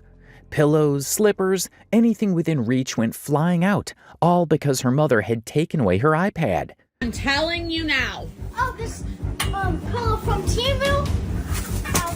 Amelia. Why are you throwing her shit. Don't. Slap. Slippers. Because I took her iPad away. That's why. Because I took her iPad. Hair. I'm serious. That's mine, dude. That ain't even hers. Amelia. Hello? Don't. Amelia. Rose. Hey. No. Don't. Oh my God, dude. Get out. Amelia. Bye. Don't. The way she threw the iPhone suggests that the case was in fact empty, but it isn't unlike her to do something crazy like that, because just a few weeks earlier, she smashed an iPad, complaining that it was too small. It's not good enough that I got you that one? Yeah. Why? Because you got me a different one, and I wanted a bigger one, like specifically, and I wanted a bigger one. You did not. Yeah, I did. Get it now. No. Never again. You don't even care about your family, so why should I? Never. You don't get to say I don't care about my family because I didn't buy you a big tablet. Amelia's school life also became a regular source of content. At one point, she completely refused to go to school without any reason whatsoever. I have to be fair. I'm sorry. She has a dentist appointment. You don't. She's not going to school. Amelia, you're not going with her. I'm going with her. No, you're not. Yeah, I am. No, you're not. Yeah. You have to go to school. School's almost over. I don't give it. Actually. That's exactly why. Because you think you can talk however you want to talk. And that's another reason why I'm not going to give you what you want. Another thing. Did you see your face? Yeah, I did my makeup. There's brown all over it. It's called contour! Honey, I don't think it's supposed to look like that. Have you never heard of contour? I don't think that you ever used contour before. No, I haven't. But I know it's not supposed to look like that. You don't know how to put it on. Yeah, I don't think you can go to school with your makeup done because you're not old enough. I've been going to school with makeup on. And nobody says anything to you? Nobody. Everybody just says, oh, I like your makeup, Amelia. Really? Yeah, and I've been wearing contour, so. Oh. Her mother filmed the entire meltdown, adding a caption like, "It's only Monday and we're already over it." On the rare days she agrees to go to school, she insists on wearing makeup. Amelia! Amelia! Oh, Amelia! What are you doing? 1, you cannot wear makeup to school. 2, it's my shit. 3, this is our. No, it's not our shit. You're in first. It's our. No, you're in first grade. I'm tired of you trying to wear makeup to school every day. I don't care. In another video, Amelia bragged about getting her teacher into trouble. You would think all this stuff like stealing and berating her family was the extent of her antics. Well, we've only been scratching the surface. Amelia's behavior and her mother's unrelenting documentation of it provided a constant stream of new content, each clip more outrageous than the last. A crazier incident involved Amelia deciding to lock her mother out of the house entirely. It better not be. It better not be broke. Amelia Rose! Do not lock me out. She says all of this into the camera, clearly making the most of the situation for dramatic effect. In another viral video, Amelia and her sister were called out by their mom for being rude to a server. But instead of showing remorse, the situation took an unexpected turn. Should care. I don't. You don't snap your fingers I actually don't at care. a waiter. Stop recording me because there's no reason to. There's literally no reason to. Can you stop recording them? That's where they get it from. It was rude. It was rude. Exactly. No, don't. I can't even snap. Hold on. Amelia, do you have pimple stickers on your face? Yeah. So you got into Alana's stuff Ew. again. Yeah. You're in trouble. Oh, that's. You got into Alana's stuff again. Yeah. Don't get you. I mean, it was in the car, so I don't ask me how You I were did it. told not to touch her Still stuff. know it's hers. Well, why can't she just bring it around? What? And How does that make snapping your sense? fingers, you are old enough. I can't even snap. You both did it. This video highlights at least 4 major issues. First, her daughter seemed to have disrespected a waiter, and instead of meaningful consequences, They face only their mom's camera as she yells her displeasure in the same performative way she has in dozens of videos before. Second, it appears her teenage daughter has a tattoo. Third, that same daughter is shown putting sugar in her Coke, which is far from healthy. Lastly, Amelia seems to have gone through her sister's belongings without permission and taken her pimple stickers. Comments on the video are like, "Divorce and give him custody. This cannot be real. I'm convinced it has to be a skit. Girl, I am 16 and I'm still not allowed to purchase something that costs $100. Even staged conflicts seem to have found a place in this family's repertoire. One video showed Amelia holding a $100 bill she'd supposedly taken from her mother's wallet. You took a $100 bill. Where's the change? She took it. You I did. gave it to her. What do you mean? I said keep the change. So Amelia? So I can't be nice? You don't do that kind of stuff at places like this. People don't get tipped. Oh my God. The performance felt too perfect, the reactions too rehearsed, leading many to suspect that these moments were obviously orchestrated for maximum shock value. The audience couldn't get enough of the chaos, and neither could Amelia's mother Ashley, who had turned every tantrum, both scripted and unscripted, into content gold. When Amelia stormed into a room declaring she had canceled her grandmother's birthday dinner reservation because she's boring, it was less of a shock and more of a confirmation that Amelia's antics had no limits. Other times, Ashley fully embraces the chaos, turning many of the videos into blatant clickbait. For instance, one video claims Amelia is going to jail, but the topic isn't even mentioned. Amelia, now! What? I told you not to go that far. You shouldn't be walking around town without your sisters. Well, nothing. Where's your shoes? In the store. Why would you leave them in the store? I wanted to. Amelia, get over here now. In another, she alleges that Amelia broke a $15,000 piano, which unsurprisingly never happened. Amelia, I asked you not to sit at Grandma's piano. You know it's an antique. Do not open it. Amelia Rose. Amelia, it's Grandma's. Amelia, you know that she doesn't want you playing with this stuff. It's an antique. Amelia.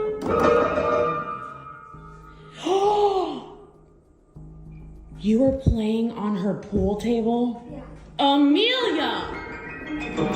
Oh my God. Shh. Stop. Amelia, they're gonna hear you. Amelia, don't. In one video with over 35 million views, she claimed to call the police on her daughter, but all that happened in the video was just her screaming again about Amelia using her card.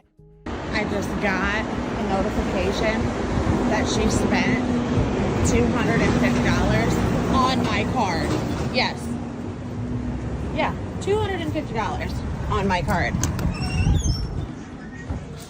Are you serious, Amelia? No. How did you get my card? Well, I just stole it from her purse. These videos were usually titled ridiculously, like Amelia goes to jail, Amelia spends $600 without permission, Amelia steals from a restaurant, or Amelia crashes a family vacation. They promised high-stakes drama, but often delivered something dull, like Amelia arguing over a toy or refusing to clean her room. Obviously, if you've followed till this point, it should be easy to tell that from the beginning, Ashley plays a central role in shaping the narrative. Rather than taking the opportunity to teach valuable lessons or set boundaries, she leans into the spectacle, filming Amelia's meltdowns and uploading them with increasingly sensational captions. The bait and switch worked seamlessly with TikTok's algorithm, rewarding videos that stirred curiosity, engagement, and outrage. The pattern was clear. Every meltdown, every theft, every insult was documented and shared, each video carefully edited to hit the 1-minute mark, which is a not-so-subtle nod to TikTok's monetization policies.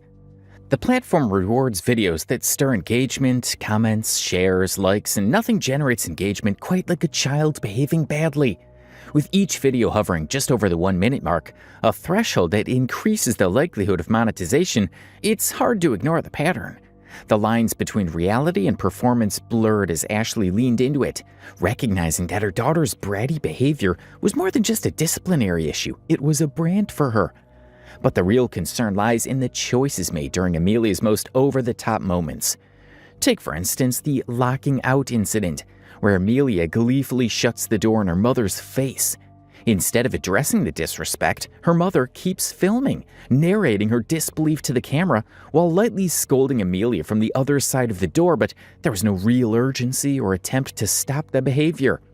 Nothing that she has ever done has led to any real consequences, as Ashley seems incapable of effectively disciplining Amelia, especially with the dad consistently siding with her.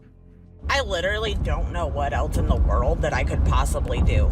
I threatened her to punish her by turning off my debit card and you turn it back on.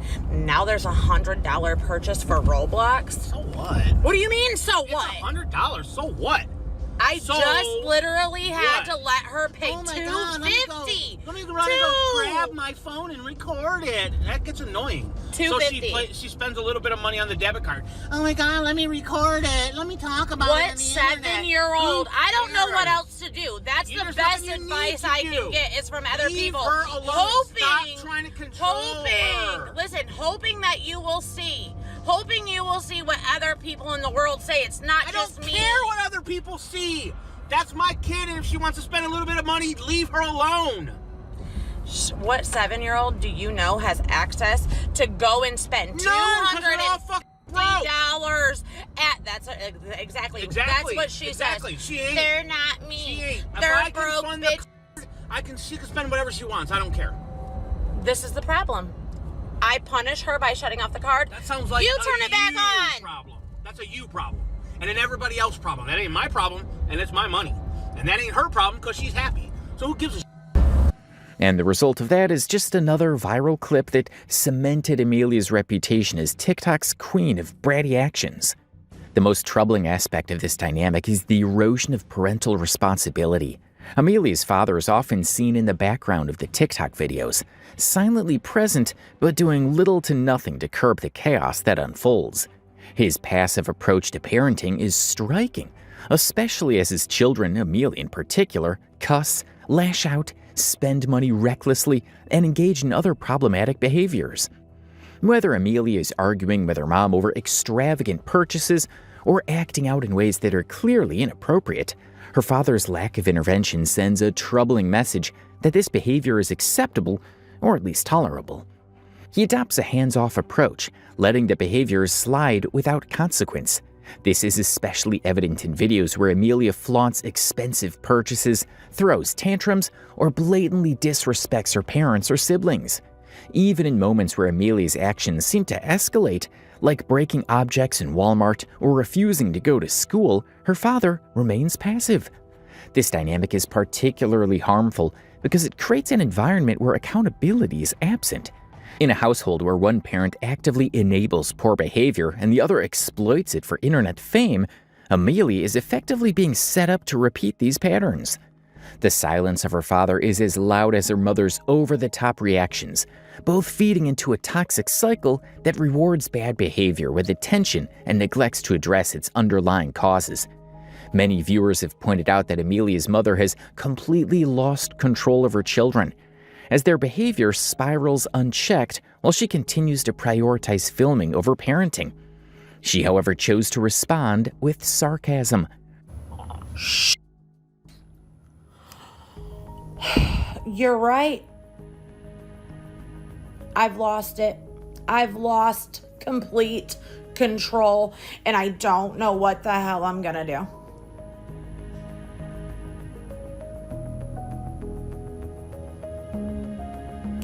I have completely lost control, and now I've managed to scare you, Jacqueline.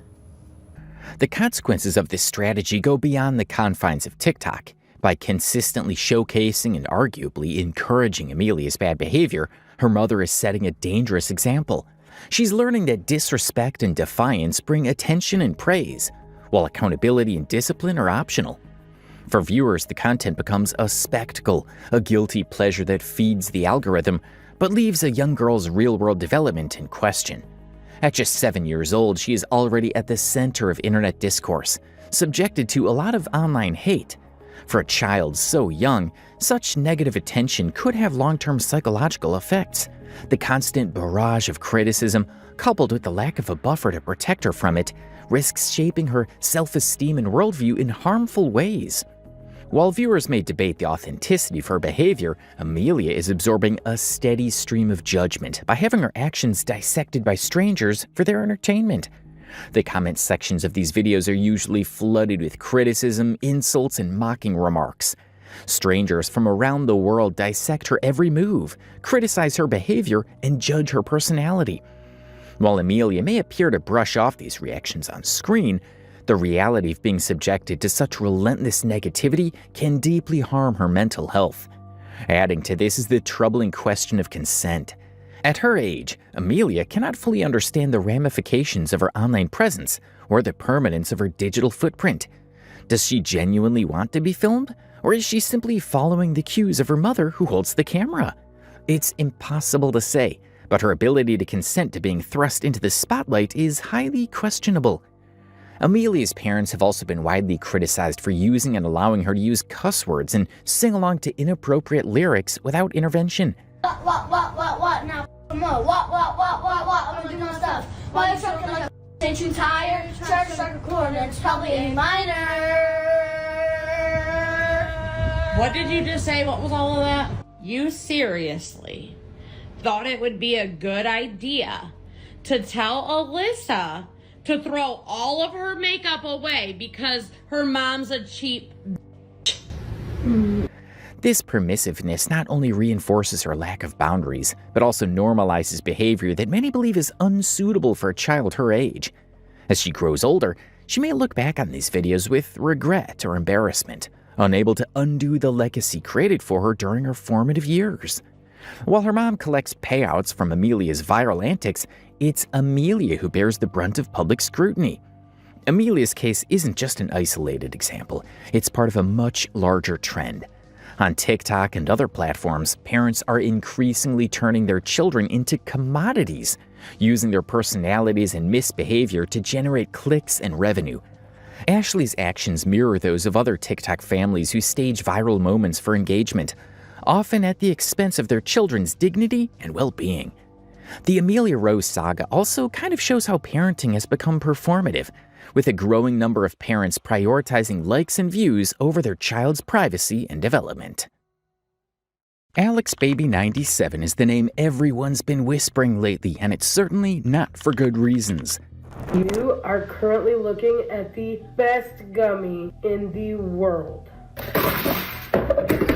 Once a relatively unknown TikToker, Alexandra Sobel has managed to carve out a corner of the internet for herself, but her fame isn't built on creativity, talent, or even the typical controversy that occasionally propels influencers into the spotlight.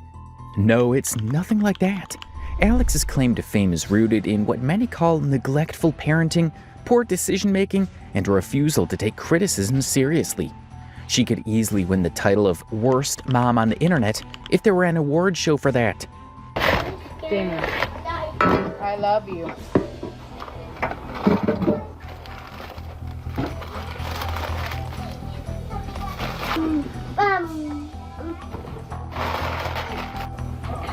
Two-year-olds play. Her TikTok page has over 500,000 followers and nearly 27 million likes, driven by a mix of controversial meal prep videos, where most titles include words like mom of 3, meal, and kids for clickbait purposes. The videos often show unusual parenting choices and a bold, carefree attitude. From feeding her children donuts and processed junk food for every meal, not minding if it's breakfast, lunch, or dinner, to sneezing directly onto their plates without a second thought. Her videos are equal parts baffling and infuriating. Yet somehow these moments are what keep viewers coming back, whether out of morbid curiosity or a genuine hope that she might change, but she seems to have no plans to do so. Going to be part of the problem or part of the solution? I'm gonna be the whole problem. Alex has managed to turn her household into a circus, but what led her here? What compels someone to share their most unflattering moments with millions of strangers online? And more importantly, why do people keep watching this? To understand, we may have to go back to the very beginning, and interestingly, Alex's journey on TikTok didn't start with controversy. In her early days on the platform, she shared mundane, harmless content, like lighthearted moments of her trying on new dresses, experimenting with makeup, or recommending thoughtful gifts for loved ones. The content was harmless, even wholesome, a slice of everyday life that resonated with her modest following at the time. On the surface, she's just another mother documenting her daily life. However, something shifted when she first captured widespread attention with a video that set the stage for her controversial rise to infamy a few months later. The video, titled "Plate My 1-Year-Old's Breakfast," shows her preparing a meal for her 1-year-old daughter. However, what might have been an ordinary moment quickly unraveled into a display that left viewers in shock. She first of all casually throws a plate in front of the camera and begins to plate the most shocking breakfast for a child ever.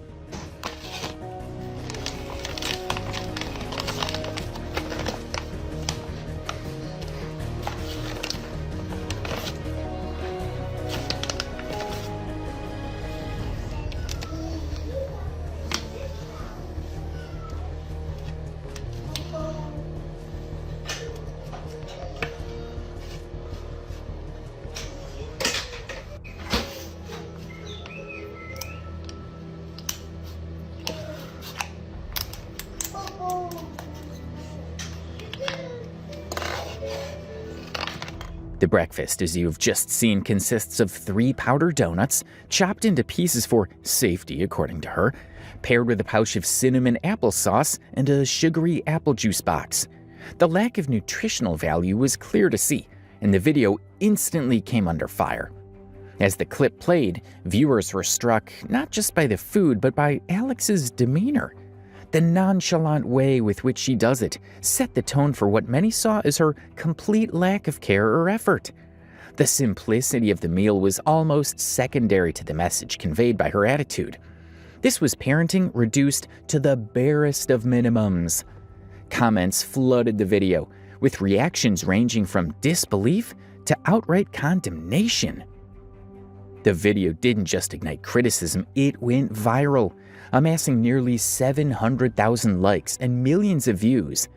This became a defining moment for Alex, cementing her reputation as a lazy mom. The backlash was swift and relentless.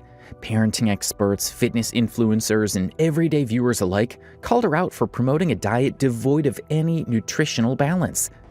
Some even likened her actions to child neglect, pointing out the long-term health implications of feeding a growing child such meals. To make matters worse is the broader context of her content. If you dig deeper into her profile, you only continue to find a pattern of similar behaviors. Alex's approach to meal preparation, or lack thereof, became a recurring theme in her TikToks. Breakfast, lunch, and dinner were all variations of highly processed, sugar-laden, and nutritionally void foods.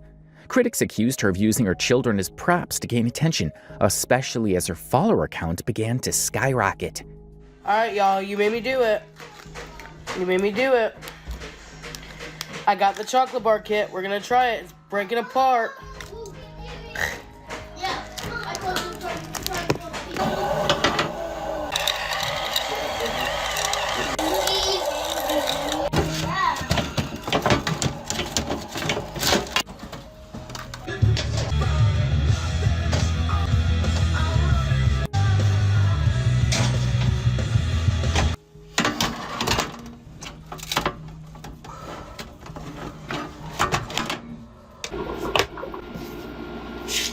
I'm warming up this pizza.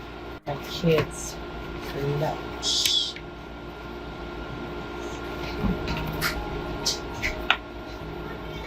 It wasn't until she leaned into her so-called lazy parenting style that her follower count began to skyrocket.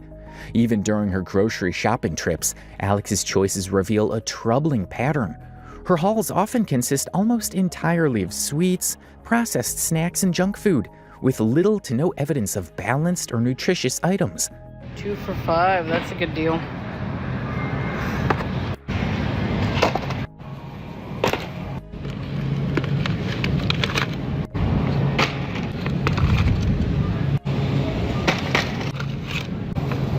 Keep baking.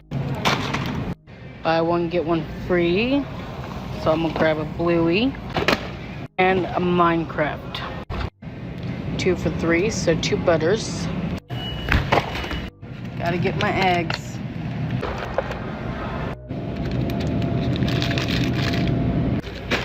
They got the good yogurt, so I gotta get a couple of these for sure.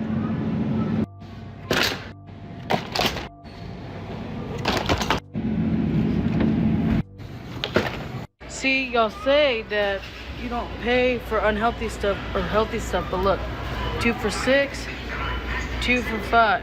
It's $1 cheaper, you get these ones.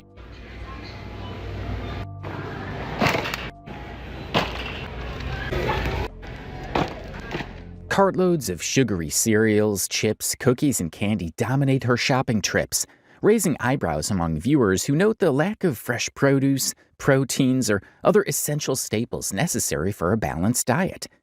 This was in contrast to what would be expected from a parent striving to provide for her children's health. Her selections seem more geared toward indulgence than sustenance, as even the fruits she managed to get disappeared under the weight of the other junk. The comment section of this particular video quickly exploded with criticism. Viewers began questioning her intentions, with many saying, "What exactly are you planning to cook for your kids with all that junk? Yeah, okay, but what do you cook? Like, what do they eat?" For me, it's the fact that all the fruit got crushed under everything else. What are you putting in lunches? Boiled eggs and sugar snacks? Others noted the glaring absence of fresh produce, proteins, or even simple meal staples like rice or pasta. The general sentiment was one of frustration, as people pointed out that she seemed more concerned with satisfying a sweet tooth than preparing proper meals for her children. In one of her videos, Alexandra openly admitted in the captions that she knew the meals she was feeding her kids weren't healthy, but stated that she couldn't care less. This unapologetic attitude shocked many who watched the video, with some describing it as a troubling display of her disregard for her children's well-being. The video sparked significant backlash, with one commenter expressing how deeply the content affected them. The commenter wrote that, despite often feeling like the worst mom in the world, Alexandra takes the cake every time they watch her videos.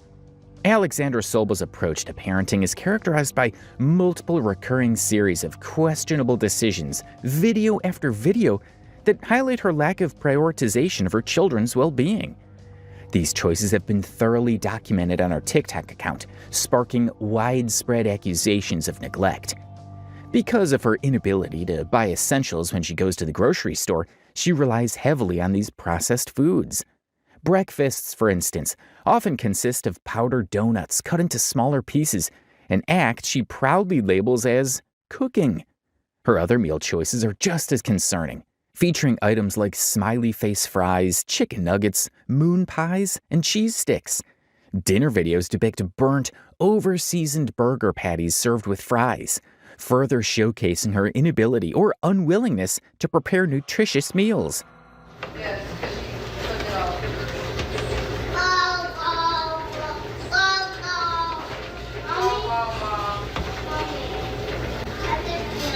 Yeah, we can do nails later.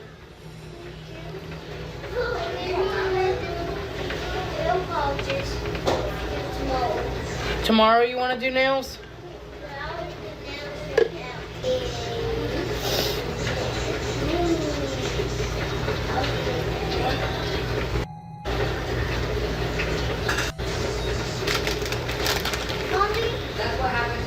Yes, baby. Are we gonna have some cheese now?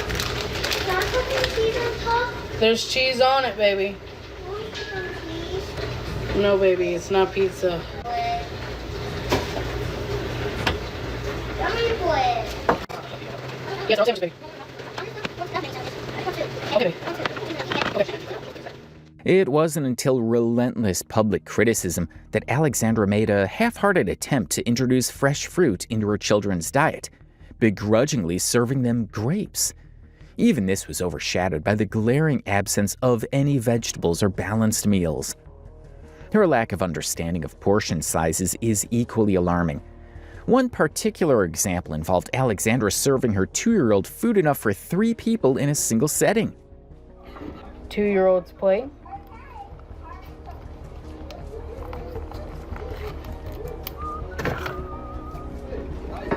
Seven-year-old's plate and 5-year-old's plate. Have a good night. In another video, she plated an outrageous amount of food for her 5- and 7-year-old. There's onions in this, there's green peppers, there's tomatoes. It's homemade spaghetti sauce, so plenty of veggies. And then, of course, ground beef in it. Plenty of protein, plenty of veggies, plenty of whatever it is. And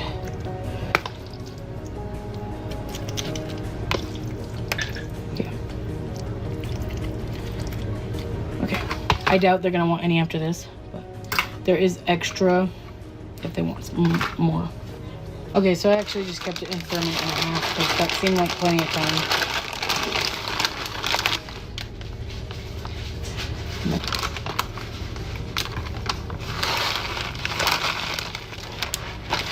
Just might as well just use the rest. I'm not putting it back in with a little bit in it. I don't know why people do that. Okay. I just flick cheese at you guys. 5-year-old, 7-year-old, 5-year-old, 7-year-old. People were quick to point out the inappropriateness of such large portions for children, emphasizing the potential health risks associated with overfeeding and how the food was even a lot for adults. Well, it's not exactly a surprise how she feeds them, especially when you look at how she feeds her own self. Look at it. It's a pistachio cream on the inside, chocolate on the outside. It's so good. It's so good. I don't want to share with my kids. My chocolate. There's in the orange shopping cart. Go get you some. Alexandra has also been subject to mockery and harsh judgment over her physical appearance. Her weight has often been brought into the discourse surrounding her, with many tying it to her lifestyle choices and the diet she imposes on her children. For example, people have referenced her large portions of pizza and sugary snacks, suggesting that these eating habits reflect a pattern that likely extends to her own lifestyle. This has pushed conversations over whether her children's health and well-being are being compromised by her inability or unwillingness to adopt healthier habits herself. However, a lot of times, the internet's focus on her appearance often veers into cruel territory, with some using it as a means to invalidate her altogether.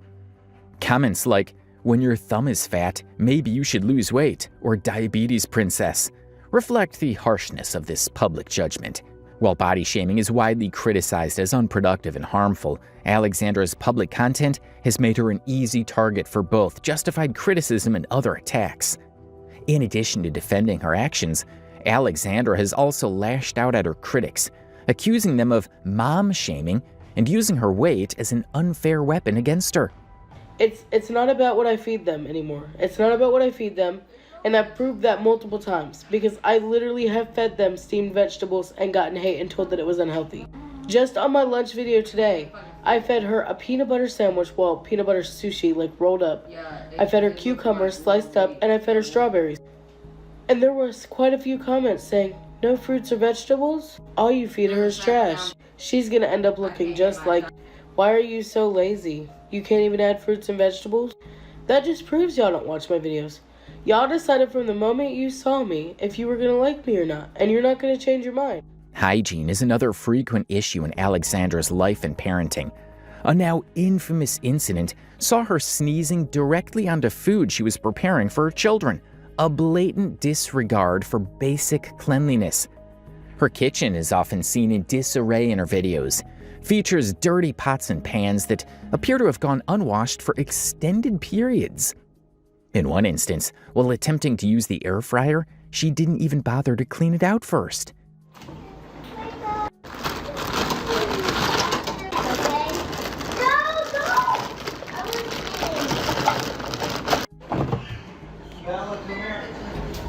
Compounding these problems is Alexandra's overt pride in her minimal efforts.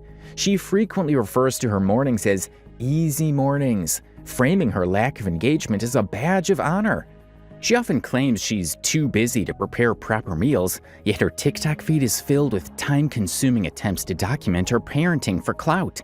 This contradiction wasn't lost on viewers, who frequently pointed out that even a small effort, like preparing frozen fruits or simple vegetables, would take less time than creating and editing TikTok videos. Simple tasks, such as slicing donuts or plating pre-cooked nuggets, are presented as significant accomplishments. This nonchalant attitude only amplifies the perception that Alexandra is more invested in creating content for TikTok than in the well-being of her children. Alexandra has largely ignored these remarks, continuing to present herself as a figure of defiance. However, her defensiveness often comes across as dismissive rather than empowering. Instead of addressing genuine concerns about health, she frames criticism as superficial attacks rooted in hate for her. Are you going to be part of the problem or part of the solution? I'm gonna be the whole problem. This strategy of deflecting valid concerns about her family's lifestyle by focusing on the cruelty of some comments has only intensified the polarized views of her online persona. A particularly telling response came when Alexandra labeled herself a silky mom, a term which means embracing modern convenience in parenting and rejecting judgment.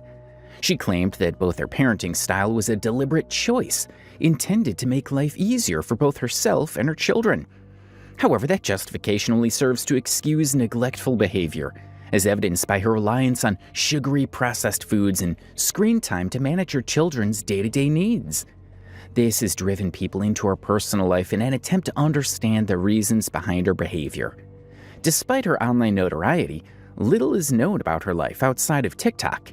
Her content offers glimpses of her chaotic household, but details about her upbringing or family remain scarce. What she does share focuses primarily on her 1-year-old daughter and the controversial decisions that dominate her parenting style. Whether it's tossing donuts onto a plate and calling it breakfast, or ignoring mountains of advice in her comments section, Alex has created a brand built on resistance to change. It's a strategy that has made her infamous and undeniably successful in her own way.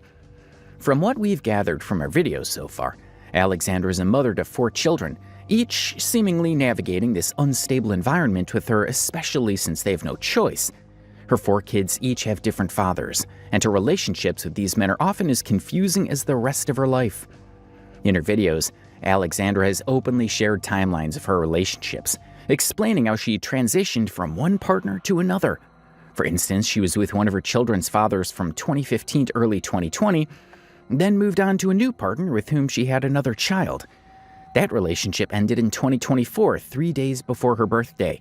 Shortly afterward, she reunited with her first child's father in mid-2024. I was with the same guy from 2015 all the way to beginning of 2020. And then in 2020, I got with my youngest dad. And I was with him from 2020 all the way to 2024, beginning of 2024, this past year that we just left. And then me and him broke up in April, 3 days before my birthday. And I got back with my first baby daddy in August or September. So my kids have been introduced to 2 men in 10 years. Despite these revolving dynamics, Alexandra rarely mentions the fathers in her videos, and they seem to play a limited role in their daily lives. Among her children, one notably receives less attention in her videos, leaving many to question her prioritization of her kids' needs. While she frequently showcases her youngest daughter, the focus on this child often seems to be more about performance for the camera than genuine care, since she's the only one too young to significantly protest. This makes the atmosphere around the house appear far from conducive to her children's development. She openly embraces a lifestyle where interaction with her kids is frequently replaced by screen time. In her words, her parenting style leans heavily on convenience, a reality most evident in her 1-year-old's unrestricted access to these electronic devices.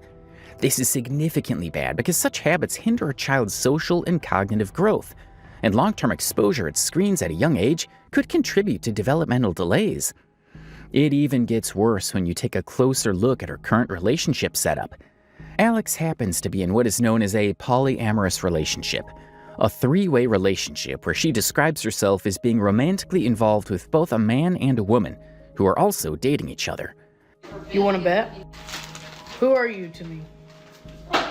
Oh, me? I'm daddy. What's up? I have a boyfriend. Matter of fact, I have a girlfriend too. Hi. Someone said there was no way I had a boyfriend. I have a boyfriend and a Are girlfriend. you jealous because you can't pull two bitches at the same time? Speak on what you know. While she has portrayed this setup as harmonious and supportive, it's hard to see how this arrangement provides stability for her children. With polyamory, the criticisms often center on whether the environment, combined with Alex's poor parenting choices, offer a sound foundation for her children's well-being. Her polyamorous lifestyle and contentious relationships with the fathers of her children add another layer of disorderliness to the environment in which her kids are being raised. Alexandra herself has admitted to the lack of boundaries, describing situations where partners cycle in and out of her life. To make matters worse, things got bad when her relationship with her partner started to go sour. With that being said, a lot of people have been asking, am I still with Dee? Am I still with James?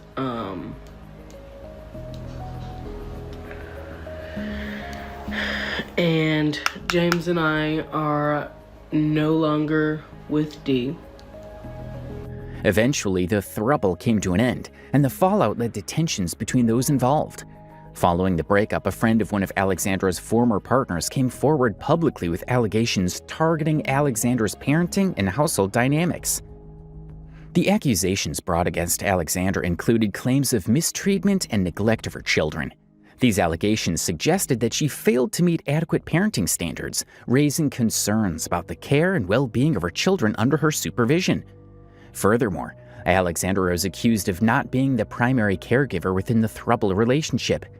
Critics claimed that the other two adults in the household, her male partner and the other woman, took on more active roles in raising the children, while Alexandra contributed less in this regard. Someone is upset that their friend got broken up with, so I am going to address the accusations in that video. First of all, I do get up with my kids. Dee did not and was not the only one to get up with my kids. Most of the time, I got up with them and let Dee and James sleep in. I also am the primary one to take care of my children, and I always have been, and I always will be.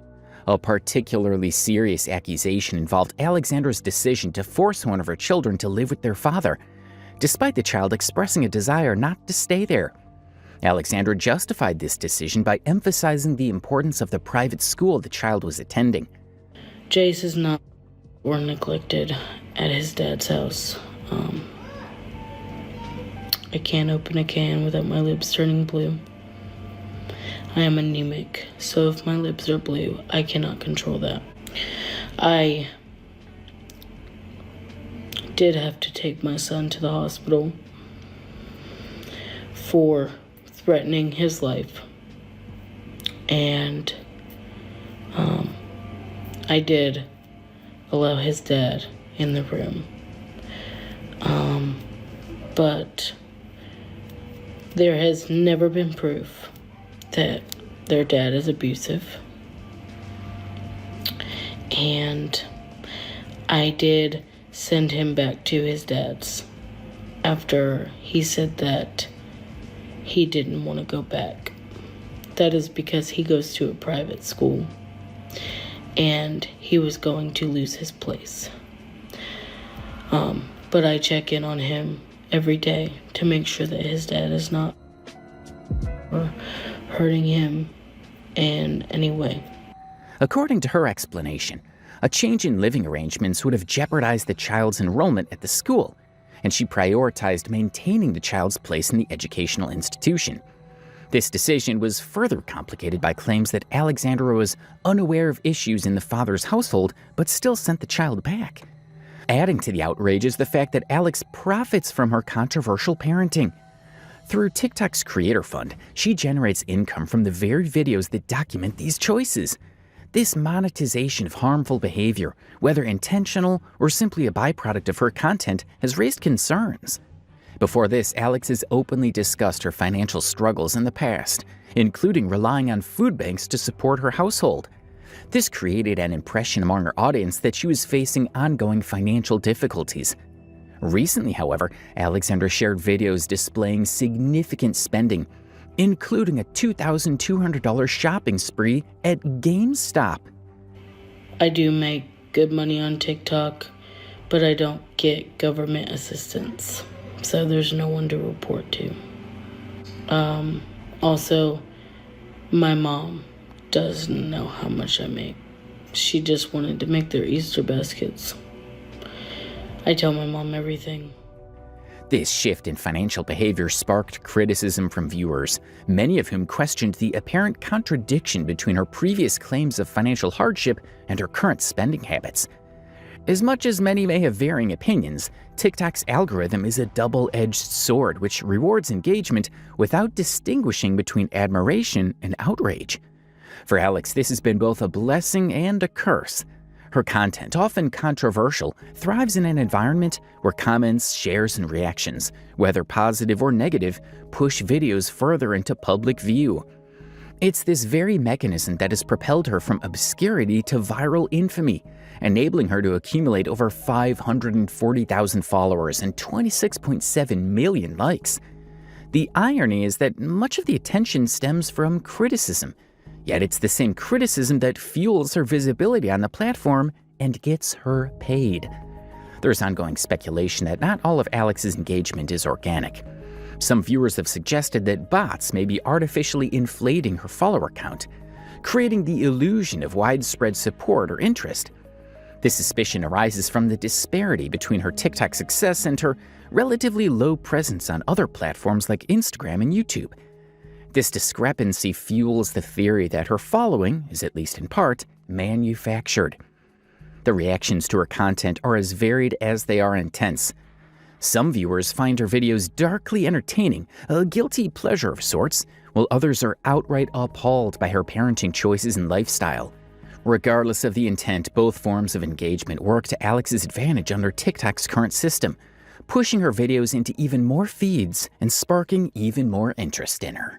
The subject of this video, Lovely Peaches, is another horrible internet personality who has done and said some terrible things to gain fame. What terrible things, you may ask? Like saying she would sell her infant daughter to sex traffickers and admitting, I love seeing my baby get, I love seeing her pain, I love seeing her crying. Or licking her own toe live on camera in a very disgusting and awful way. It's hard to believe, but this deluded individual is also obsessed with getting STDs. On countless occasions, she discussed how desperately she wanted to have chlamydia. She even shared a video in which she was overjoyed with the fact that she had finally gotten STDs. I just found out the most amazing news. So last week I went to go get tested at the clinic and they just called me and told me I have 4 STDs, one being chlamydia. I've wanted to have chlamydia my whole life. Peaches has been accused of faking her own child's death, using animals, assaulting her daughter, and doing some other horrible things. Currently, her child is no longer in her custody, which makes us all feel a little relieved. But how did her story spiral into this deep rabbit hole? Let's dig deeper into her twisted tale and discover some unsettling truths that lie within. So who is Lovely Peaches? Lovely Peaches, or Brittany Johansson, is a 24-year-old woman who is recognized mainly for her music albums and the alarming content she posts online on her TikTok and Instagram handles. Her Instagram handle, Lovely Peaches Pop Singer 100, currently has 316,000 followers. Her YouTube channel, Lovely Peaches Music 100, also has 117,000 subscribers. We can safely say that she's a well-known internet personality who got famous for all the wrong reasons. When she first started out on social media, her content was harmless. We can even say that it was pretty funny. She would perform random skits, interact with her fans, and do brainless things that made her a living, breathing meme.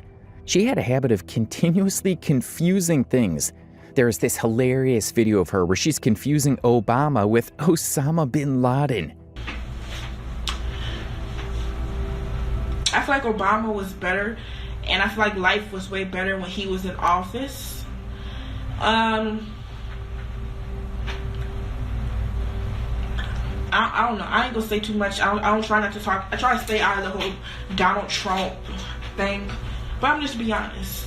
I feel like life was a lot better when Barack Obama was in office. And in another incident, someone asked her opinion on the Beatles, and this is what she said. Your opinion on the Beatles.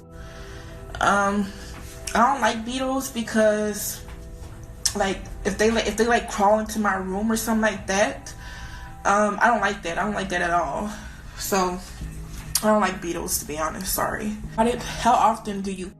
However, as soon as she started getting followers, her content left the realm of innocence and entered a darker and twisted territory. She started doing creepy things and attention-seeking stunts to get more traction online.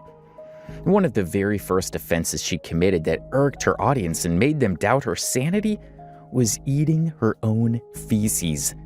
Not only that, she even ate her own menstrual blood live on Instagram. Are you here looking for love? If this is not enough, during a live stream, she even pronounced how much she likes the taste of her feces. According to her, people who eat all kinds of crap, including octopuses, should not judge her on this. They're like the same thing. It tastes like. Actually, tastes pretty good. And I feel like people, they judge other people off of what they eat.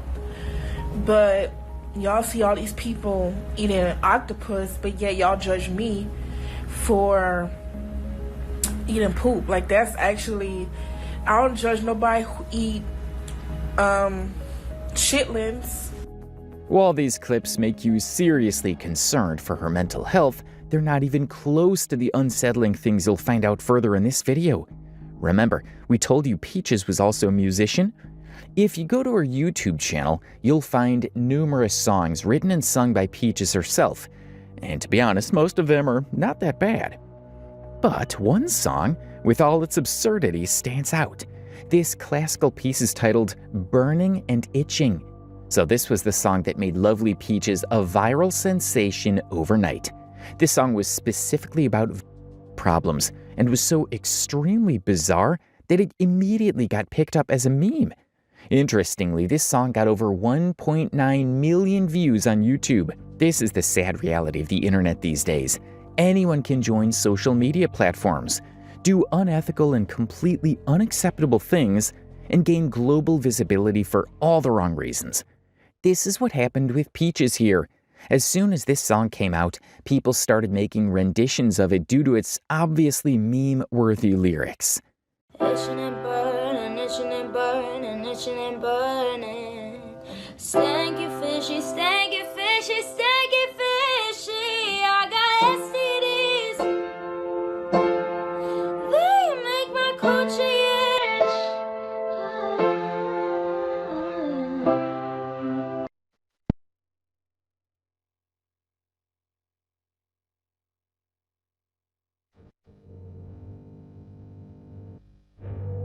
I got STDs.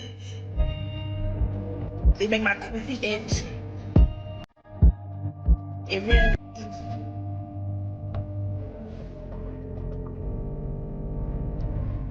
Itching and burning, itching and burning. Stanky fishy, stanky fishy, stanky fishy. I got STDs. They make my coochie itch. This song went crazily viral, and everyone who used the internet heard it in 2019. Apparently, Peaches was very obsessed with problems and topics like STDs and female hygiene. Ever since this song went viral, she repeatedly talked about getting STDs and chlamydia, maybe thinking it would get her more attention. I just found out the most amazing news. So last week I went to go get tested at the clinic, and they just called me and told me I have 4 STDs, one being chlamydia. I've wanted to have chlamydia my whole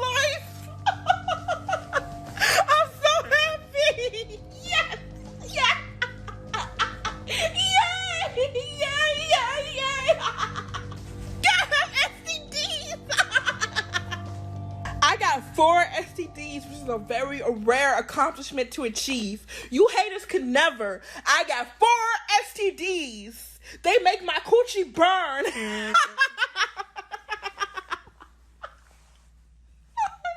I'm so happy. Thank you, thank you, thank you. Yes, I'm so happy. I got STDs. I got STDs. I got STDs. She acted as if getting STDs was a gift granted by God, and people were jealous that she had got 4 STDs. This is all just extremely unnerving to hear. End of the day, I know people are jealous of me. I have more STDs than you could ever even imagine of.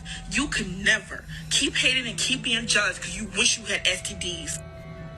The joy in my heart. Oh my God. I got chlamydia. I got chlamydia. I got 4 STDs. I'm really winning. Like, I'm out here winning. Like, y'all can't relate. All these haters can't relate. I literally got 4 STDs, 1 being chlamydia. Chlamydia is one of the best STDs you could ever get. Chlamydia is one of the best STDs you could ever get. Period, fool. Mwah.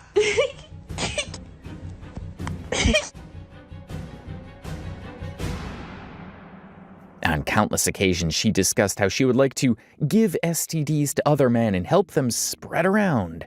I give them STDs, they go home and they give it to their wives. So I get to knock out 2 birds with 1 stone.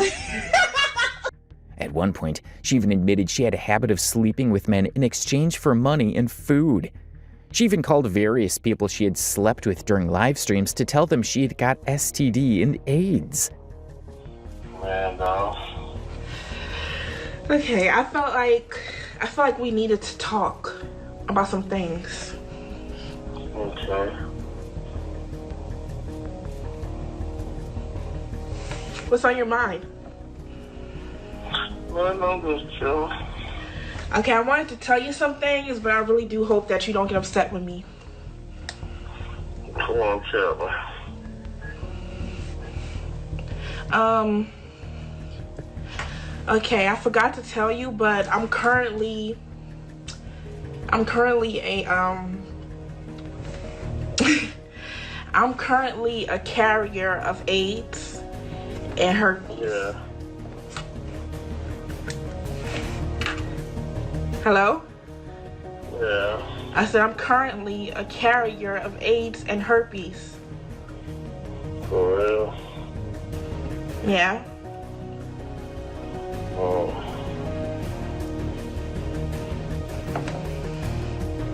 Are you upset? I say that.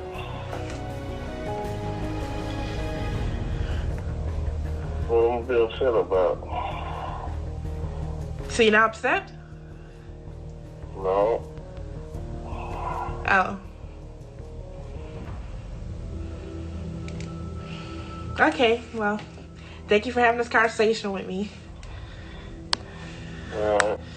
Both STDs and AIDS are serious health conditions that should never be trivialized or mocked.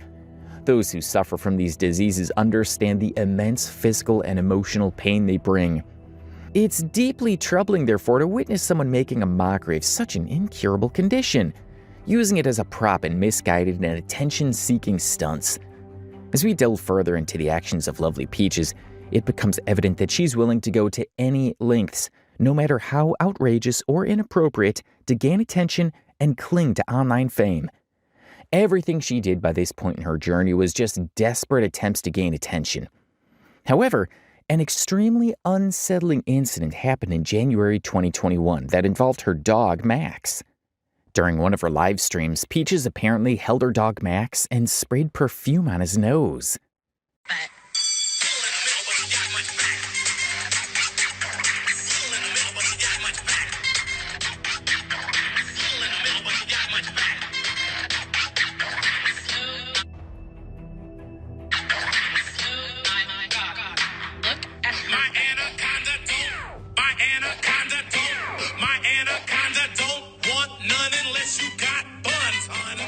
People watching the live stream were not happy with this, and they immediately reported her to the police.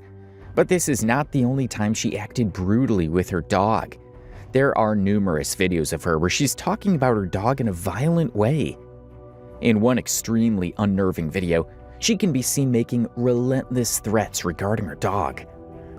Go ahead. Stupid ass. Do it again. Can't wait till I get home and set you on fire. People who were watching and closely observing these antics of lovely Peaches reported her to the police, and the authorities charged her with 1 count of animal cruelty. Reports suggest that she spent 2 weeks in prison for this heinous federal crime. Business Insider covered the whole story and also shared comments from the officers involved in this case. This is what the article quoted. Until her case is concluded, she is not allowed to own or care for any animals, a DeKalb County Police Department representative told 2Fab. Meanwhile, her Jack Russell Terrier was taken into custody by Animal Services, where it was examined by a veterinarian and Johnson voluntarily signed over custody. So it's a relief to hear that Max was taken away from this woman and placed in someone else's care. But what exactly happened the night police showed up at Brittany's doorstep? Business Insider revealed a body cam footage of the interaction between lovely Peaches and the police, in which Peaches admits that she did it for all her followers. Why would you make that up? For followers. Rory? For followers? Oh, Patty. As you can see, he's fine. Food right there. What? So you making threats to harm your dog for followers? Okay. Yes, but I didn't do it like that. We covered various clout chasers on this channel, and we can assure you if there's ever a race between all the clout chasers, lovely Peaches will surely win. The dog incident was the height of her attention-seeking behavior, but in the past, she's done countless unacceptable things that are just extremely nasty and disgusting. In 2019, Peaches openly threatened another TikTok star named Charli D'Amelio, saying that she had hired someone to bully both her and her daughter. A few weeks prior to this threat, she was also spotted leaving some extremely suggestive, jarring comments on Charli's live stream. My star. Rings are so cute. Thank you. Oh my goodness. I literally, like, right before I got on live,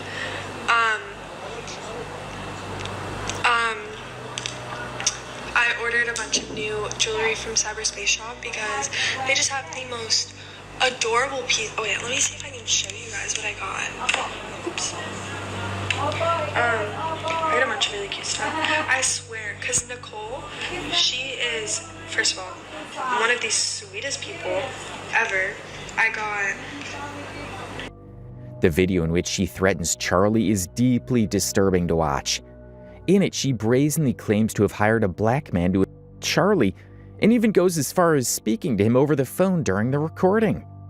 And I found the perfect 30-year-old man, black man, that's gonna the out of Charli. Hello?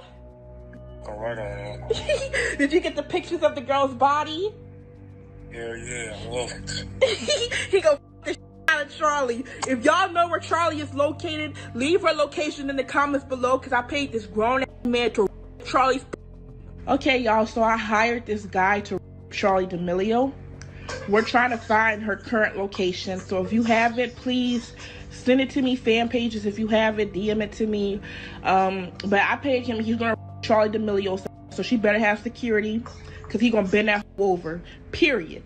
In another Instagram video, she even thanked her fans for sending her the location of Charli D'Amelio and confirmed that she would get her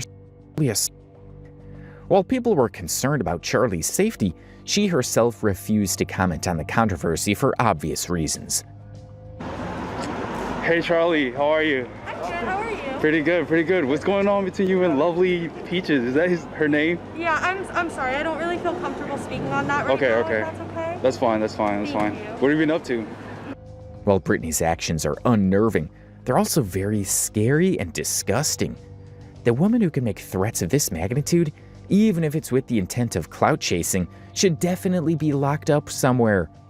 If you think she cannot get more crazy, you are wrong, because her story from this point just gets nastier and nastier. There are some things she's done that'll make you want to vomit all over your screen.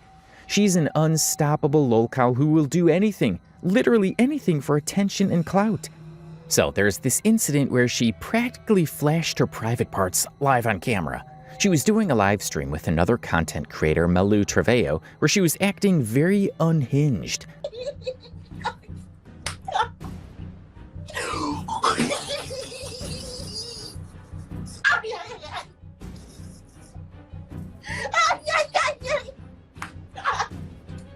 Why are you slapping yourself? Yo, you need to check yourself on some love. You need to check yourself.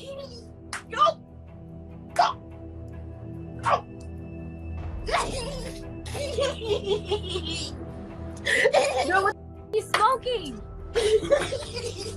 What are you smoking?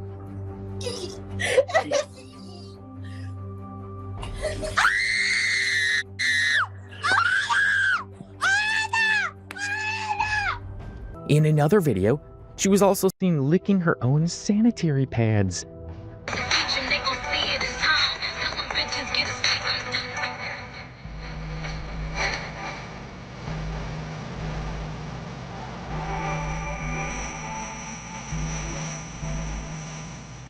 She's so dirty and disgusting that she once went to a mall without wearing any bottoms and took a dump right in the middle of people. Attention-seeking or clout-chasing is a thing, but how low can you seriously go to achieve likes and followers? To stay relevant in the Lolcow game, Peaches has eaten her own feces, smeared menstrual blood on her face, drank cleaning supplies, and made numerous disgusting claims. On countless occasions, she has posted pretty long, nonsensical rants about her poor hygiene habits. According to our dear lovely Peaches, people shower only because it's a trend, and she never found a sensible reason to take a shower. She also advised people to think about why they shower. Are they getting anything out of it? In Brittany's words, people take showers only because they want to fit in. Why don't you take showers? Not once have I ever heard an actual good, reasonable reason for people to shower.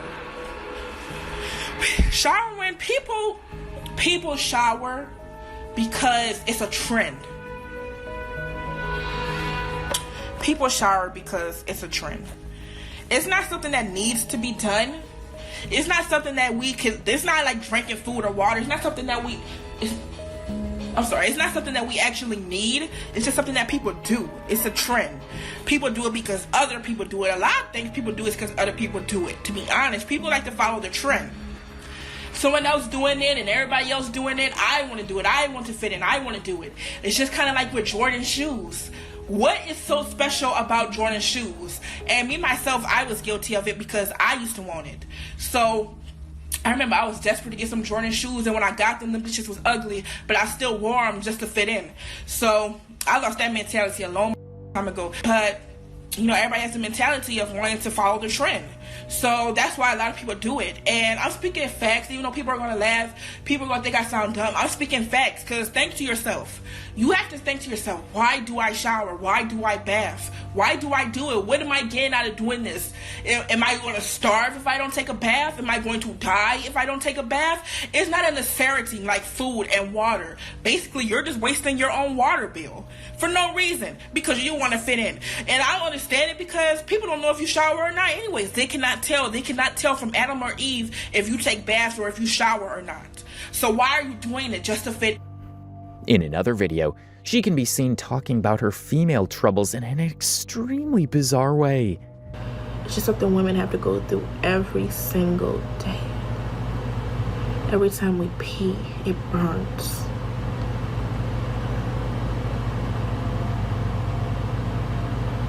It's just really painful. I'm just like, why do we have to go through this on a daily basis? Can we ever get a break as women? Ever? Like, and then men like to talk about us and they get upset when their face start burning from putting their face down there, but your burn spots are going to go away. Us women have to deal with this for the rest of our lives. 24/7 burning and itching. constantly scratching, bugs, warts. Just, men, next time you try to disrespect a woman for her scent, just know that all women have a very strong, toxic scent, and that we can't really help that. That's like telling us to stop being women. Have more respect for women, because we can't help our warts. We can't help our smells. We can't help it. And if you think it smells bad to you, imagine what we gotta go through. We gotta smell it 24/7, non-stop. But men have the nerve to talk about women and how our privates smell really bad. But if you want more examples of how dirty and disgusting she is, watch her talk about how bad she smells. What does your smell like? If I could describe it in one word, I would definitely one word. I would say fish. Lovely Peaches has also boasted about sleeping with over 100 men. In her videos and during live streams, she casually and frequently talks about different men that she had slept with for money and food. These statements are also often coupled with disturbing anecdotes or exaggerated stories designed to maximize shock value. Y'all, I was having sex this morning, and after we was done, some of the white bugs that be crawling down on me was on him, and some of them was in the bed, and he was like, "What the f?" He was like, "What's going on?" I said, "I don't know." What you was saying? Yeah, why is there getting white bugs in your butt? Like, what the f is wrong with you? And then the nasty ass puss bumps in your... My pussy always got bugs in it. You mad or not? Are they biting your ass as well? I took a shower and the bugs still crawling on me. What the yo? Peaches loves ya. On one occasion, she shared how she likes to date and sleep exclusively with married men. It's disgusting to hear her say that she likes to be with married men and older guys more than young and single guys. There are numerous videos of her interacting with older married men in obviously inappropriate ways. This is a 68-year-old man that Brittany reportedly had a relationship with.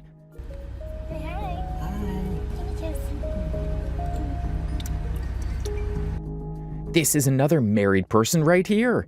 And there were countless more that appeared on live streams and videos throughout Brittany's TikTok career. She also had a habit of often calling people she had slept with live on Instagram and telling them she had STDs. It was a running theme with her. To get the spotlight and recognition, she also had live on Instagram where thousands of people were watching her. To be honest, kudos to people who go to her live streams. She is an extremely unpredictable individual who can do anything, anytime. People going to her live streams cannot guess what she'll hit them with. That's how unpredictable and disgusting the nature of her content is. Following this live stream, Lovely Peaches escalated her controversial behavior by posting a full-length tape featuring herself and an unidentified man on her social media accounts. The explicit content quickly garnered attention, prompting its swift removal from the platforms due to violations of community guidelines. However, despite the takedown, the video was subsequently uploaded to various websites. You might think this is the end of her crazy behavior, but no! It gets more troubling and downright concerning. What came next in Lovely Peach's story were some deeply disgusting confessions regarding her daughter, Cora Miracle. We want to give you a trigger warning here. The things Brittany has said time and again about her daughter are nasty and absolutely precarious. No child deserves an unstable parent like her who can drag her own kid in petty showboating stunts. So on March 1st, 2018, Brittany had a lovely daughter whom she named Cora Miracle. Here's a video of Brittany in the hospital where she appears as a completely sane and normal mother. Hi, so I just had baby Cora. Sorry, sweetie. Sorry. It's okay. Say hi. She's sleeping. So Cora Miracle was born March 1st, sometime around 11. So she's 7.8 pounds. Good night, sweetie. But things started spiraling out of control when only 2 years after giving birth to Cora, Lovely Peaches started saying vile things about her daughter. She posted numerous videos on Instagram and other platforms where she was shamelessly speaking about killing her daughter. The kind of claims Brittany had made regarding Cora are disgusting and absolutely horrible. Brittany claimed that the reason she wanted to kill her daughter was because Cora was found flirting with her boyfriend. She's talking about a literal baby here.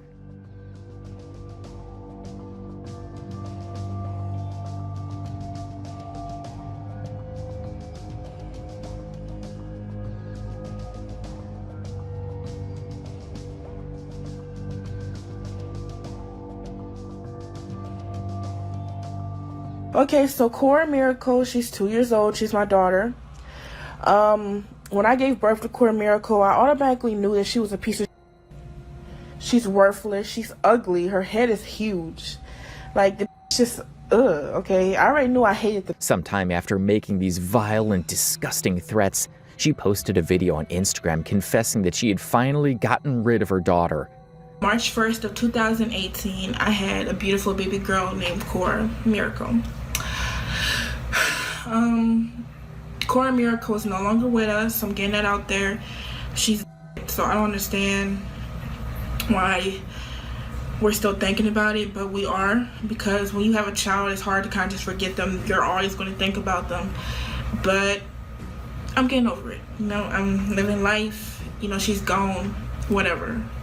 So Cora Miracle is dead, and the situation is just over, but I thought I'd do one last goodbye, one last let go. So Cora Miracle, I'm sorry, it's hard not to smile and be serious because I am kind of happy that I no longer have to worry about a child. I'm a little sad, but I'm more happy than sad because I no longer have to worry about her. The way she talks about her daughter dying, paired with a wicked smile, is deeply disturbing and inhumane. It's hard to fathom how anyone, especially a mother, could speak about their own child in such a cruel and harmless term. Even if her words are meant to grab attention, this goes beyond mere provocation. It's outright cruelty. Her behavior is not just incomprehensible, it's a shocking reminder of how far some people will go for notoriety. I hope you're seeing this from hell. Your mama don't even miss you. I'm happy you gone. These insensitive, absolutely horrible videos make one thing clear. Lovely Peaches is not just an attention-seeking lolcow, she is indeed a disgusting and dangerous individual. For a vast majority of people watching Brittany's videos, these statements regarding Cora were deeply concerning. They were worried for this poor baby and wanted to remove her from this monster's care at all costs. #SaveCora started going viral, and various notable personalities commented on the situation, helping people report Peaches to the authorities and remove Cora from her care. People also filed a petition on change.org regarding Cora, requesting authorities to arrest Peaches immediately. When notable personalities like Candy Johansson got in touch with the authorities, the officers revealed that Cora had never been in Peaches' care from the very start. She had custody of Cora in the beginning, but apparently she ran from the safe home she was in, leaving Cora in the care of her grandparents. After hearing all the horrible things Peaches had said about her daughter, discovering the truth was a much-needed breath of fresh air. It turned out that Peaches never had custody of Cora in the first place, making it clear that everything she had claimed was a complete fabrication.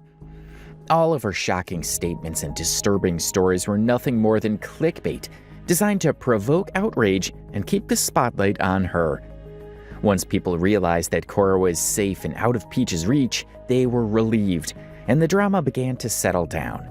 However, anyone familiar with Peaches knows her insatiable need for attention. She thrives on controversy and shock value, and the idea of fading from relevance is something she cannot tolerate. True to form, she quickly stirred the pot again and came up with new claims that she had regained custody of her daughter. This, of course, reignited discussions and brought her back into the public eye, proving once again that she'll do or say anything to keep her audience hooked. even at the expense of spreading lies and causing unnecessary distress. People again started investigating on different platforms concerned whether Cora was with Peaches. A majority of her audience was now convinced of the fact that she was one of the world's biggest liars given her past record. When personalities like Deaf Noodles dug deeper into this drama, they immediately figured out that Cora was not in Peaches' care, and she couldn't ever be.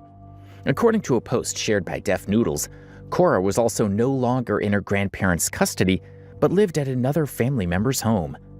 Peaches herself revealed later in a video that she was allowed to visit her daughter under supervision. According to her, she used to meet her daughter occasionally during Thanksgiving and Christmas. Okay, so basically the past few years I have joked about my hygiene. And you're probably like, people who are watching this, you're probably like, okay, who gives a f? But I wanted to address this anyways because like I said, I want to go into the new era of being more of myself. So like I said, what I'm about to address might not really matter to anybody watching this, but I'm going to address it anyways. The past few years I have joked about my hygiene. I have said I don't wash myself. I have said that I didn't bath for years. And in reality, I am a very clean person. I bath every night. I brush my teeth every morning, every evening. I'm actually cleaner than the majority of the people that call me dirty, which is why I laugh at it. As soon as Peaches realized that this time people were not falling for her outlandish lies, she began posting old and photoshopped pictures of herself with Cora to make her story appear more believable. But people knew better this time. We've established that Lovely Peaches is an attention-seeking freak who can do literally anything for clicks and views. But the sad part of her story is that the internet enabled her from the very start. People started hating her due to her misconduct and vile behavior, but she also had a solid support system and fan following. It was sickening to see some people commenting positive affirmations on her live streams, where Peaches was clearly saying disgusting things about her daughter and other people. And this Reddit post is just unbelievable.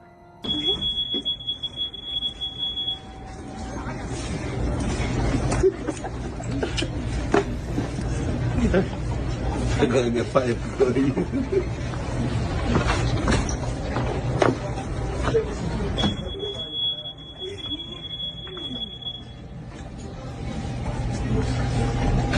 You want me to come behind you?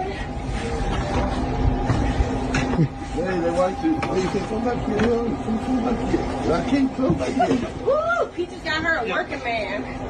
You can't come back here. Woo! People like Peaches go berserk on the internet because they get the affirmation and attention they desperately want, no matter how disgusting they act. But there's another dark and sad reason behind Brittany's attitude. She has a very tragic and sad past. As a kid, she faced some troubles that no child should ever go through at such a young age. Apparently, her mother committed suicide when Brittany was only 15 years old. A Reddit post, which is now deleted, revealed that Peach's mother killed herself because of some emotional trauma, leaving Lovely Peaches in a very bad mental state. Everything that happened in Peach's life from that point on was just sad and tragic. A while ago, Peaches posted a detailed video discussing how she lost her virginity to a 35-year-old man when she was only 13. This makes her a clear victim of statutory. This is all extremely sad and unnerving. A friend of Lovely Peaches also contacted a YouTube channel named Tolly Tatty, revealing more information about her tragic past. This alleged friend spoke in detail about Peach's past, revealing that she was always a victim of bullying at school. To counter this negative attention, Peaches started telling vile lies about herself, the same kind of lies she tells her online audience to garner attention. She would talk about her poor hygiene habits and that sort of stuff to get a laugh out of people. It was all fun and games until it only happened in school. In the real practical world, these outrageous lies often lead to severe consequences. This friend of Lovely Peaches also revealed that her father was also abusive towards her, which made her run away from home at the age of 15. This is when she met up with a bunch of men who offered her a place to stay, but unfortunately took advantage of her. After this incident, to cope with the mental trauma, Lovely Peaches started selling herself to older men for money and food. The sad part is that Peaches had Cora when she was only 17. This means that if she was with an adult man, he would never come to the scene and accept responsibility of Cora. According to this friend, when Peaches' original Instagram handle got deleted, which had over 1 million followers by the way, due to the threats she made regarding Charli D'Amelio, she was left with a decapitated source of income. She also revealed that despite the horrible claims Peaches had made time and again regarding her daughter, she loved her very much. Apparently she did all these disgusting clout-chasing stunts so she could provide for her daughter. Answer the questions for the nosies. My daughter is and always has been good. She lives with her grandfather, who I'm very close to. I'm able to go over there whenever I want. I last saw her on Thanksgiving. I went there for Christmas and Thanksgiving. This is a recent photo of her.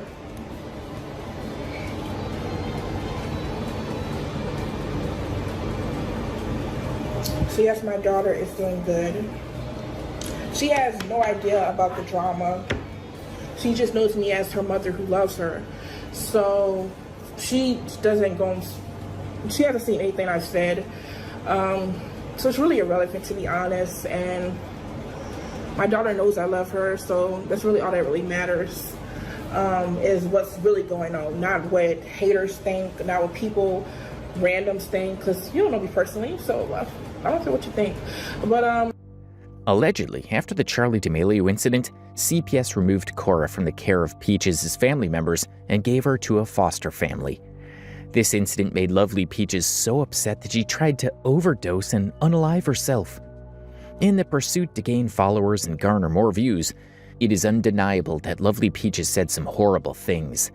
Even if she did not do any of those things, she went too far in her attention-seeking game, pushing herself deeper into a rabbit hole. And to be honest, people who supported her and encouraged her in these disgusting things are also to be blamed.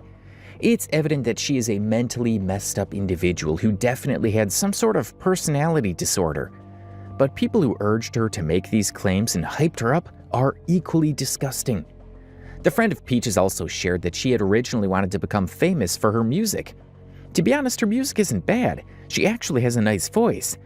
But since the internet often makes outrageous people go viral, she decided to create a fake persona as a nasty, controversial individual to get noticed. This way she could grab attention and make sure people were talking about her, even if it wasn't for the right reasons. Get call on a random afternoon. I pick it up and I see that it's you. You like my heart, you were breaking the news. You say it's over, it's over, it's over. So where is Lovely Peaches now, and what is she up to? We assure you that she is no longer as controversial as she once was. She still has a decent following on Instagram, where she posts videos that are not fit for younger audiences. We mean videos like this. And this. Half of her content on Instagram is based on twerking. But she has certainly mellowed down because her content is no longer as horrible and disgusting as it once was. And turns out she also plays video games now. Lovely Peaches remains one of the most bizarre figures to emerge from the world of social media, known for her shocking behavior, outrageous claims, and relentless pursuit of attention.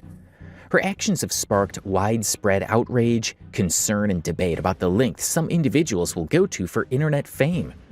We've covered some of the biggest lunatics on this channel, like Jupiter the Hybrid and Darkside Phil, but this woman right here is one of the worst cases of clout chasing we've ever seen. It's understandable that she has psychological problems, but they still do not justify her behavior.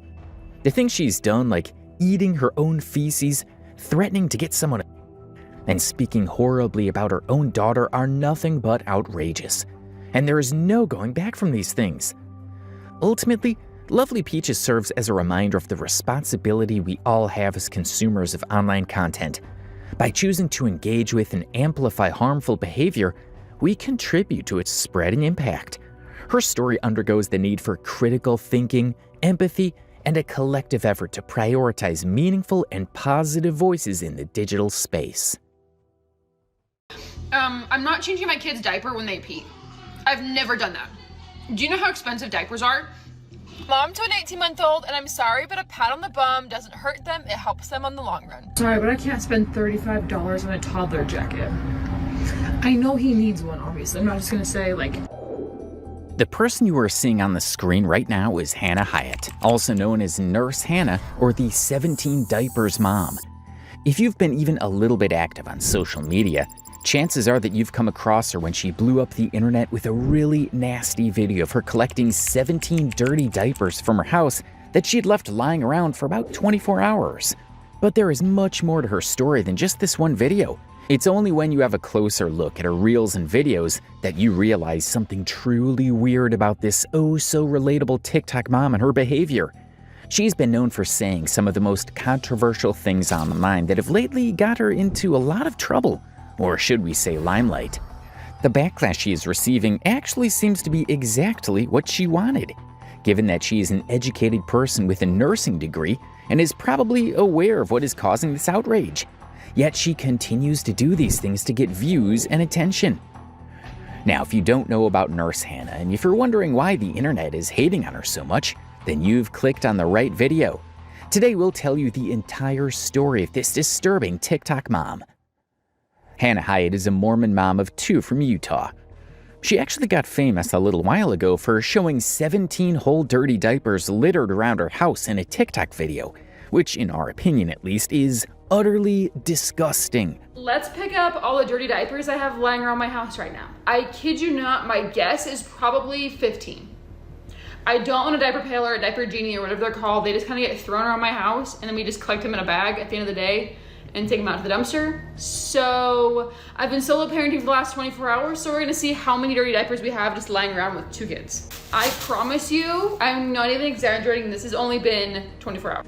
She goes on a tour around the house showing soiled and dirty diapers just scattered all over the house. On the coffee table, behind the couch, also strewn across the bedroom floor. Just see for yourself. So I'm counting just 4 diapers right here on the coffee table.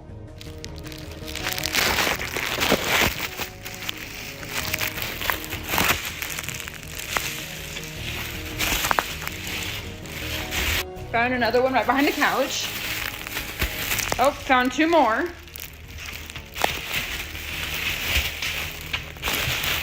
So far that's what? 7 diapers, I'm pretty sure. That's just down here, like in the kitchen living room area. Let's go upstairs. I already know this is gonna be so bad. Okay, so right away I'm seeing 1, 2, 3 diapers. So that's 8, 9, 10 diapers. Then into the bedroom. This is the corner of what my side of the bed looks like at night. It's embarrassing, I know. We've got 1, 2, 3, 4, 5, 6, 7. I think if I counted right, that's 17 diapers. This video of her actually blew up and went extremely viral for obvious reasons, currently having 21.5 million views. Therefore, naturally different people had different views on this topic, dividing the internet in 2. According to a lot of viewers, she already had a 2-year-old son and recently had another baby, and things get pretty rough during postpartum, which to be honest makes sense. However, at that same time, other people can't help but point out that it doesn't take a lot of time to throw a dirty diaper in a trash can. Another concern that people had was that she already had a 2-year-old son. Now, if you know anything about 2-year-olds, they are curious. They want to explore and dismantle things. So not only is it extremely unhygienic to have dirty diapers flopping around the house, but it's also downright dangerous for her son's health. A user actually commented on this situation on Reddit saying, "Now I'm not saying she shouldn't be struggling postpartum with a toddler as well, but what my issue is, she literally received no prenatal care, trash talks nursing and her patients. She doesn't have time to pick up dirty diapers but is constantly on TikTok. It's just weird." This comment does make a lot of sense, especially when you have a look at Hannah's TikTok account, which has well over 500,000 followers and almost 11 million likes. She has been constantly active on TikTok even before the birth of her child, saying that she didn't receive prenatal care because of a lack of insurance. Okay, so I'm 30 weeks pregnant and I still haven't gone to the doctor yet. I'm not trying to make this controversial here. I genuinely just want to chat about it. I'm 30 weeks, haven't gone to the doctor yet. My insurance, I think, is active. Not only this, but she also made a video saying that she doesn't think prenatal checkups are necessary, or if they're even needed. I'm 25 weeks pregnant, or so. Haven't been to the doctor one single time, so I don't really know. So yeah, literally could be having twins, don't even know it. Also, I don't really plan on going to the doctor anytime soon. I just honestly don't feel like it's that necessary when you're pregnant. Now, you guys might think I'm crazy. Oh, you're a nurse and you don't go to the doctor. Oh, you're a nurse and you're anti-doctor. I'm not anti-doctor. I just don't think it's that necessary. Like, I feel fine. Baby's growing. I trust my body to grow a baby. Like, what do you think they did back in like 1920? You think they're going to the doctor like 10, 15 times while they were pregnant? No. Last time when I was pregnant with my son, I didn't go to the doctor until I was about 25 weeks. That time it was because of like insurance problems, but I think I just learned that it's not that necessary. My symptoms are manageable. I don't really get that sick, and I trust my body to know how to grow a baby. A lot of people think I'm crazy because they're like, oh, what if it has like health conditions and you don't even know? What does that have to do with anything? That wouldn't change my decisions or anything. Like, it doesn't matter to me. Like, this baby will be loved regardless of complications, health problems, anything like that. The way she's talking about it in this video is just, and there's no word for it, dumb. She doesn't understand that even if a mother's body knows how to grab a baby, it's important to get prenatal care to make sure that the baby is growing healthy and there are no complications. Knowledge of these complications at the right time is extremely crucial, but this apparently is just not getting through Nurse Hannah's thick skull. Moreover, looking at her TikTok videos, it's evident that she's been active online pretty much all the time, before and after giving birth.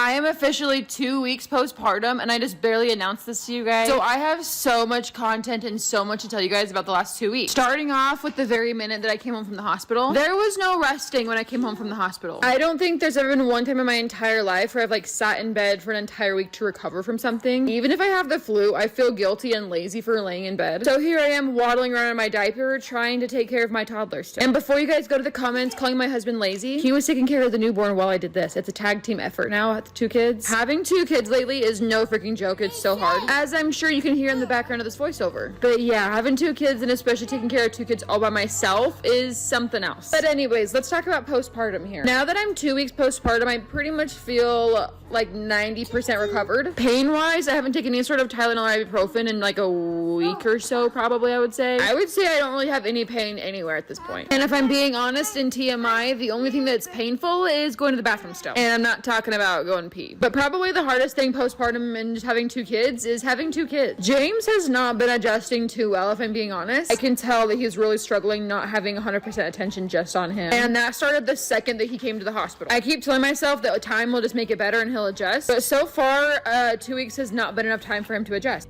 One thing to keep in mind here is that it takes a lot of time and a lot of work to make the content, from setting a camera and shooting it to editing and voiceover. So the question is, if she has enough time for all of this postpartum, why not throw your kids' dirty diapers in the trash too? Why leave it out there and then show it to the entire internet? Well, the answer to this question comes from her own mouth. I want to be able to take this 17 diapers thing and really just make it explode even more. But I want to take it kind of to the next level. It seems like she did all of this on purpose to create controversy. And sure enough, she was successful in doing so. Another Reddit user commented on a string of conversation related to Hannah and the diaper incident, saying, "I really feel like the 17 diapers was just to get views and people talking about her because that's insane.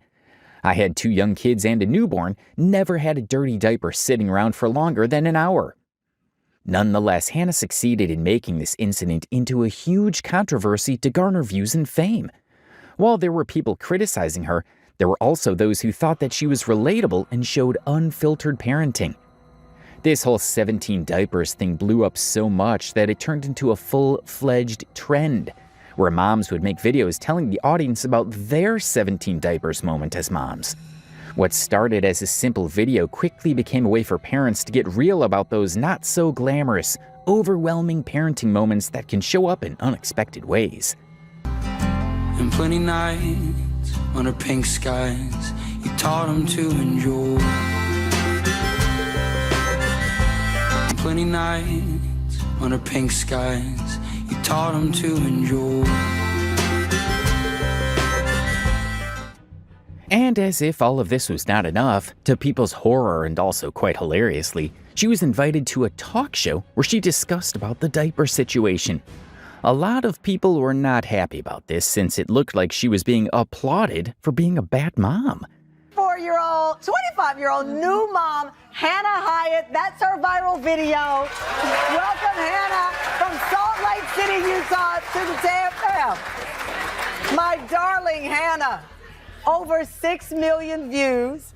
Some people appreciated your honesty. They said, thank you for being real, honest, and strong. Somebody said, you got this, mama. Not all of us are here to judge you. Some people even said, why were some moms being so mean to you? Because there were some folks who were mean. The video starts with how many diapers on the table? 4. There were 4 diapers on the table. So that day I just got overwhelmed, million things going on. Okay. Adjusting to having 2 kids. Sure, yeah. It's hard. I have got a 2-year-old and a 1-month-old baby. Yeah, that's hard. My main priority is making sure my toddler isn't picking my newborn baby up by its legs. Are we oversharing parenting problems as a way to connect for whatever reason, but it comes at us with strangers now judging everything we've done as a parent? And fun, and just show this like crazy little moment at house, and then it turned into a life of its own, which is why I wonder, are we oversharing? Well, how are the kids doing? The kids are great. The kids are all right. We're still adjusting. We're still having 2 kids. Yeah, it's the only thing I can tell you is get a diaper pill. That's all I can tell you. Get a diaper pill. As you can guess, this only fueled the controversy. At this point, it was very clear that Hannah only wanted to enrage people with her weird notions and controversial takes on parenting. After her first taste of fame, she just couldn't stop. And this is precisely where her downfall began, because up until this point, her audience was blissfully unaware of all the red flags she exhibited as a parent. But now that all eyes were on her, people started digging into her behavior, and what they discovered was not pleasant at all. As we go further into this video, you'll realize that her diaper-laden rooms weren't the only problem in the Hyatt household. It was a series of weird and downright neglectful acts that led people to call child protection services on her. Anyways, coming to the point, Hannah got her first taste of fame and she couldn't stop. In fact, she would bring up the topic again and again so that she and her absurd takes could stay relevant. Immediately after the 17 diapers video went viral, she also made her YouTube account and started posting content there as well. 17 diapers exploded so much more than I ever thought it would. Because of that, I have quite a few surprises coming. Number 1 being that I started a YouTube channel. Moreover, she also made a video informing her audience that she would be doing a 17 diaper giveaway, whatever that means. Did somebody say 17 diapers giveaway? Because we're doing a 17 diapers giveaway. And don't worry, it's not actual diapers. Unless you want diapers, we can, I guess, include diapers. I am including so many things for this giveaway. I don't have all the details finalized yet, but there's gonna be a few winners. I'm currently gathering all of my favorite things. But little did we know that it was only the beginning. She started saying some really controversial things on TikTok. For instance, she doesn't change her baby's diapers when they pee. I'm not changing my kid's diaper when they pee. I've never done that. Do you know how expensive diapers are? I have friends and people that I know that like, oh, they peed, we have to change their diaper. And I'm like, they peed? Literally, I will change his diaper if he poops. Or if it's like a very full diaper. Diapers are so freaking expensive. I'm not out here changing his diaper every time he pees. I would be going through 30 diapers a day. So according to Hannah here, she wouldn't change her baby's diaper unless it's poo. For all she cares, they can roam around with leaking pee diapers. While this may sound only unnecessarily frugal at first, it's actually pretty neglectful of her as a parent. Not changing diapers on time can cause rashes and other diseases in babies. Not to mention that this can also make babies really irritable and uncomfortable. People also noticed some really weird things about her. For instance, the fact that she would refuse to buy anything for her son that would cost more than $5. Everything's kind of expensive today. Usually it's like, oh, that's cute. $3.99 is not too bad. Usually everything is like, you can find quite a bit of things under $5, but today everything's like $5. Even this behavior is quite understandable for parents who want to save money. After all, there's nothing wrong with wanting to find good products at cheap prices. But the thing with Hannah is that she even refuses to spend money on her son's winter coat, which he needs. She made a TikTok video telling her audience how she couldn't afford to spend $35 on a winter coat for her son while it was 8 degrees outside. On the other hand, however, she's spending money on every stupid thing there is. For instance, buying herself a $17 Surf City sandwich and spending $51 on a single Popeye sandwich. I can't spend $35 on a toddler jacket. I know he needs one, obviously. I'm not just gonna say, like, don't take his blanket, please. That's brother's blanket, don't take it. It's cold. I know I can't just be like, oh, like, it's too expensive, he doesn't need to have a jacket. He needs a jacket, especially if it's 8 degrees outside. So I just got a $17 sandwich from Surf City Sandwich here in Arizona. Literally just spent $51 on a single Popeye's chicken sandwich. You can check my receipt, you can check. Imagine having a mom like her who will stuff her mouth with pricey food while refusing to buy her son a winter coat, which is a basic necessity in cold weather. This is not only weird, but also downright infuriating. And if you think this is bad, wait a bit, because there is more. All of this would have made at least some sense if Nurse Hannah was financially struggling and didn't have a job. But this is not the case. She's actually a traveling nurse and makes $3,000 to $5,000 a month. She admitted this herself in a TikTok video. If you want to make $3,000 to $5,000 a week, why are you not a travel nurse? You know, I don't really talk nursing content on here anymore. Like, hardly ever. Because if crazy people try and take my license away, I get comments and DMs every single day about nursing tips, tips for travel nursing, to become an agency nurse, just in general. And since I haven't been talking about nursing stuff, I just haven't been answering them at all. And I feel kind of bad. I've just kind of like abandoned you guys on that kind of stuff. So I made a 20-minute YouTube video. Every tip and trick I could possibly think of when it comes to being a travel nurse. So if she's capable of giving people advice on nursing jobs and how to make money with it, she herself should be making at least close to this. And judging by her lifestyle, she probably is. She has a stable job, she's working, she has a degree, yet she refuses to spend on things that matter. On top of that, an ex-friend of hers made a video about her revealing that she actually belongs to a very wealthy family.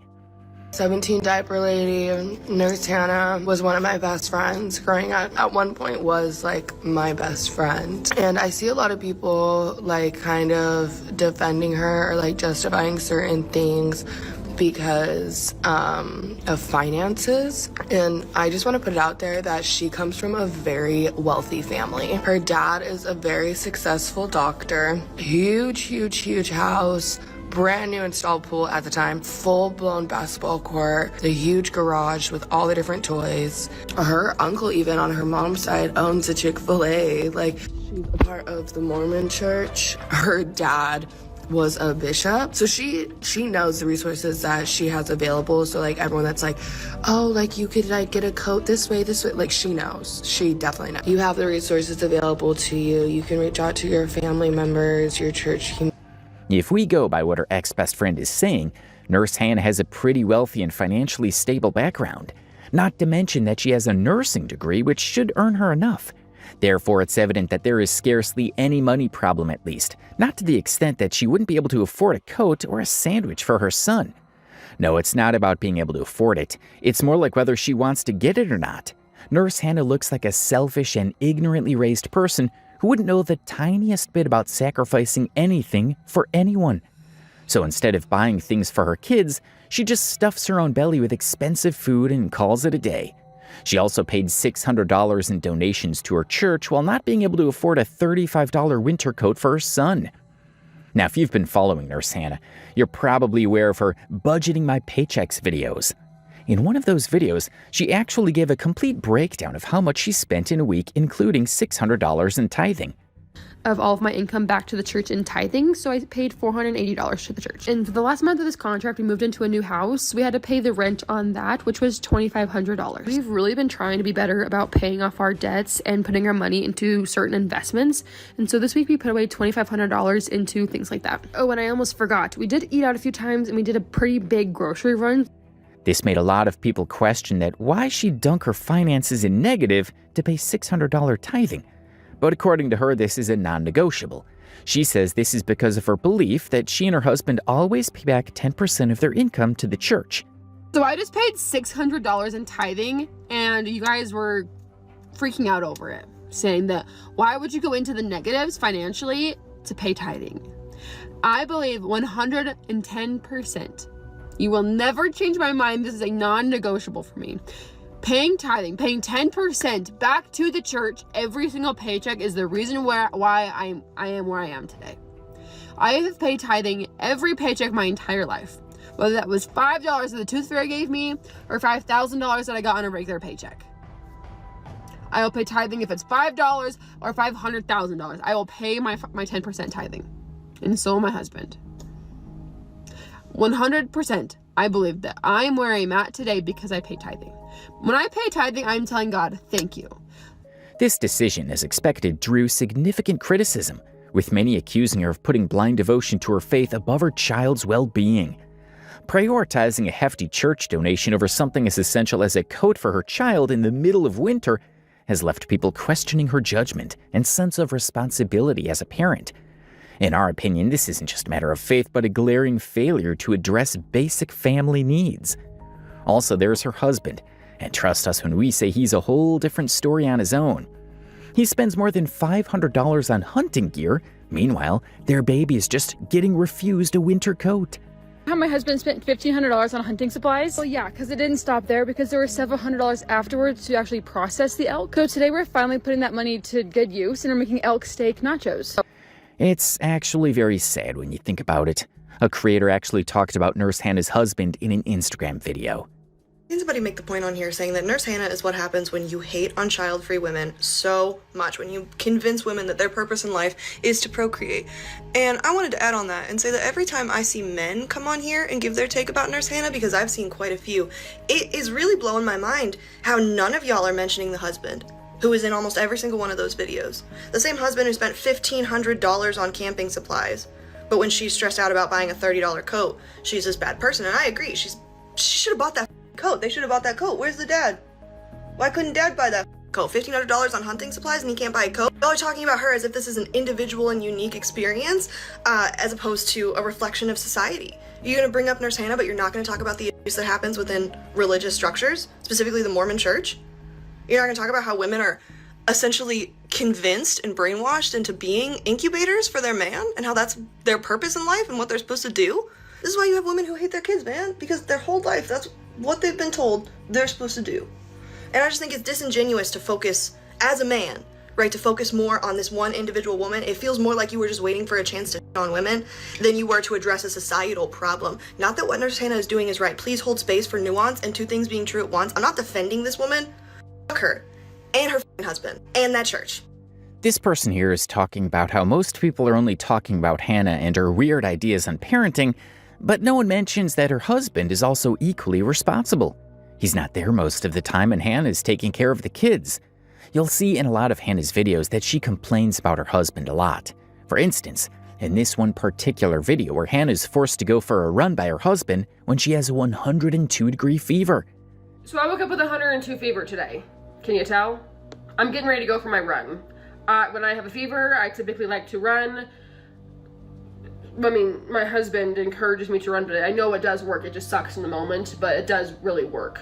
It's not the most conventional way to do it, but I believe that sweating it out really helps. And afterwards, I gotta figure out how to come home, take a shower, and get ready for family pictures. Jeez. No, so I had an outfit planned out. I actually went shopping according to the color scheme, you know, that would fit me maternity-wise. And I brought the shirt, but I didn't bring the pants. So now I'm wearing my 15-year-old sister's jeans with these flappy things hanging out. But anyways, I was just trying these on to see if they'll actually fit. But I need to go for a run. I'm gonna go change into my shorts. It's like 90 degrees outside. I know it sucks to run when you're sick, but I know I'll feel better afterwards. I'll probably just go jog around the neighborhood or something. It doesn't take much to get my heart rate going nowadays and get sweaty because I'm out of breath all the time. I'm 7 months pregnant. 7 months pregnant with 102 fever, and I need to go out and run. Wish me luck. And my body decides to get sick and shut down. Like it's the hot, cold chills. My entire body hurts, my head hurts. And this man says, you need to go for a run. And what does he do? He gets the kid, he goes in the car to follow me on my run. I understand why he does it. He wants me to get better. I gotta go to work tomorrow, I have to get better. Not only does her husband force her to go for a run when she has a fever, but also when she's 7 months pregnant. This again says a lot about the kind of relationship they have as a couple. Besides this, there are a bunch of videos on Hannah's TikTok account where she's just randomly complaining about her husband, saying things like she doesn't clean or that she's not very organized. Honestly speaking, it's a little concerning to watch. So my husband recently told me that I am not a clean person. This man looked me straight in the face and said, wow, I'm surprised that I'm the clean one in this marriage. So today I'm proving him wrong and I'm cleaning every inch of this house. Starting with the kitchen and the living room while he, mind you, is sitting on the freaking couch being a lazy sack. Don't worry, sir. Let me strap the baby to my chest. Let me take care of the toddler, but you can sit back and watch. This is day 3 of being in a hotel for a week, and I kid you not, I changed 5 poopy diapers before my husband even woke up this morning. I didn't go to bed last night until almost 11 p.m. Honestly, toddler bedtime when we're all still in the same hotel room. We are going to Vegas for Thanksgiving, and my husband told me he does not want to hear one complaint out of me while we're there, which means we have so much to get done today. We are literally leaving tomorrow, and he said that he's not taking me if I'm complaining about all the stuff that I did not get done, like work stuff. I am the biggest procrastinator, but then I complain about how much I procrastinate. So I'm starting the day off right with Waterboy getting hydrated. She also often mentions how her husband doesn't like a lot of things about her. He doesn't like it when she complains, which, to be honest, she does a lot. However, at the same time, she never really says that he is a bad husband. On the contrary, she actually defends him when there's a need.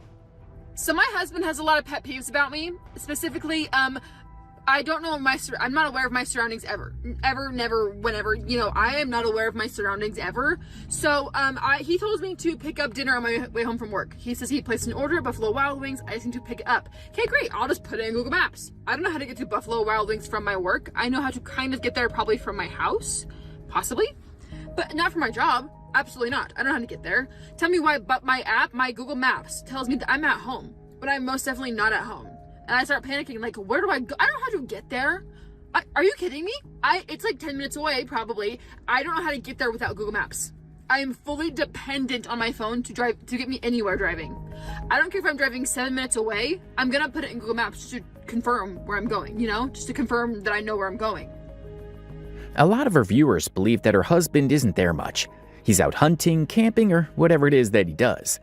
So I'm solo parenting for the next few days because my husband decided to take a last minute trip with his friends. It means I had to rearrange my entire work schedule because I was supposed to work all this week. Before you guys comment or send me your divorce attorneys, no, I'm just kidding. A man got called to jury duty. As much as we tried to get out of it, it just didn't work, which means I had to rearrange my entire work schedule so he could go sit and do jury duty and I can take care of the kids. And the best part of all of this is that he has to travel pretty far for this, so he won't even be home in the evenings. It's like a 2-hour commute, and so it's just not worth driving back and forth, especially in the snow. That means I am on my own officially for the next 3.5 days. I had scheduled myself.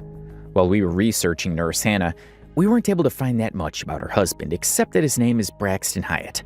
However, we're talking about him here for a reason. Hannah actually posted a TikTok video not that long ago which genuinely made people concerned for their 2-year-old boy James. In this video, Nurse Hannah's husband could be seen giving something to the kid, and his reaction to this simple and harmless gesture rings a lot of alarm bells. The kid flinched with a scary look on his face, bracing himself as his dad was about to hit him. This video actually made a lot of people think that if a child is acting this way, and the parents think of it as normal enough to put it online, what might be happening off camera to this poor kid, especially when there have been so many red flags and questionable parenting decisions. But before we get into details of this incident, let's have an in-depth look at the general behavior of Nurse Hannah and her husband with the kids. We dug deep into her TikTok account, and if you look at these day-to-day videos a little too closely, you'll pick up on some really unsettling details that are just thrown out and mentioned in the passing. But once you connect the dots and try to match the kid's flinch reaction to her parents' general behavior, it will all start making a lot more sense. For instance, she said how she bites her kids back if they bite her.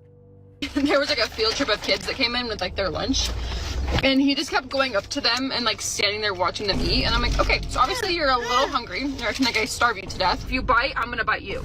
Not hard, but like enough that like, hey, that doesn't feel good. In addition to this, she's also said that a slap or two doesn't really hurt a kid but helps them in the long run. Mom to an 18-month-old, and I'm sorry, but a pat on the bum doesn't hurt them. It helps them on the long run.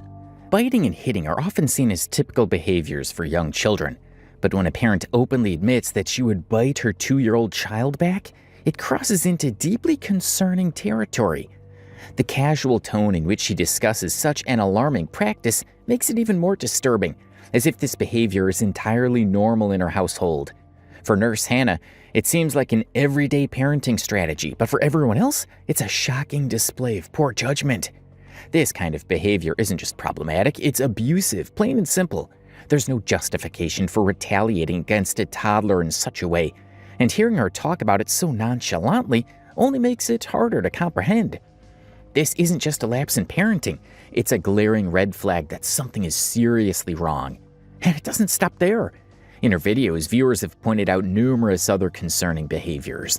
For example, she's been seen holding her newborn baby at awkward and unsafe angles, showing a complete disregard for the child's comfort or safety. Her actions suggest she's either unaware of basic parenting practices or simply doesn't care enough to implement them properly. I am currently in New York City because of 17 diapers. I am now known as the 17 diaper mom. That's probably gonna follow me forever, being that I threw away 17 diapers in my house. So I'm thinking, let's make something out of it. I'm in New York City. I was on a talk show yesterday. That's insane. That's freaking insane. But I want to take it kind of to the next level. My dream, my goal, something cooler than a talk show, Matt and Abby podcast. The Matt and Abby podcast or the Avery Woods podcast. I want to be able to take this 17 diapers thing and really just make it explode even more. Make it like a name, a brand, something that really means so much so that when someone sees and hears 17 diapers, they know exactly what that means. They know that's moms supporting moms. So I have a few exciting things coming up here in the future. I'm really excited to talk about it, to announce it, but not quite yet. Unfortunately, I might be kind of like stepping back from TikTok for a little bit. Not completely, like maybe one thing really exciting. We're verified on here now. I don't really know what that means, but it's kind of exciting, right? I don't really know what that means, but anyways, there's a lot of exciting things coming soon. We might be moving, we might be starting a different job, we might be starting a blog, we might be starting long form vlogs on YouTube, there's a lot of things coming up. That's what I'll say. I won't say what it is. I'll say what it is on YouTube though, before I say what it is on here. Even manhandling little James for no reason, picking him up a little too aggressively than she should. Moreover, Hannah seems to be in a perpetual state of annoyance. Sure, managing 2 kids on your own while juggling work is undeniably challenging. But for her, this isn't just the occasional exhaustion that most parents experience. It's her default behavior. She's constantly complaining, whether it's about the never-ending tasks of motherhood, her lack of sleep, or her husband's complete failure to lend a hand. So do y'all remember staying in hotels when you were a kid and thinking it was the funnest thing ever? Yeah, I'm gonna say it's not so fun anymore when our kids go to bed at 11:30 last night and then they all wake up at 6 a.m. Yeah, both kids up at 6 a.m. this morning. Which technically is 7 a.m. back home in Utah, but still, 6 or 7, I don't vibe with either one of those times. 7 a.m. I'm not functioning. I'm sorry, I'm just not. But if you can tell up in that little corner over there, my husband is still asleep. I mean, he's not really asleep because both of these kids are so loud this morning. He's pretending to be asleep, that way he doesn't have to change the 7 diapers that I changed this morning. I swear, both of these kids pooped like 4 times just this morning. At this rate, I'm gonna run out of diapers. I think I brought like 50 diapers for the newborn and like 30 diapers for James, and at this rate, I'm gonna run out by tomorrow. Not to mention, I'm gonna run out of clothes for the newborn. I think I brought like 4 outfits and swaddles per day we're gonna be here. And just in the last day, we've gone through 6 of those outfits. outfit. I am 8 weeks postpartum, and I feel like half my life now is either spent feeding, changing, or burping a baby. Not to mention the amount of hours I spend rocking the baby to sleep. You know, nothing like starting your day off with shattered glass all over your floor. And to that, I'm gonna say thank you to whoever invented glass straws and pretty much co-parenting. And I still feel like I'm getting beat up by a toddler. There are some days where that man won't get off his phone, or he thinks he's so much busier than me and can't take care of the kids. Like, I'm sorry, sir, you're at home. You're not working. You can take care of the kids just as much as I can. Men feel like if they're texting somebody or if they're on their phone, they can't take care of the kids at the same time. Like, hello, it's called multitasking. Every single woman and mother does it. Like, why can't a man do it, you know? Mel, you get the point. While frustration is natural, Hannah's non-stop negativity is concerning. It's not the kind of venting you expect from an overwhelmed parent seeking support. It's an ongoing narrative of dissatisfaction that paints her as someone who resents her role rather than embraces it. This relentless cycle of complaints not only underscores her inability to cope, but also raises questions about how this attitude might affect her kids.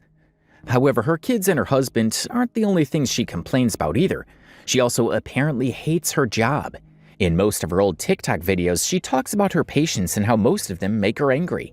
I'm a nurse, and today I worked the floor as a CNA for the whole 12 hours, and it was absolutely chaotic, so come along with me. Now I know what it's like to be busting your butt off as a CNA and to look over at the freaking nurses station, and there's like 2 or 3 nurses just sitting there on their phone. Oh my gosh, I was so ticked. I wanted to like explode on them. Especially working both sides, you understand, and it's just crazy. This is like my 2nd or 3rd shift as a CNA, like as a nurse working as a CNA, and it's just chaotic. I don't know what we fed these patients today, but it was just nonstop crazy all day long. Everybody had their runs, nobody liked their meals, they all wanted something alternative.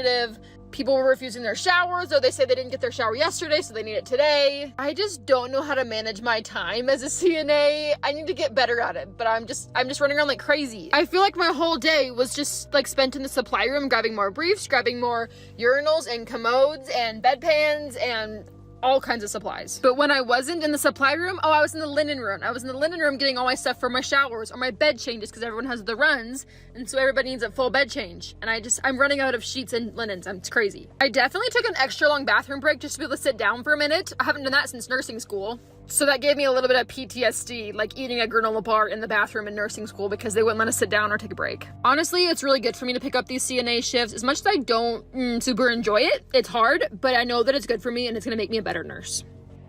Hannah has shown a shocking disregard for her patients' privacy, to the point where she's been called out by the Utah Board of Nursing multiple times for violating HIPAA regulations.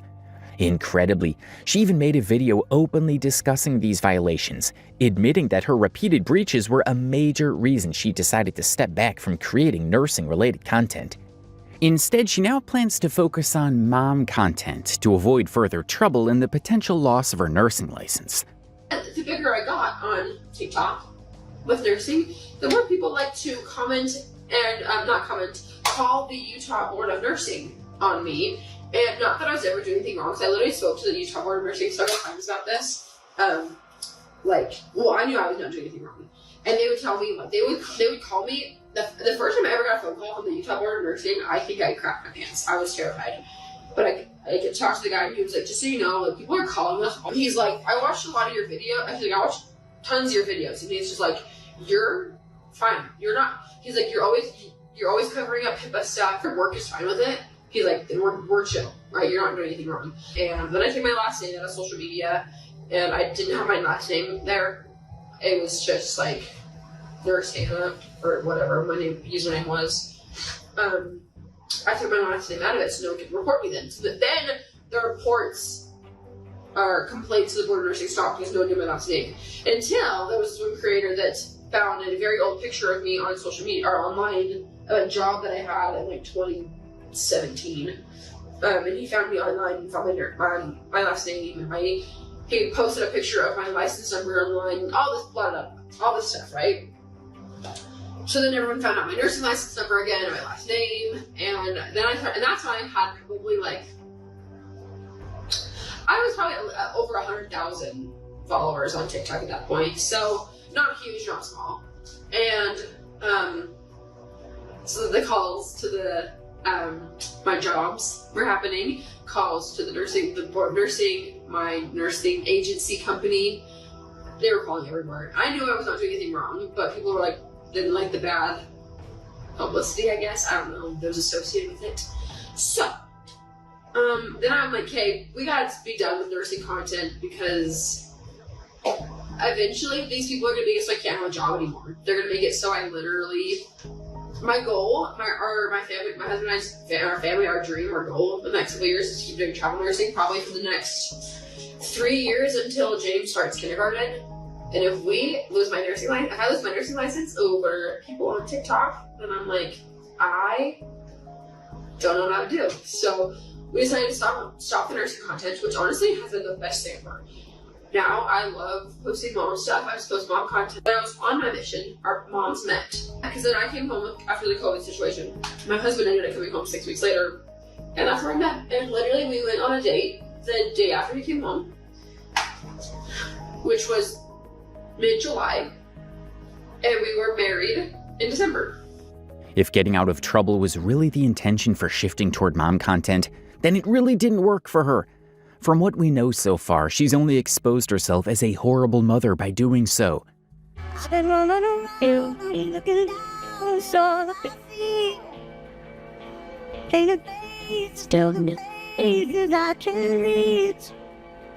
You know that's in some stuff. I should love my loads. I'm about some stuff.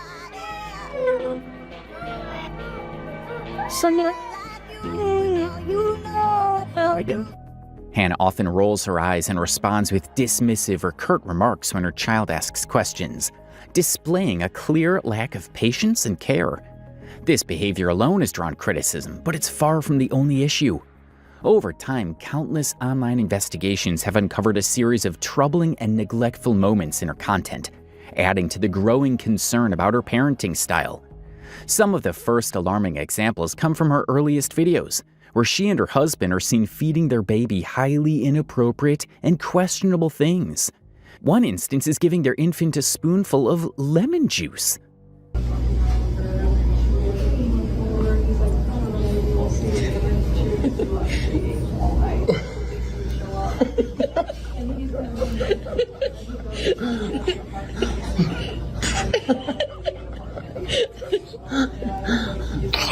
That was spicy.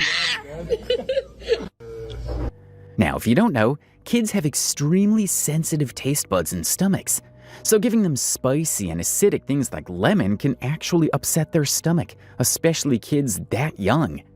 Being a parent and an influencer, you would think they would at least be a little mindful about what they're feeding their kids and what they're putting online, but no. And if you think this is bad, wait until you see this next video in which they give their baby a jalapeno.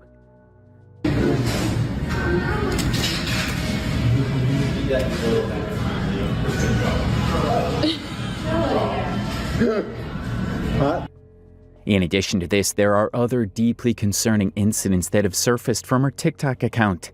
One particularly alarming example is a video where she allows her 11-month-old child to go down a slide alone, despite openly admitting her uncertainty about whether it was safe.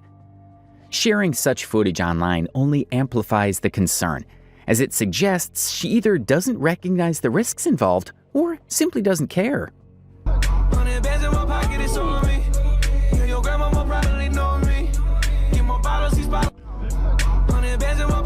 There's another video where the kid is just holding his dad's dirty underwear.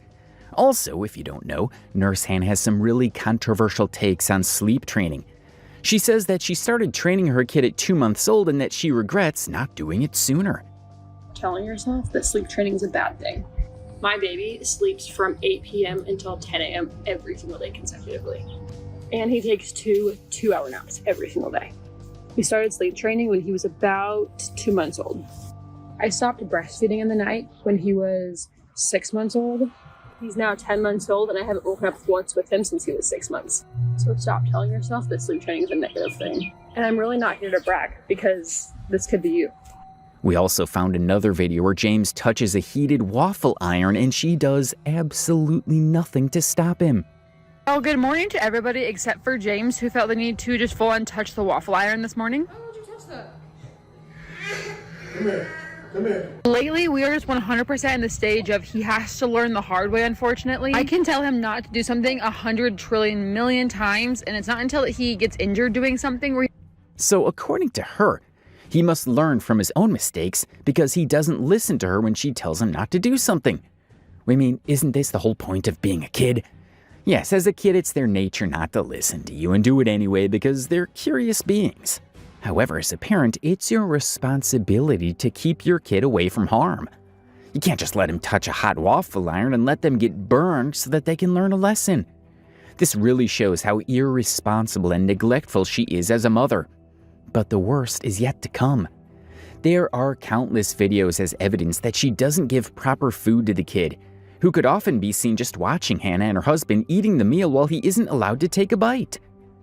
I can't do that. Now, the next way that we save a lot of money while we eat out is we don't order drink. We don't drink alcohol. We're not ordering sodas. We literally, when they come to get our drink order, we are only 100% of the time. If we have leftovers, we are bringing it home. I see so many people stand up from their table and leave half of their food there, and then it just gets thrown away. If I'm paying for that food, it's coming home with me if I didn't eat it. So anyways, that's how you eat cheap on vacation. Always making sure your hotel has a breakfast. Always doing research on restaurants before you actually get there on prices. Not blowing a ton of money on drinks and appetizers. I mean, look at that poor kid watching left to right as their parents eat away, waiting to be offered something. If this isn't the most heartbreaking scene ever, then we don't know what is. There have also been other instances where Hannah pays absolutely no attention to what's happening in her background. There's one video where James is fully on top of his little brother, who's no more than a few months old. And not only this, but he isn't even strapped in it either, and she's telling this story like it's no big deal.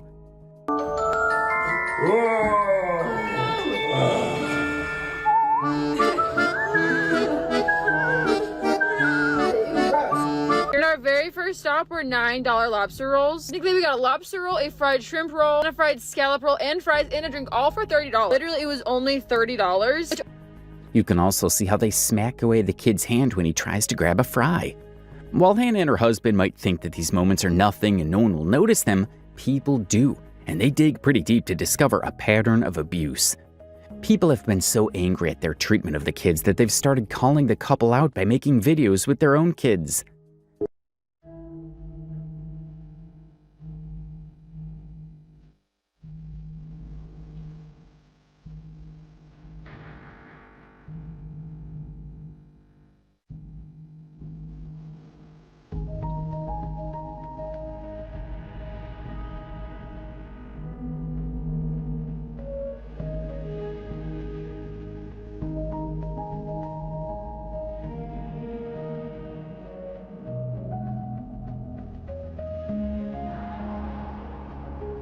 Take a moment to breathe, I don't want you to leave me. I can't lie, I hate my life. Sometimes I wish I'd caught you. Besides this, the relationship between Hannah and her husband also seems pretty frail. There are countless videos, as we showed you earlier, of Hannah complaining about her husband not helping enough. There is a moment where he had an argument about who will hold the baby while they eat. Really rocking the baby with his body in the rocker, and that baby was not strapped in, so that baby was about to go flying. It knows how to eat while holding a baby, but the second you give that baby to the husband, to the male, they're like, I'm eating, I can't hold the baby. Me too. Like, I just know how to hold the baby and eat. Like, it's a thing. I promise you. Every woman knows that the second you start to eat yourself, that's when the baby cries. 100%, 10 times over. That's just how the babies just know it. They just know it. But anyways, yeah, tonight, Subway, it was a bust. I'm sorry, Subway, it was not good. And to top all of this, there's flinching and scaring and flicking the kid's hand away when he's simply trying to eat. This is just sick to watch. Why would anyone ever flick a kid's hand away when he's only trying to grab a fry? It feels like he isn't even allowed to eat with his parents when they go out. And if that's true, there's nothing more horrible than this. While this may not look like a lot, in the video we just showed you, the kid was genuinely scared and backed away when his dad tried to show him the pumpkin. This isn't normal behavior. Kids usually laugh or play along when something like this happens. But not James. He was so scared that he started bracing himself as if he was about to be hit or smacked. This was the first time the audience noticed him flinching, and at that moment, A lot of people ignored it, thinking that he must be scared of the pumpkin. But this is not the only time the kid has flinched when approached casually by his father. Just look at this video which has been making rounds on the internet. In this now deleted video, you can see the kid flinch and cover his face as if he was about to be hit. This triggered a lot of parents who knew that flinching like this wasn't normal behavior for kids. Now, before these incidents surfaced, people used to think Nurse Hannah was doing all of this for views. Why else would she post about how she doesn't change her baby's diapers or how she spanks them? Hannah knew that saying all of those things would undoubtedly create controversy and gain her views. However, it was not until the flinching incident that people began to suspect that this kid might actually be in danger. This urged someone to take action and called Child Protection Services on her, leading to an investigation into her behavior. Hannah uploaded a video on her TikTok addressing these comments. So the fact that I even have to address this right now is kind of insane. Social media is just, it's a scary place. And I never understood people that much when they said they couldn't share their kids' faces online or they couldn't share much about their kids. I didn't really understand it, but it's crazy. If you were to know me in real life, this whole lazy husband thing, it's satire. My husband is the sweetest, nicest, kindest, most loving, most nurturing father in the entire world. He is playing on the ground with James like 90% of the day. If that man is not laughing, having fun, teasing him, playing with him, whatever it is, then I don't know, then something's wrong. Because those two have the strongest bond, the strongest father-son bond that I know of anyone else. And it makes me really sad that social media has turned it into something, or me, maybe it's, I don't know, maybe that's, it makes me sad that I guess I've turned it into something like that. I don't know. In the video that you guys are all freaking out about, they're just playing. They're always playing. They're always playing where they scare each other. James is obsessed with dinosaurs and bears, and when they look away and they come back and they scare each other, and they play, like when they throw something, they'll play throw it, you know, like psych them out, you know, and they flinch and whatever. Like that's what they're always doing. They're always like hiding behind couches and jumping out at each other and chasing each other around the house and up the stairs and down the stairs and tackling each other. They're always playing constantly, to the point where like if I'm trying to talk to my husband, I can't because he's always playing with my son. Nothing's going on. From the moment that my husband wakes up in the morning to the second he goes to bed, he is only thinking about our children and our family and what's best for us. And that's never not on his mind. He is constantly thinking about his children, their futures, what it's like now, how to be the best father.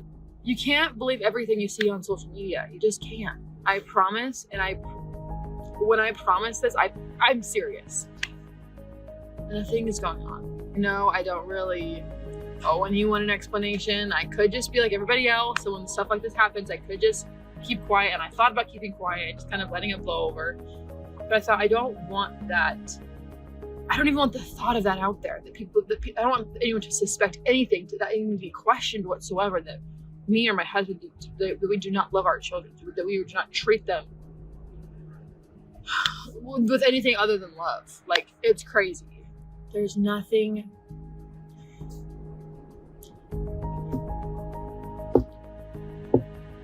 There's nothing going on. So throughout this video, she's defending her husband, and to be honest, she's not very convincing. She tells her audience that nothing is going on, while it's very clear from the way she complains about her husband in most of her videos that he's not as good as she claims him to be. She tells her audience that nothing is going on, while it's very clear from the way she complains about her husband in most of her videos that he is not as good as she now claims him to be. She also said the flinching thing was their game, and they're constantly scaring each other. You might want to believe her for a second, but there is no denying that this is not normal behavior. In fact, a lot of parents started making videos trying to surprise their kids to see if they would flinch the same way James did.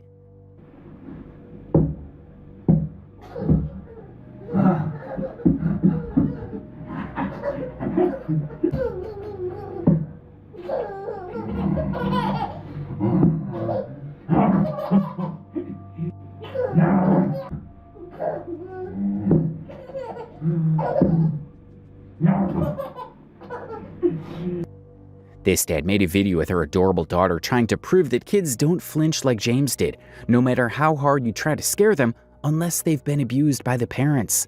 Another creator made a similar video with her daughters trying to scare them by waving his hand in front of their face. So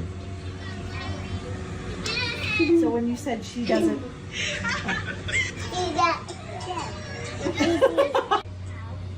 Sure.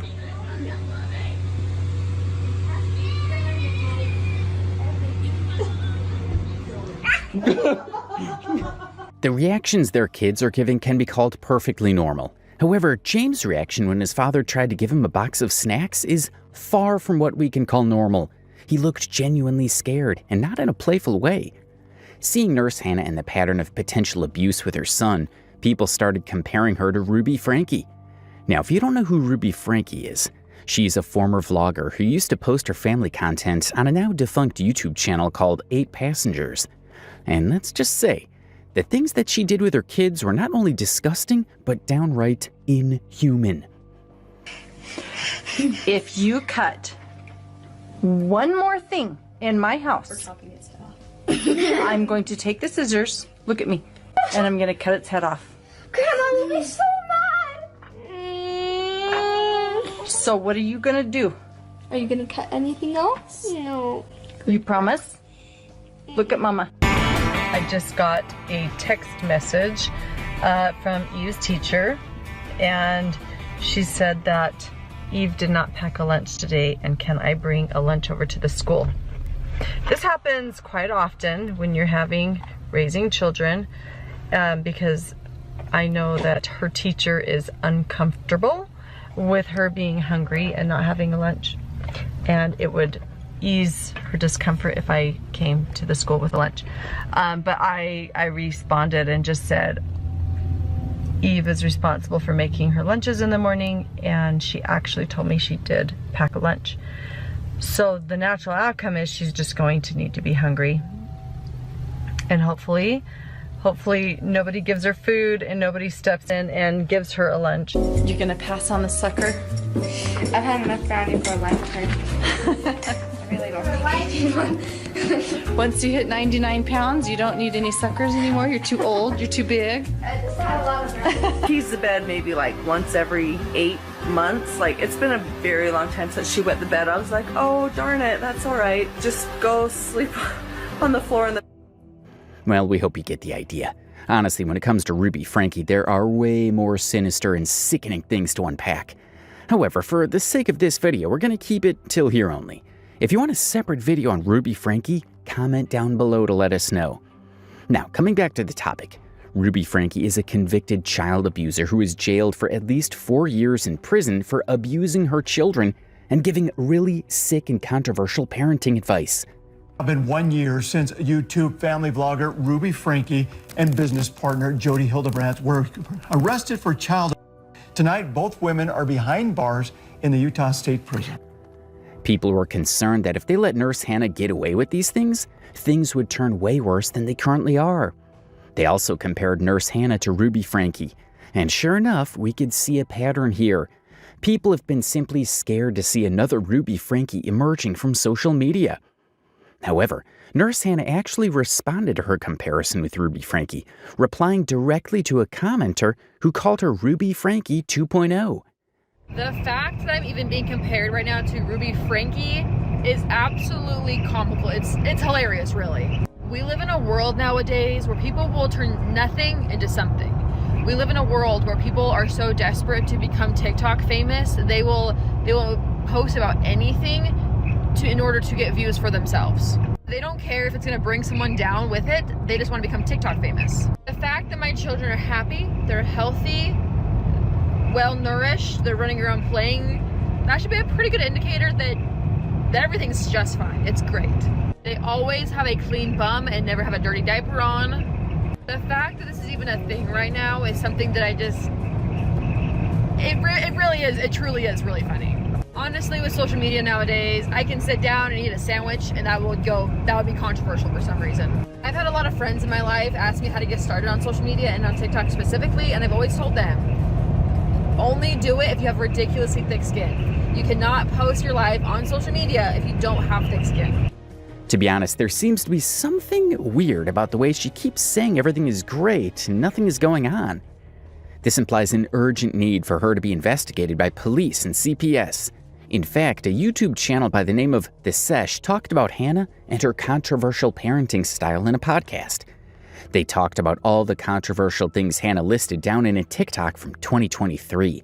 From 2023 that she posted, and it's basically 10 controversial things I do as a parent. Here they are. My son is a boy. He will be raised as a boy and will always be a boy. Oh my God. He is 18 months old and has never had a vaccine. She's a nurse. Spank when necessary, and then in quotes, obey thy mother and father. I'm assuming that's like a... That's one of the 10 commandments. Okay. Yeah. What was it? Spank? Spank when necessary. And if all of this is not enough, we also came across a really nasty video of her explaining how she found a 6-week-old diaper inside her couch.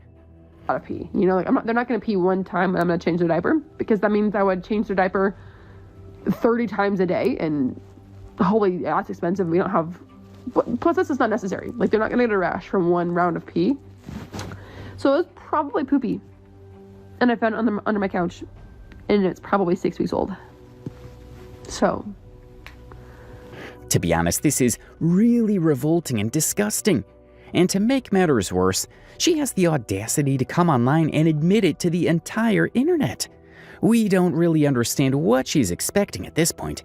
Is she expecting the internet to applaud her for leaving a poopy diaper under her couch for 6 weeks?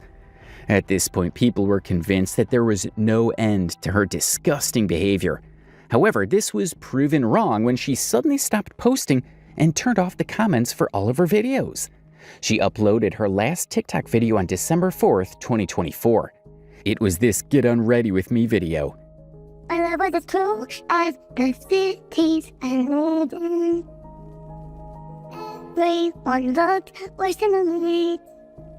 There are so many lives in the cross and certain living. I'll tell you the truth, but never goodbye.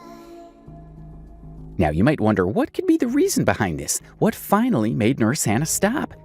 The answer to this question is another TikTok creator named Anthony Blackwell. Hannah stopped posting on her account right after Anthony posted this video on his TikTok. Got you, Hannah. And I did find your home address, and I'm going to report you to CPS, because that shit don't fly with me. Hi, Hannah. I know you don't know me. My name's Anthony. Now, during the day, I typically do remodel and repair on houses, but on the side and for fun, I like to find people that like to f around and find out. And guess whose turn it was tonight?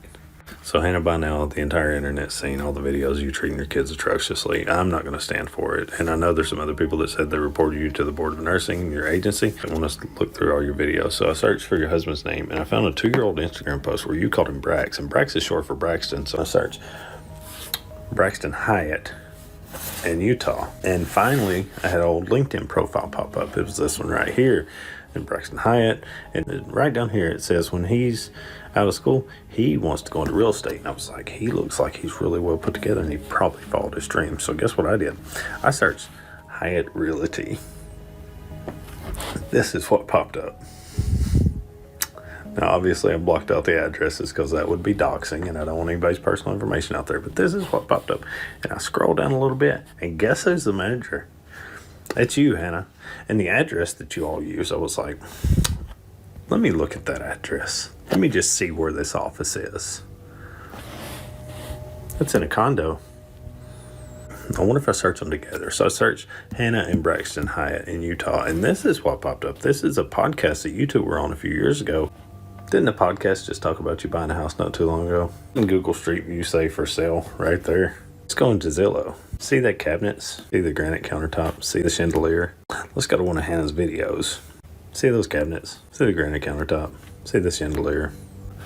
CPS will come knocking, and I will be getting your information over to the state nursing board. because it goes against their ethics policy for you to treat anyone that way. Now, Hannah, you have the date. So in this video, he pretty much revealed Nurse Hannah's address and where she lives. While it's not right to do something like this, it seems like this guy was actually very much triggered by Nurse Hannah's behavior. And to be honest, he wasn't the only one. We actually found some really disturbing reactions from other internet creators as well, related to Nurse Hannah's situation. For instance, this. How many years in prison will you get for kidnapping in Utah? 3 to 15 years. And a $10,000 fine? Is it worth it? 3 to 15 years. Maybe it's 3, you know? Maybe it's not 15. I could do 3 to save him. I could do 3 years to save the babies. $10,000 fine, though. Do they enforce that? What is prison like in Utah? Maybe it's like a payment plan. What countries don't extradite for kidnapping? They should waive that because it would be like a good deed, you know? How much time in prison will you get if you beat up a nurse in Utah? Hey guys, I gotta go see a nurse about a kid. I'll be back. While this was a little extreme, it was obviously and hopefully meant in a lighthearted way. Anyways, moving on with the Anthony situation, he posted a series of videos after revealing where she lives, including this one, confirming that he indeed called CPS on Hannah. Good morning. I have an update on the Hannah case. For those of you that did ask, yes, I called CPS. I stand on business every time, so when I say I'm going to do something, I do it. And the reason I'm fighting so hard for this is if someone had fought harder, we wouldn't know who Ruby Frank is. Called CPS, spoke to the lady. The tone of her voice said she's tired of getting calls about Hannah, and all she would tell me is she can neither confirm nor deny that the case is or isn't open. All right, so I got the HR runaround. Being and dealing with HR, being in HR for a few years, I know the terminology, so I didn't stop there. I called the National Children's Alliance, which is a national hotline for children that need advocacy. I also called CASA, is Court-Appointed Special Attorneys for Children there in Utah. I gave them all the information that I had. I gave them video links. I gave them a ton of information. Then I turned my attention to Braxton because he is definitely a part of this as well. I noticed in my first video that when they registered their LLC for the realty company, they used their home address. In the state they live in now and the state that I lived in before, that was illegal in both states. And I'm like, curious, wonder if it's illegal in Utah. Turns out it is illegal in Utah. So I got on the Ogden city website, did a little digging. To run a business from home, you have to have what's called a home occupation license. So I called the city. The lady I spoke to at the city, she's a very nice lady. They cannot find a home occupation license on file for that address. She asked me what kind of business it was. I told her real estate. She's like, hang on, honey. That's illegal anyway. A real estate office has to have its own primary location. It can't be run out of a home at all. So then called her over to the Utah Association of Realtors, gave them the information that he's working out of his home. They're working on that as well for Braxton. Completely unrelated topic and for educational purposes only. Did you know that for less than the price of 2 winter jackets for a toddler, you too can file suit in Utah? I'm just serious. Wouldn't it be ironic if a bunch of people got together and individually filed suit for $60 and claimed $35 in emotional damages? Individually, of course. You know, in Utah, if your defendant doesn't show up to every one of those court cases, it's automatic judgment for the plaintiff. And it would be even more ironic if they took all that money and donated it to women's and children's warming shelters and clothing shelters. That would be something. Anyway, if you're not following me, you should be. And I hope everyone out there has the day that they built for themselves and the day they deserve. Since Hannah has stopped posting on TikTok, there have been a lot of rumors about whether she's been arrested or not. However, there is currently no information on the internet as to what's going on with Hannah. Amid the uncertainty, Anthony Blackwell recently posted a video clarifying that Hannah has not been arrested. He revealed that, in fact, there is an ongoing investigation into her actions. While this doesn't provide clear answers, it does suggest that authorities are looking into her behavior more closely, which may explain her sudden absence from social media. Hannah has not been arrested. That is false. Please quit saying Hannah has been arrested. She has not been arrested. Good evening. Just wanted to come on here and give a quick update on the Hannah case. This has been the last video I post for a few days on the Hannah case. I want to see how the investigation plays out. The volume and the care that we've given this, and the amount of calls at CPS, the amount of calls that the Sheriff's Department's got, they're actually doing an investigation. And it's been confirmed by 2 different news sources, actual news, not CDC, TikTok news, actual news. There's an active investigation going on. There are 2 change.org petitions to continue to make sure there's the full investigation. There's also been reports to the Board of Nursing. This is another aspect of safety because she's doing a few things that violate HIPAA law. She's showing on video the medication bottles. You can see information for the patient. That's HIPAA violation. Another thing she's doing, in one of her videos, she admitted to bribing one of her patients with COPD. If you take your medicine, I will give you a carton of cigarettes. She is talking about crushing her. If the patients don't want to take the pills, she'll just crush them up in breakfast and give it to them. So they'll never know, but they'll take the pills. The reason we pushed on this one so hard is we're trying to make sure that CPS and the police departments, they're doing the proper investigations, because we wouldn't know who Ruby Frank is. We wouldn't know Gabriel Fernandez like we know him. We wouldn't know those names today the way we know them if these departments had done what they were supposed to do.